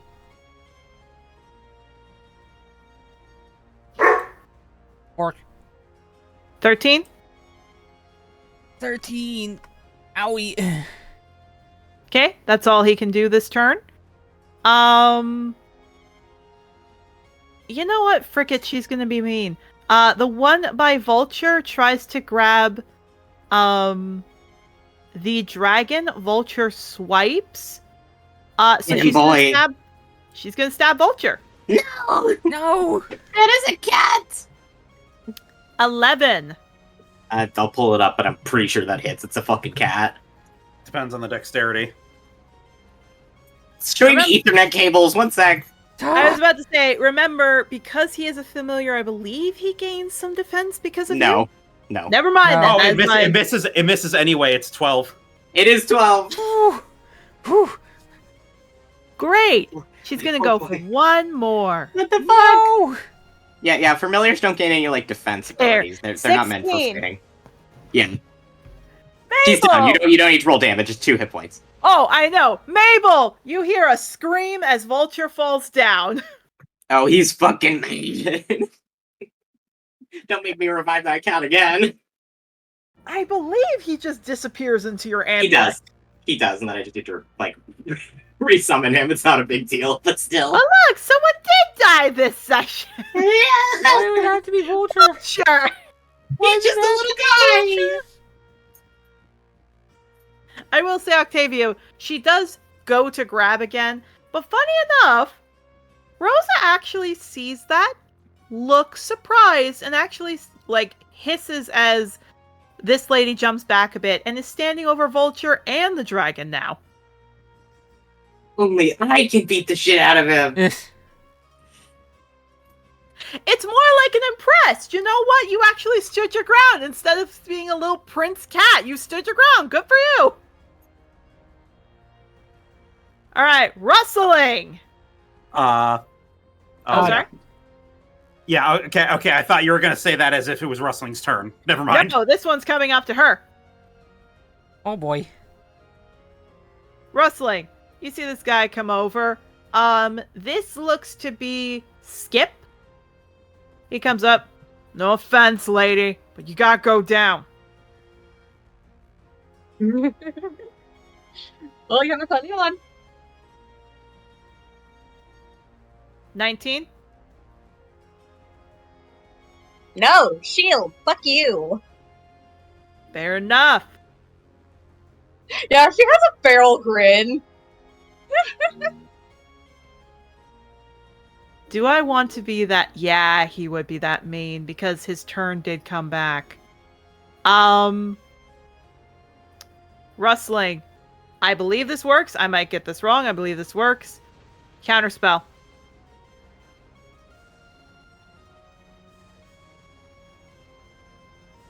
What is he counterspelling?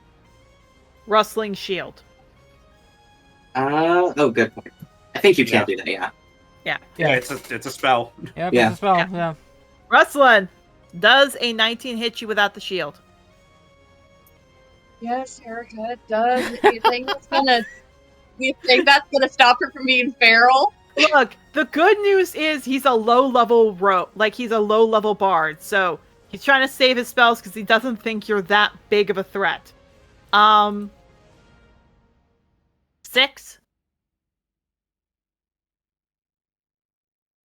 6 damage. 6? 6, yep. Let me. Oh, I'm just sitting here. It's like, wow, someone. Rusling's actually kind of like, oh, someone. Okay, someone thinks I'm a threat. Okay, this is fun. It's been a while. She's Erica. She's getting into that mindset again.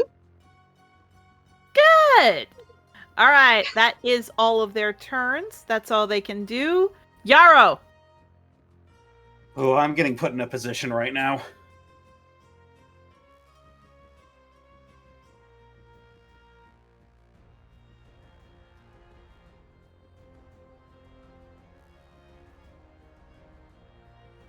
I do that, then I don't have a bonus action. Oh, Yarrow, we haven't gone over your thing yet. No, we haven't. If you don't want to heal Mabel, I can do that my turn. Oh, It's better if I do a heal because then it gives us a group heal. Don't worry. Ancestral power activate. King of the forest. Everyone within the aura, which ironically that helps out with me. Anyone within the aura regain 5 hit points. Yarrow, gain 5 temporary hit points. Oh. Oh, cool. I'll take that. We take those. Yarrow, I also forgot to describe this, Mable. I apologize. I got a little distracted because some little puppy over here was distracting me. Yeah, puppy. Mable, when you had that call of the grave, I haven't described this yet, but here's the funny thing.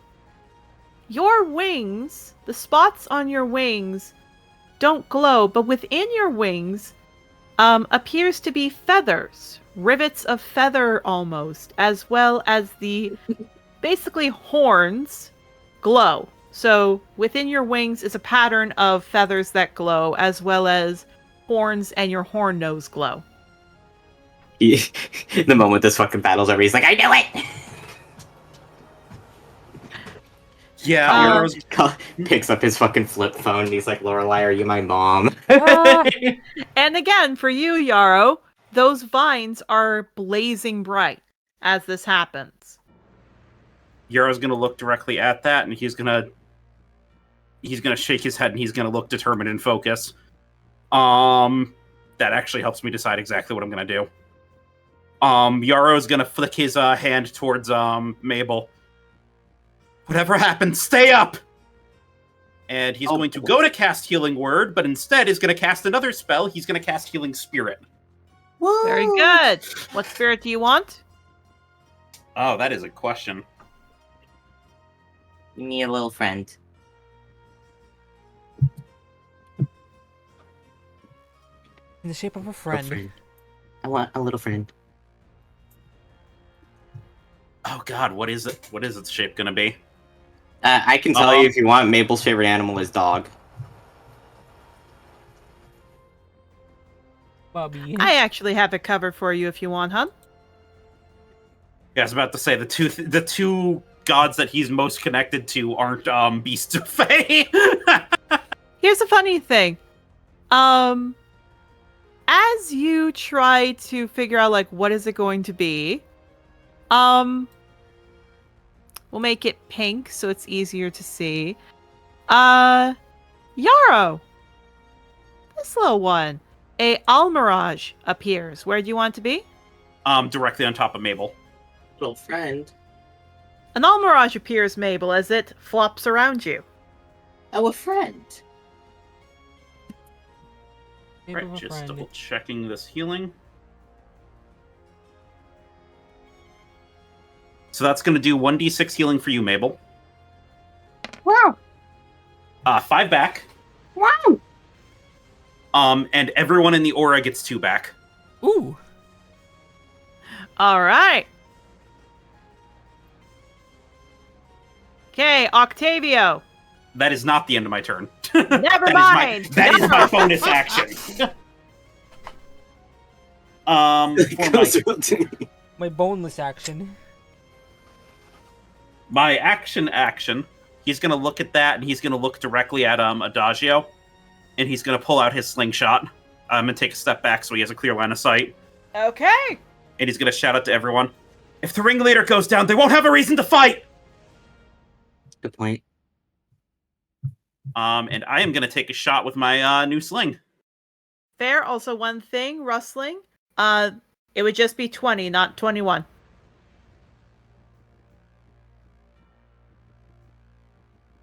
No overheal. Yeah, no overheal. Just comment. Danny might have stepped away. There we go. Go ahead, Yarrow. That's fixed. No, that was an oopsie doopsie on my part. I'm still getting used to the laptop controls again. Yeah, I thought if that's I did okay. it, 21, that hits. Oh, I 1d4 predicted- plus 4. I predicted the hit number. Max damage, 8 damage. 8 damage. All right, she's taking a bit of a beating. Yeah, you hit her. No, right not my mistake. Not Adagio, the ringleader. Ah, Arpeggio. okay. Arpeggio. Yeah. Arpeggio. Sorry, I got mixed up there. Yeah, I'm not hurting the abuse victim. I'm hurting the abuser. Yeah.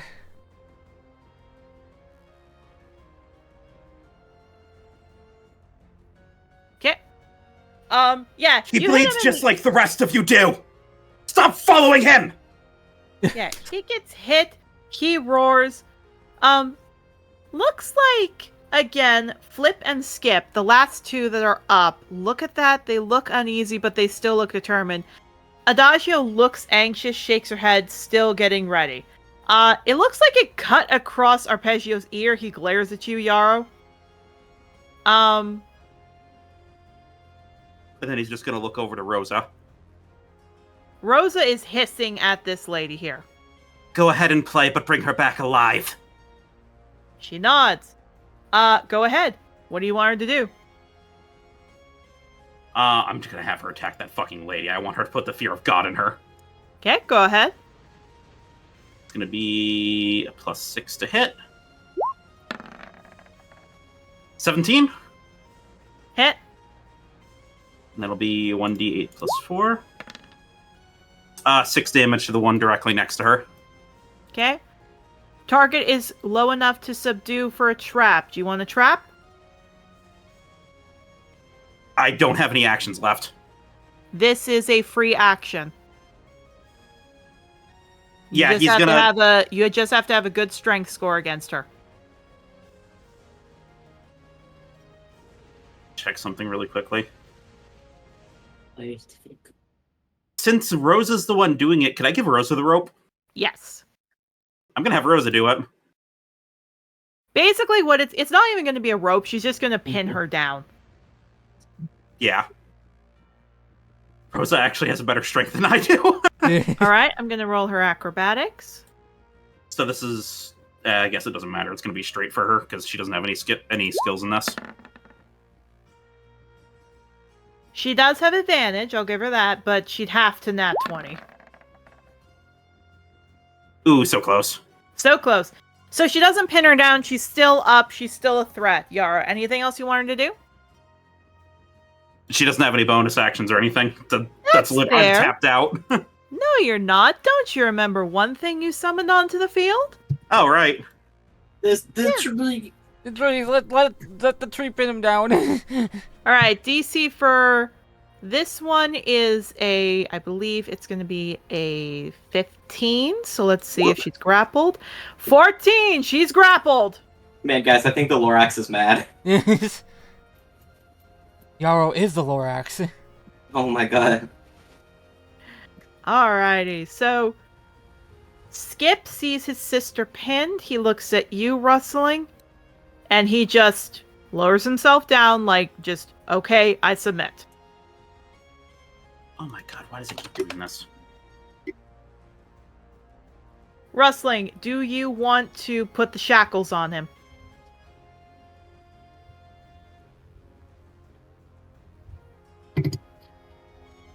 Rustling? Oh, hello? There you go. Do you want to put the shackles on Skip? Yes. Okay, you do.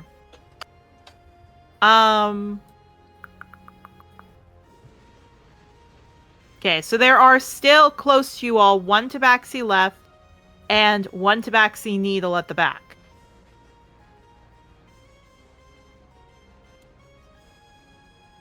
Okay, that is completely my turn. I don't have anything else. That's very fair. Octavio, what do you want to do? My turn. Just kind of looks at I'll go pizza. Fair Pizza. enough. Octavio? kind of just looks at this dude right here, and just kind of looks back up at Arpeggio. And I need him to make me a wisdom save. Which guy? Arpeggio. Arpeggio? Yeah. 11? Failure. Second level dissonant whispers. Very good. And what do you want? what I specifically want to speak to him is like, how do you think Culprit will feel when you know that you've done this? You've been a betrayal of bards everywhere.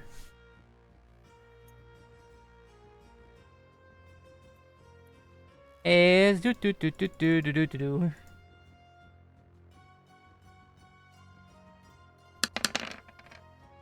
I'll take 15 damage. 15 damage?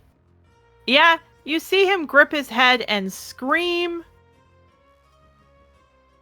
And he must immediately use this reaction, if available, to move as far as his speed allows. Oh, I'm a bonk you, sir. Which means bonkers. Mabel, go ahead. Get bonked. Give me one moment. I accidentally closed the roll 20 during that entire section, so. That is okay. There we go. Advantage because he's got Fairy Fire 16. That is just on the money, yep. Woo! Thank God, because now you guys get to see what the other effect of Reaper Scythe is. Oh, because he's low damage. health, huh? So that's not what it is. So, 13 damage. Anyway, I'm healing, baby. Give me 7 of that. Yeah. With Reaper Scythe, you regain half of the health you deal with it. Very good. Oh, except it's doubled because he's weak to it. Oh, no, that was on Bash. Yeah, that was on Bash. Bash is knocked out. Oh, right. Yes. Mabel, this is Octavio's villain, so would you like to pass it off to Octavio to be able to pin him down? Oh, yeah. Octavio? Yeah, he's just getting him low enough so that Octavio can do shit. Fair enough. Octavio, you have the option to pin him by strength. There is a chance he could fail. You see But my because- straight score, though. Fair. Do you I want me to knock him out? I'd rather knock him out. I'd rather be the one to knock him out. Oh, do it. Fair enough. Players, are we alright to give Octavio a bonus action to attack to pin him down or strike him? Oh, yeah. Oh, by all means. Right. You get one chance, Octavio. Go ahead. Fucking bulk. What I'm gonna do, I'm gonna take out my loot. I'm gonna start running up and just bash his face in with the loot. Fair like enough. baseball swing. You are going to have an opportunity of attack, however. Better hit me. Better kill me in one shot. Better make it count. That's not gonna hit. That's not gonna hit. That's not gonna hit. Even me. All right. My armor class is shit. And that still doesn't hit me. All right. Roll to hit. I'll say the loot acts like a dagger. A dagger, so... Except with just bludgeoning damage, thankfully I have that here. I have the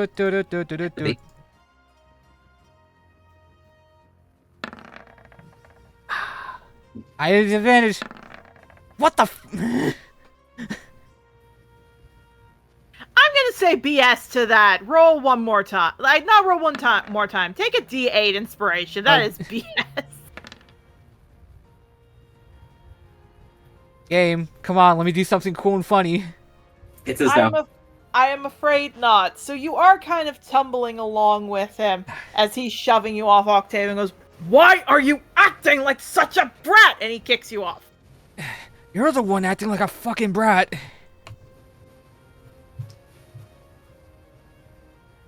Yeah, he hisses. Octavio, unfortunately, you don't get him down this turn. If you move 2 squares up, you could set up Mable for advantage. Well, I mean, Mable already has advantage. Already on have him, Oh advantage. yeah, fair enough.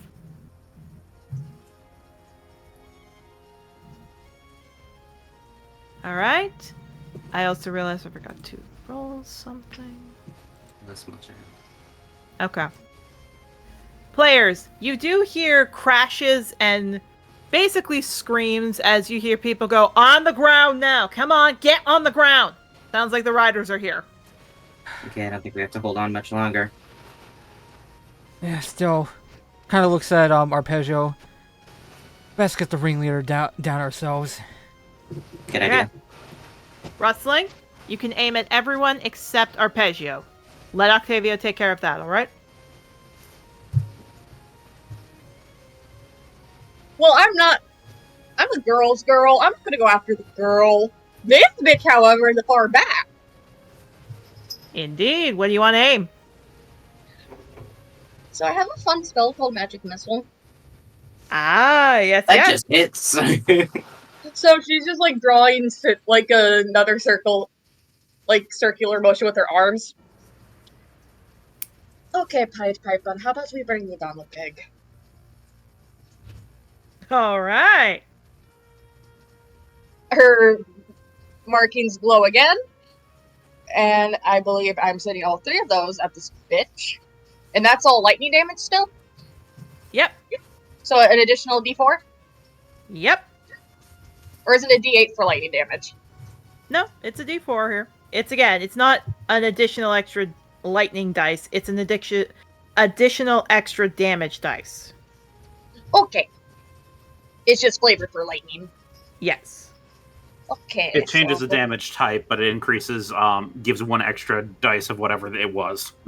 So, okay, so but the 3. So that's gonna be 3d4 plus 3. Then the plus 4. So 4d4 plus 3. Fuck. 4d4 plus 3. Fuck this man.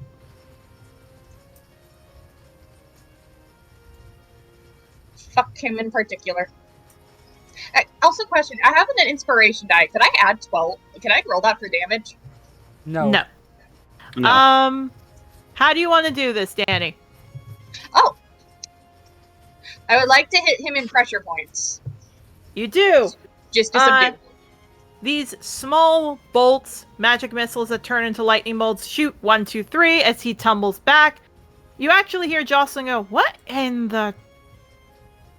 Well, aren't they?" And you hear her go, "You have a right to remain silent." You do also see other riders coming in with their dragons, roaring and pushing back the large axe beaks. You also see, fun fact, the guy you met before,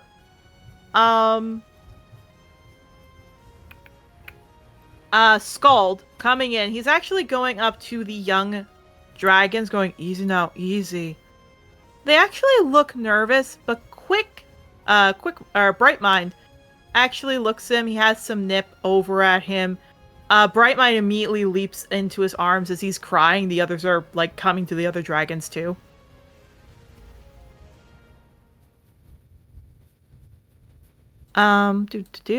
Rustling, that your turn? I think. Okay. Mable.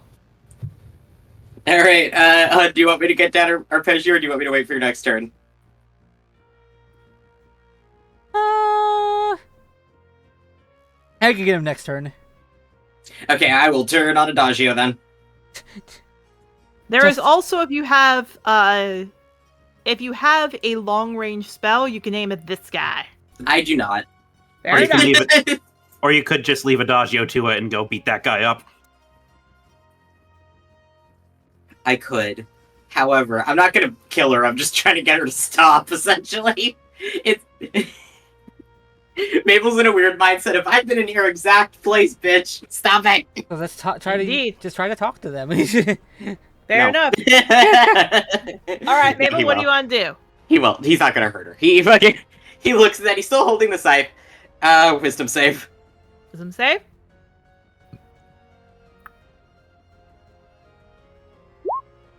$19. Success, so that fails.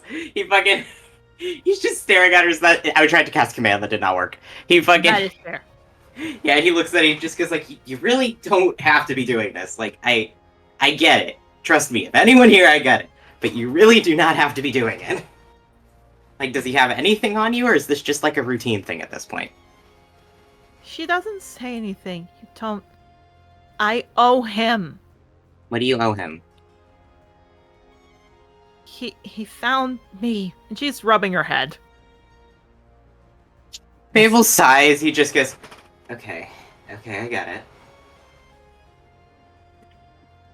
He sighs, but, like, he's not treating you well. And he's making you do things you clearly don't want to do. You don't owe someone just because they helped you. She grips her head and shakes it. Was it just that he helped you, or is there something else? She seems to not want to talk, as there are some tears in her eyes. Can I insight? Is this magical, or is she just traumatized like me? Yeah, you can roll an insight. Can I do that when I'm over there too? You can do that now. 25, baby! That's enough? Insight. Ba ba ba ba ba ba ba ba ba ba ba.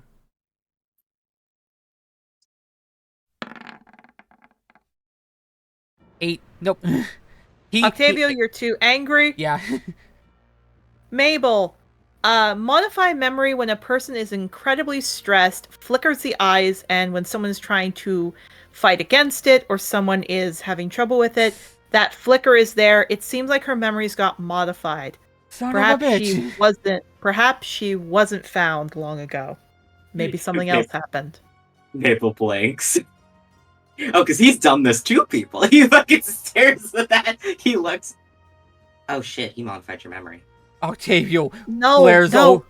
He found me. I got abandoned. He found me. Okay, no, think about it. I know it hurts, but think about it. Think it through. Octavio. There's parts of it that definitely don't make sense. I mean, like, look, you're not questioning the fact that he found you. You were, what, 15? And things just happened? That doesn't make sense. I was 18. He found me at 18. Okay, but it was 10 years ago and you're 25, right? No, I'm 20. Yeah, she's gripping her head. Stop confusing her. Yeah, you shut the fuck up, you little pussy bitch. I don't fucking listen to delusional pieces of shit. I'm not talking to you. Turns back to her. Yeah. She's having a full-blown panic as she's gripping her head. Yeah, he's gonna kneel down near her and just go, just breathe. I know it's scary, but you gotta think it through. When you're calm, you're not gonna be able to think it through. Indeed. Rustling, stop being gay over there. Here's the funny thing. To make it even worse, Mabel, when you get at her level and you are close, she backs up, and suddenly Arpeggio goes, calm down. She instinctively flinches. Mabel, thank God that command did not go through. Oh, thank God. Yeah, he sees that. He's like, oh, thank God that didn't work. He looks at that. He just stands back up. He sighs. He dissipates the fucking scythe. He just goes, I'm not gonna hurt you. I've been in this exact same position. If you're calm, you're not gonna be able to think it through. You need to think it through. This doesn't make sense. I know it doesn't. Yeah, she shakes her head. I got abandoned. Stop it! And she's just No. gripping her head. Okay, but abandoned by who? I just was abandoned. Now stop it! Okay, but the fact that you don't know by who is a thing. Alright, roll me a persuasion check. Oh, I'm bad at those, baby. I just saw the fucking charisma. It really is just Rustling. Stop being gay over there. 18, baby! Wow. Alright, let me check. Oh my god. Mabel's been rolling so well this session, my little bastard. Ooh. Okay, I have to change the music because this be fight's fair- pretty much over. To be fair, if anyone was in the position to understand exactly what's going on with her, it's Mabel. Yeah. This is the exact scenario with him and his fucking fiance. Yeah, this is good for a little victory one. Adagio blinks. You got abandoned. Who abandoned me? You got abandoned, Adagio. Now calm down. Yeah, no, I'm not fucking listening to you, and neither is she. Yeah, he hisses, but before he gets to say anything, I was 8. Why was I 8? Why was I 8? And she just keeps screaming. Yeah, hovering over her. Octavio was just glaring up at Arpeggio. No one wanted her, so I took her in and gave her use. Now calm down, you Yeah, little like nobody wanted the fucking dragons. Just... Alright. Octavio! So bad. Mabel, would you like to forgo your turn for a fight because you are comforting Adagio? Would you like to give Octavio another chance to bash his Oh, stomach? 100%. I ain't doing shit. I'm comforting Adagio. Octavio! Yarrow, you're also right with this to let Octavio pin this mother effer down. Yeah. Absolutely.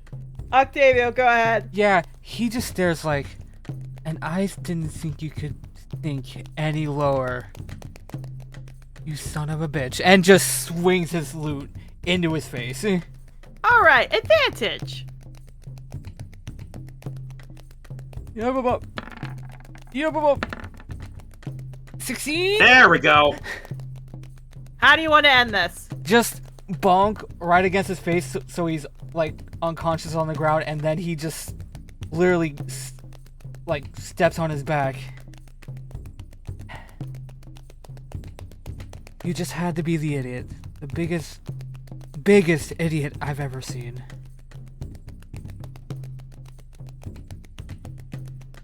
As he just kind of like takes a sigh and just kind of looks around at like all the chaos that happened and just kind of sighs, and then immediately looks back at Adagio.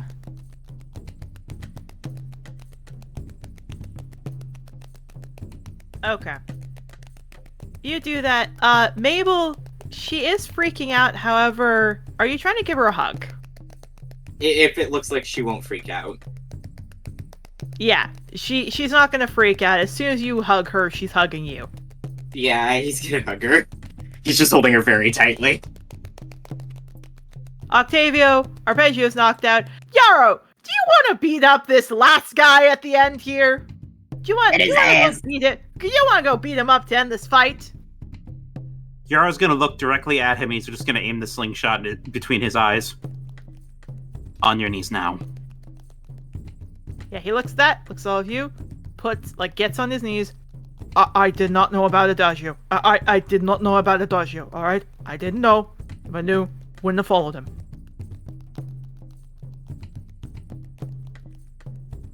Yarrow glares his eyes at him for a moment and then walks over and he puts his weapon down and firmly ties him up. You do. Congratulations, players! Your first big fight is over! Yippee! Octavio, Adagio looks busy. Do you want to go deal with the dragon? Yeah, he kind of sees that Mabel's handling. He runs over to the dragon. Yeah, we're gonna change the music. By the way, between the healing spirit and the aura, within a minute, everyone is probably going to be topped off. Yeah. I will say this. You see Jocelyn coming up. Alright, where? By Ulysses. She looks to see all the dragons, looks at your near one, Octavio. She comes up, looks at it. Oh. Like, she looks sick. She picks up. Easy now.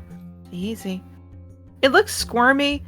Sees you and calms down. Then she looks to you, Octavio. You, come with me. Now.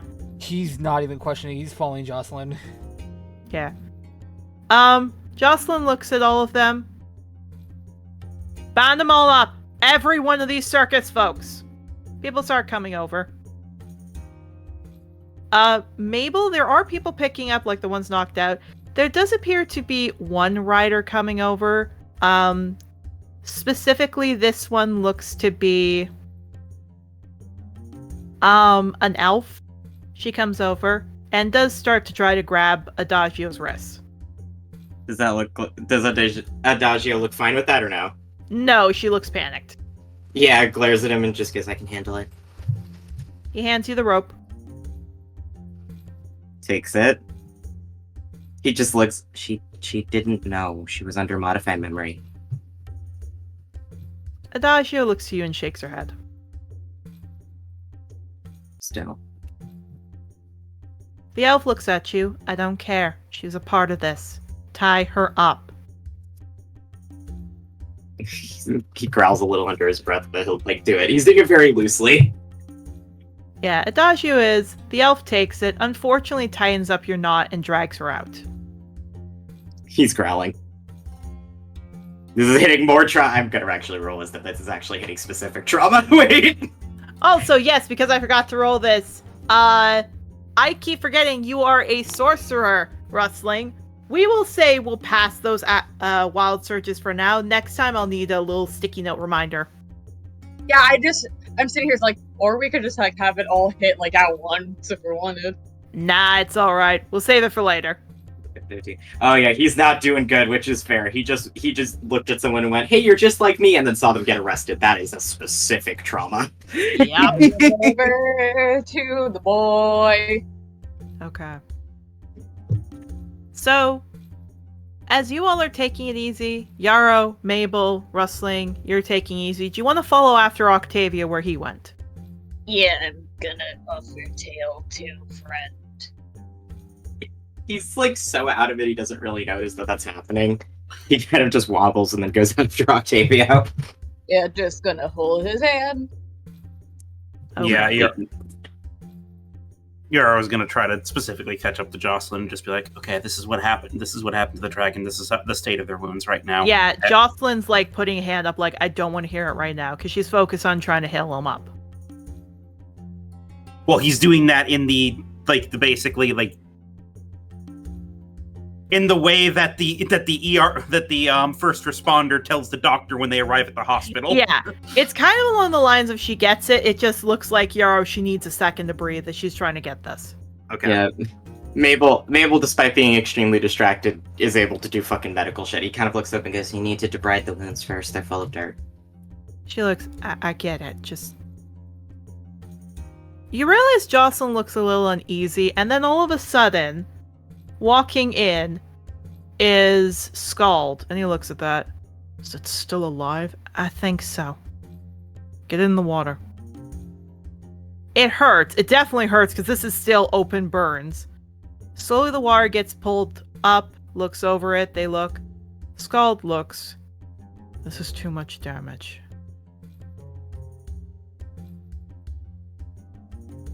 I'll get the merciful sleep remedy. What? He's not going to make it. Oh, no, no. No one in Canry... I am certified. What? Don't you have to... The recertification happened at the school. I can take him in. He stares at her. She stares at him. And I will handle this. All right then. He walks off.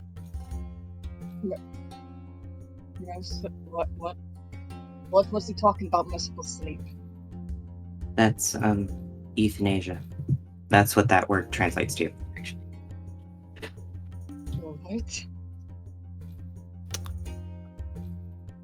You all see Jocelyn take a breath, looks to all of you. If anyone asks, my recertification's approved, and I am qualified for this. Are we clear? Crystal. Aye. Just make sure no one asks me. That is not a thing on you. I just cannot lie for shit. Nods. I will say, you see the cyan is still screaming in pain. She goes, easy now, easy. It takes an hour. It takes an hour of cleaning the wounds. It takes an hour of putting poultices up. Because, Jocelyn, you all know, you can't use magic on dragons. You have to just basically do it the natural way. Yeah. I don't want to speak for both of us, but I'm pretty sure me and Mabel are going to be standing around to be doing whatever she needs, mixing medicines, getting supplies, all that. Oh yeah. Yeah. I will also say, I'm literally in the background of this, looking this up, being like, how long has this medicine been a thing? I did discover! Since 4000 BCE, we've been using silver to treat burns, so we can use silver. Damn. Yeah. Anyway. Yeah, the entire time Octavio's worried, and whenever the cyan dragon seems to like flinch or be hurt, Octavio's gonna try to hum or sing something to try to keep him calm. You do. Here's the funny thing. This cyan dragon looks at you the entire time. Like, he seems comforted with you here.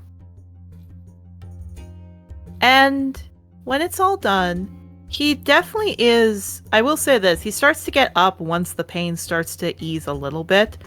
And Jocelyn just looks at all of you. Okay, back up, back up. Yep. Given space. Backing up. Basically, not just silver, but it's basically a form of powder. It's basically a mixture of aloe vera and a few other things mixed in together that is, like, put all over him. It's sulfadiazine cream, SSD, but anyway. Fair enough. And you all see, he looks up at all of you and he wobbles, he shakes. His feathers... Basically, there are sections where the feathers were long that's still on him, but there are also long sections like his tail that has no more feathers on it. His legs have a lot of the feathers gone. The color is still there, it's still fine, but it's damaged skin. Jocelyn looks at him and goes, Hey, it's okay. It's all right now. He paces and he kind of gives you all a look, eyeing you, but eventually he stumbles and falls a bit as he yelps, It's okay. You got a name? No. Okay. And she just keeps patting him and he flinches. Let me get the picture of his fixed up version for everyone to see. Oh boy. The baby. Show us the baby. Oh, the bean. A little man. Aw. That's a bird.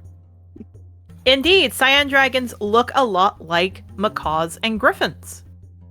I was about to say, this almost looks like an okapi with Yeah. the pattern. Yeah. No, it's actually a scarlet macaw. A scarlet or sapphire macaw kind of thing. Ooh. This reminded me of it's like, oh, it's a dewdrop colored. Hi.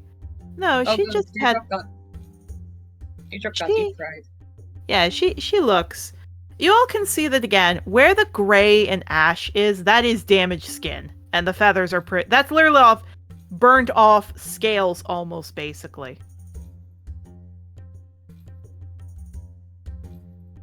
Octavio, she looks at you, sees the dragon is most interested to look at you.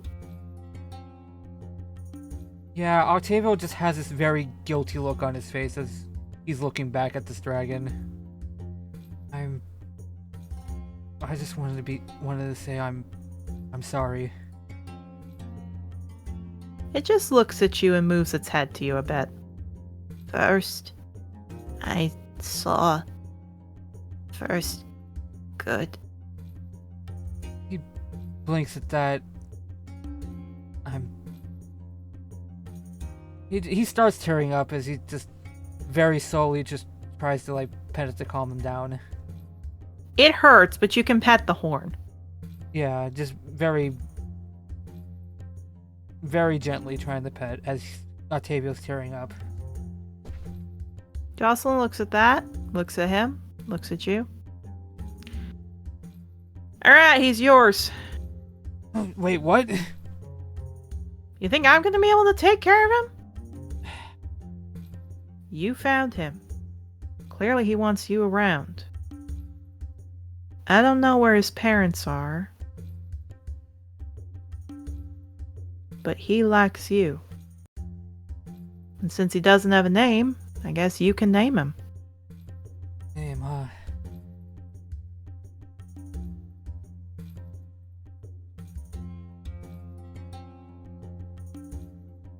He kind of just looks over him. It's like,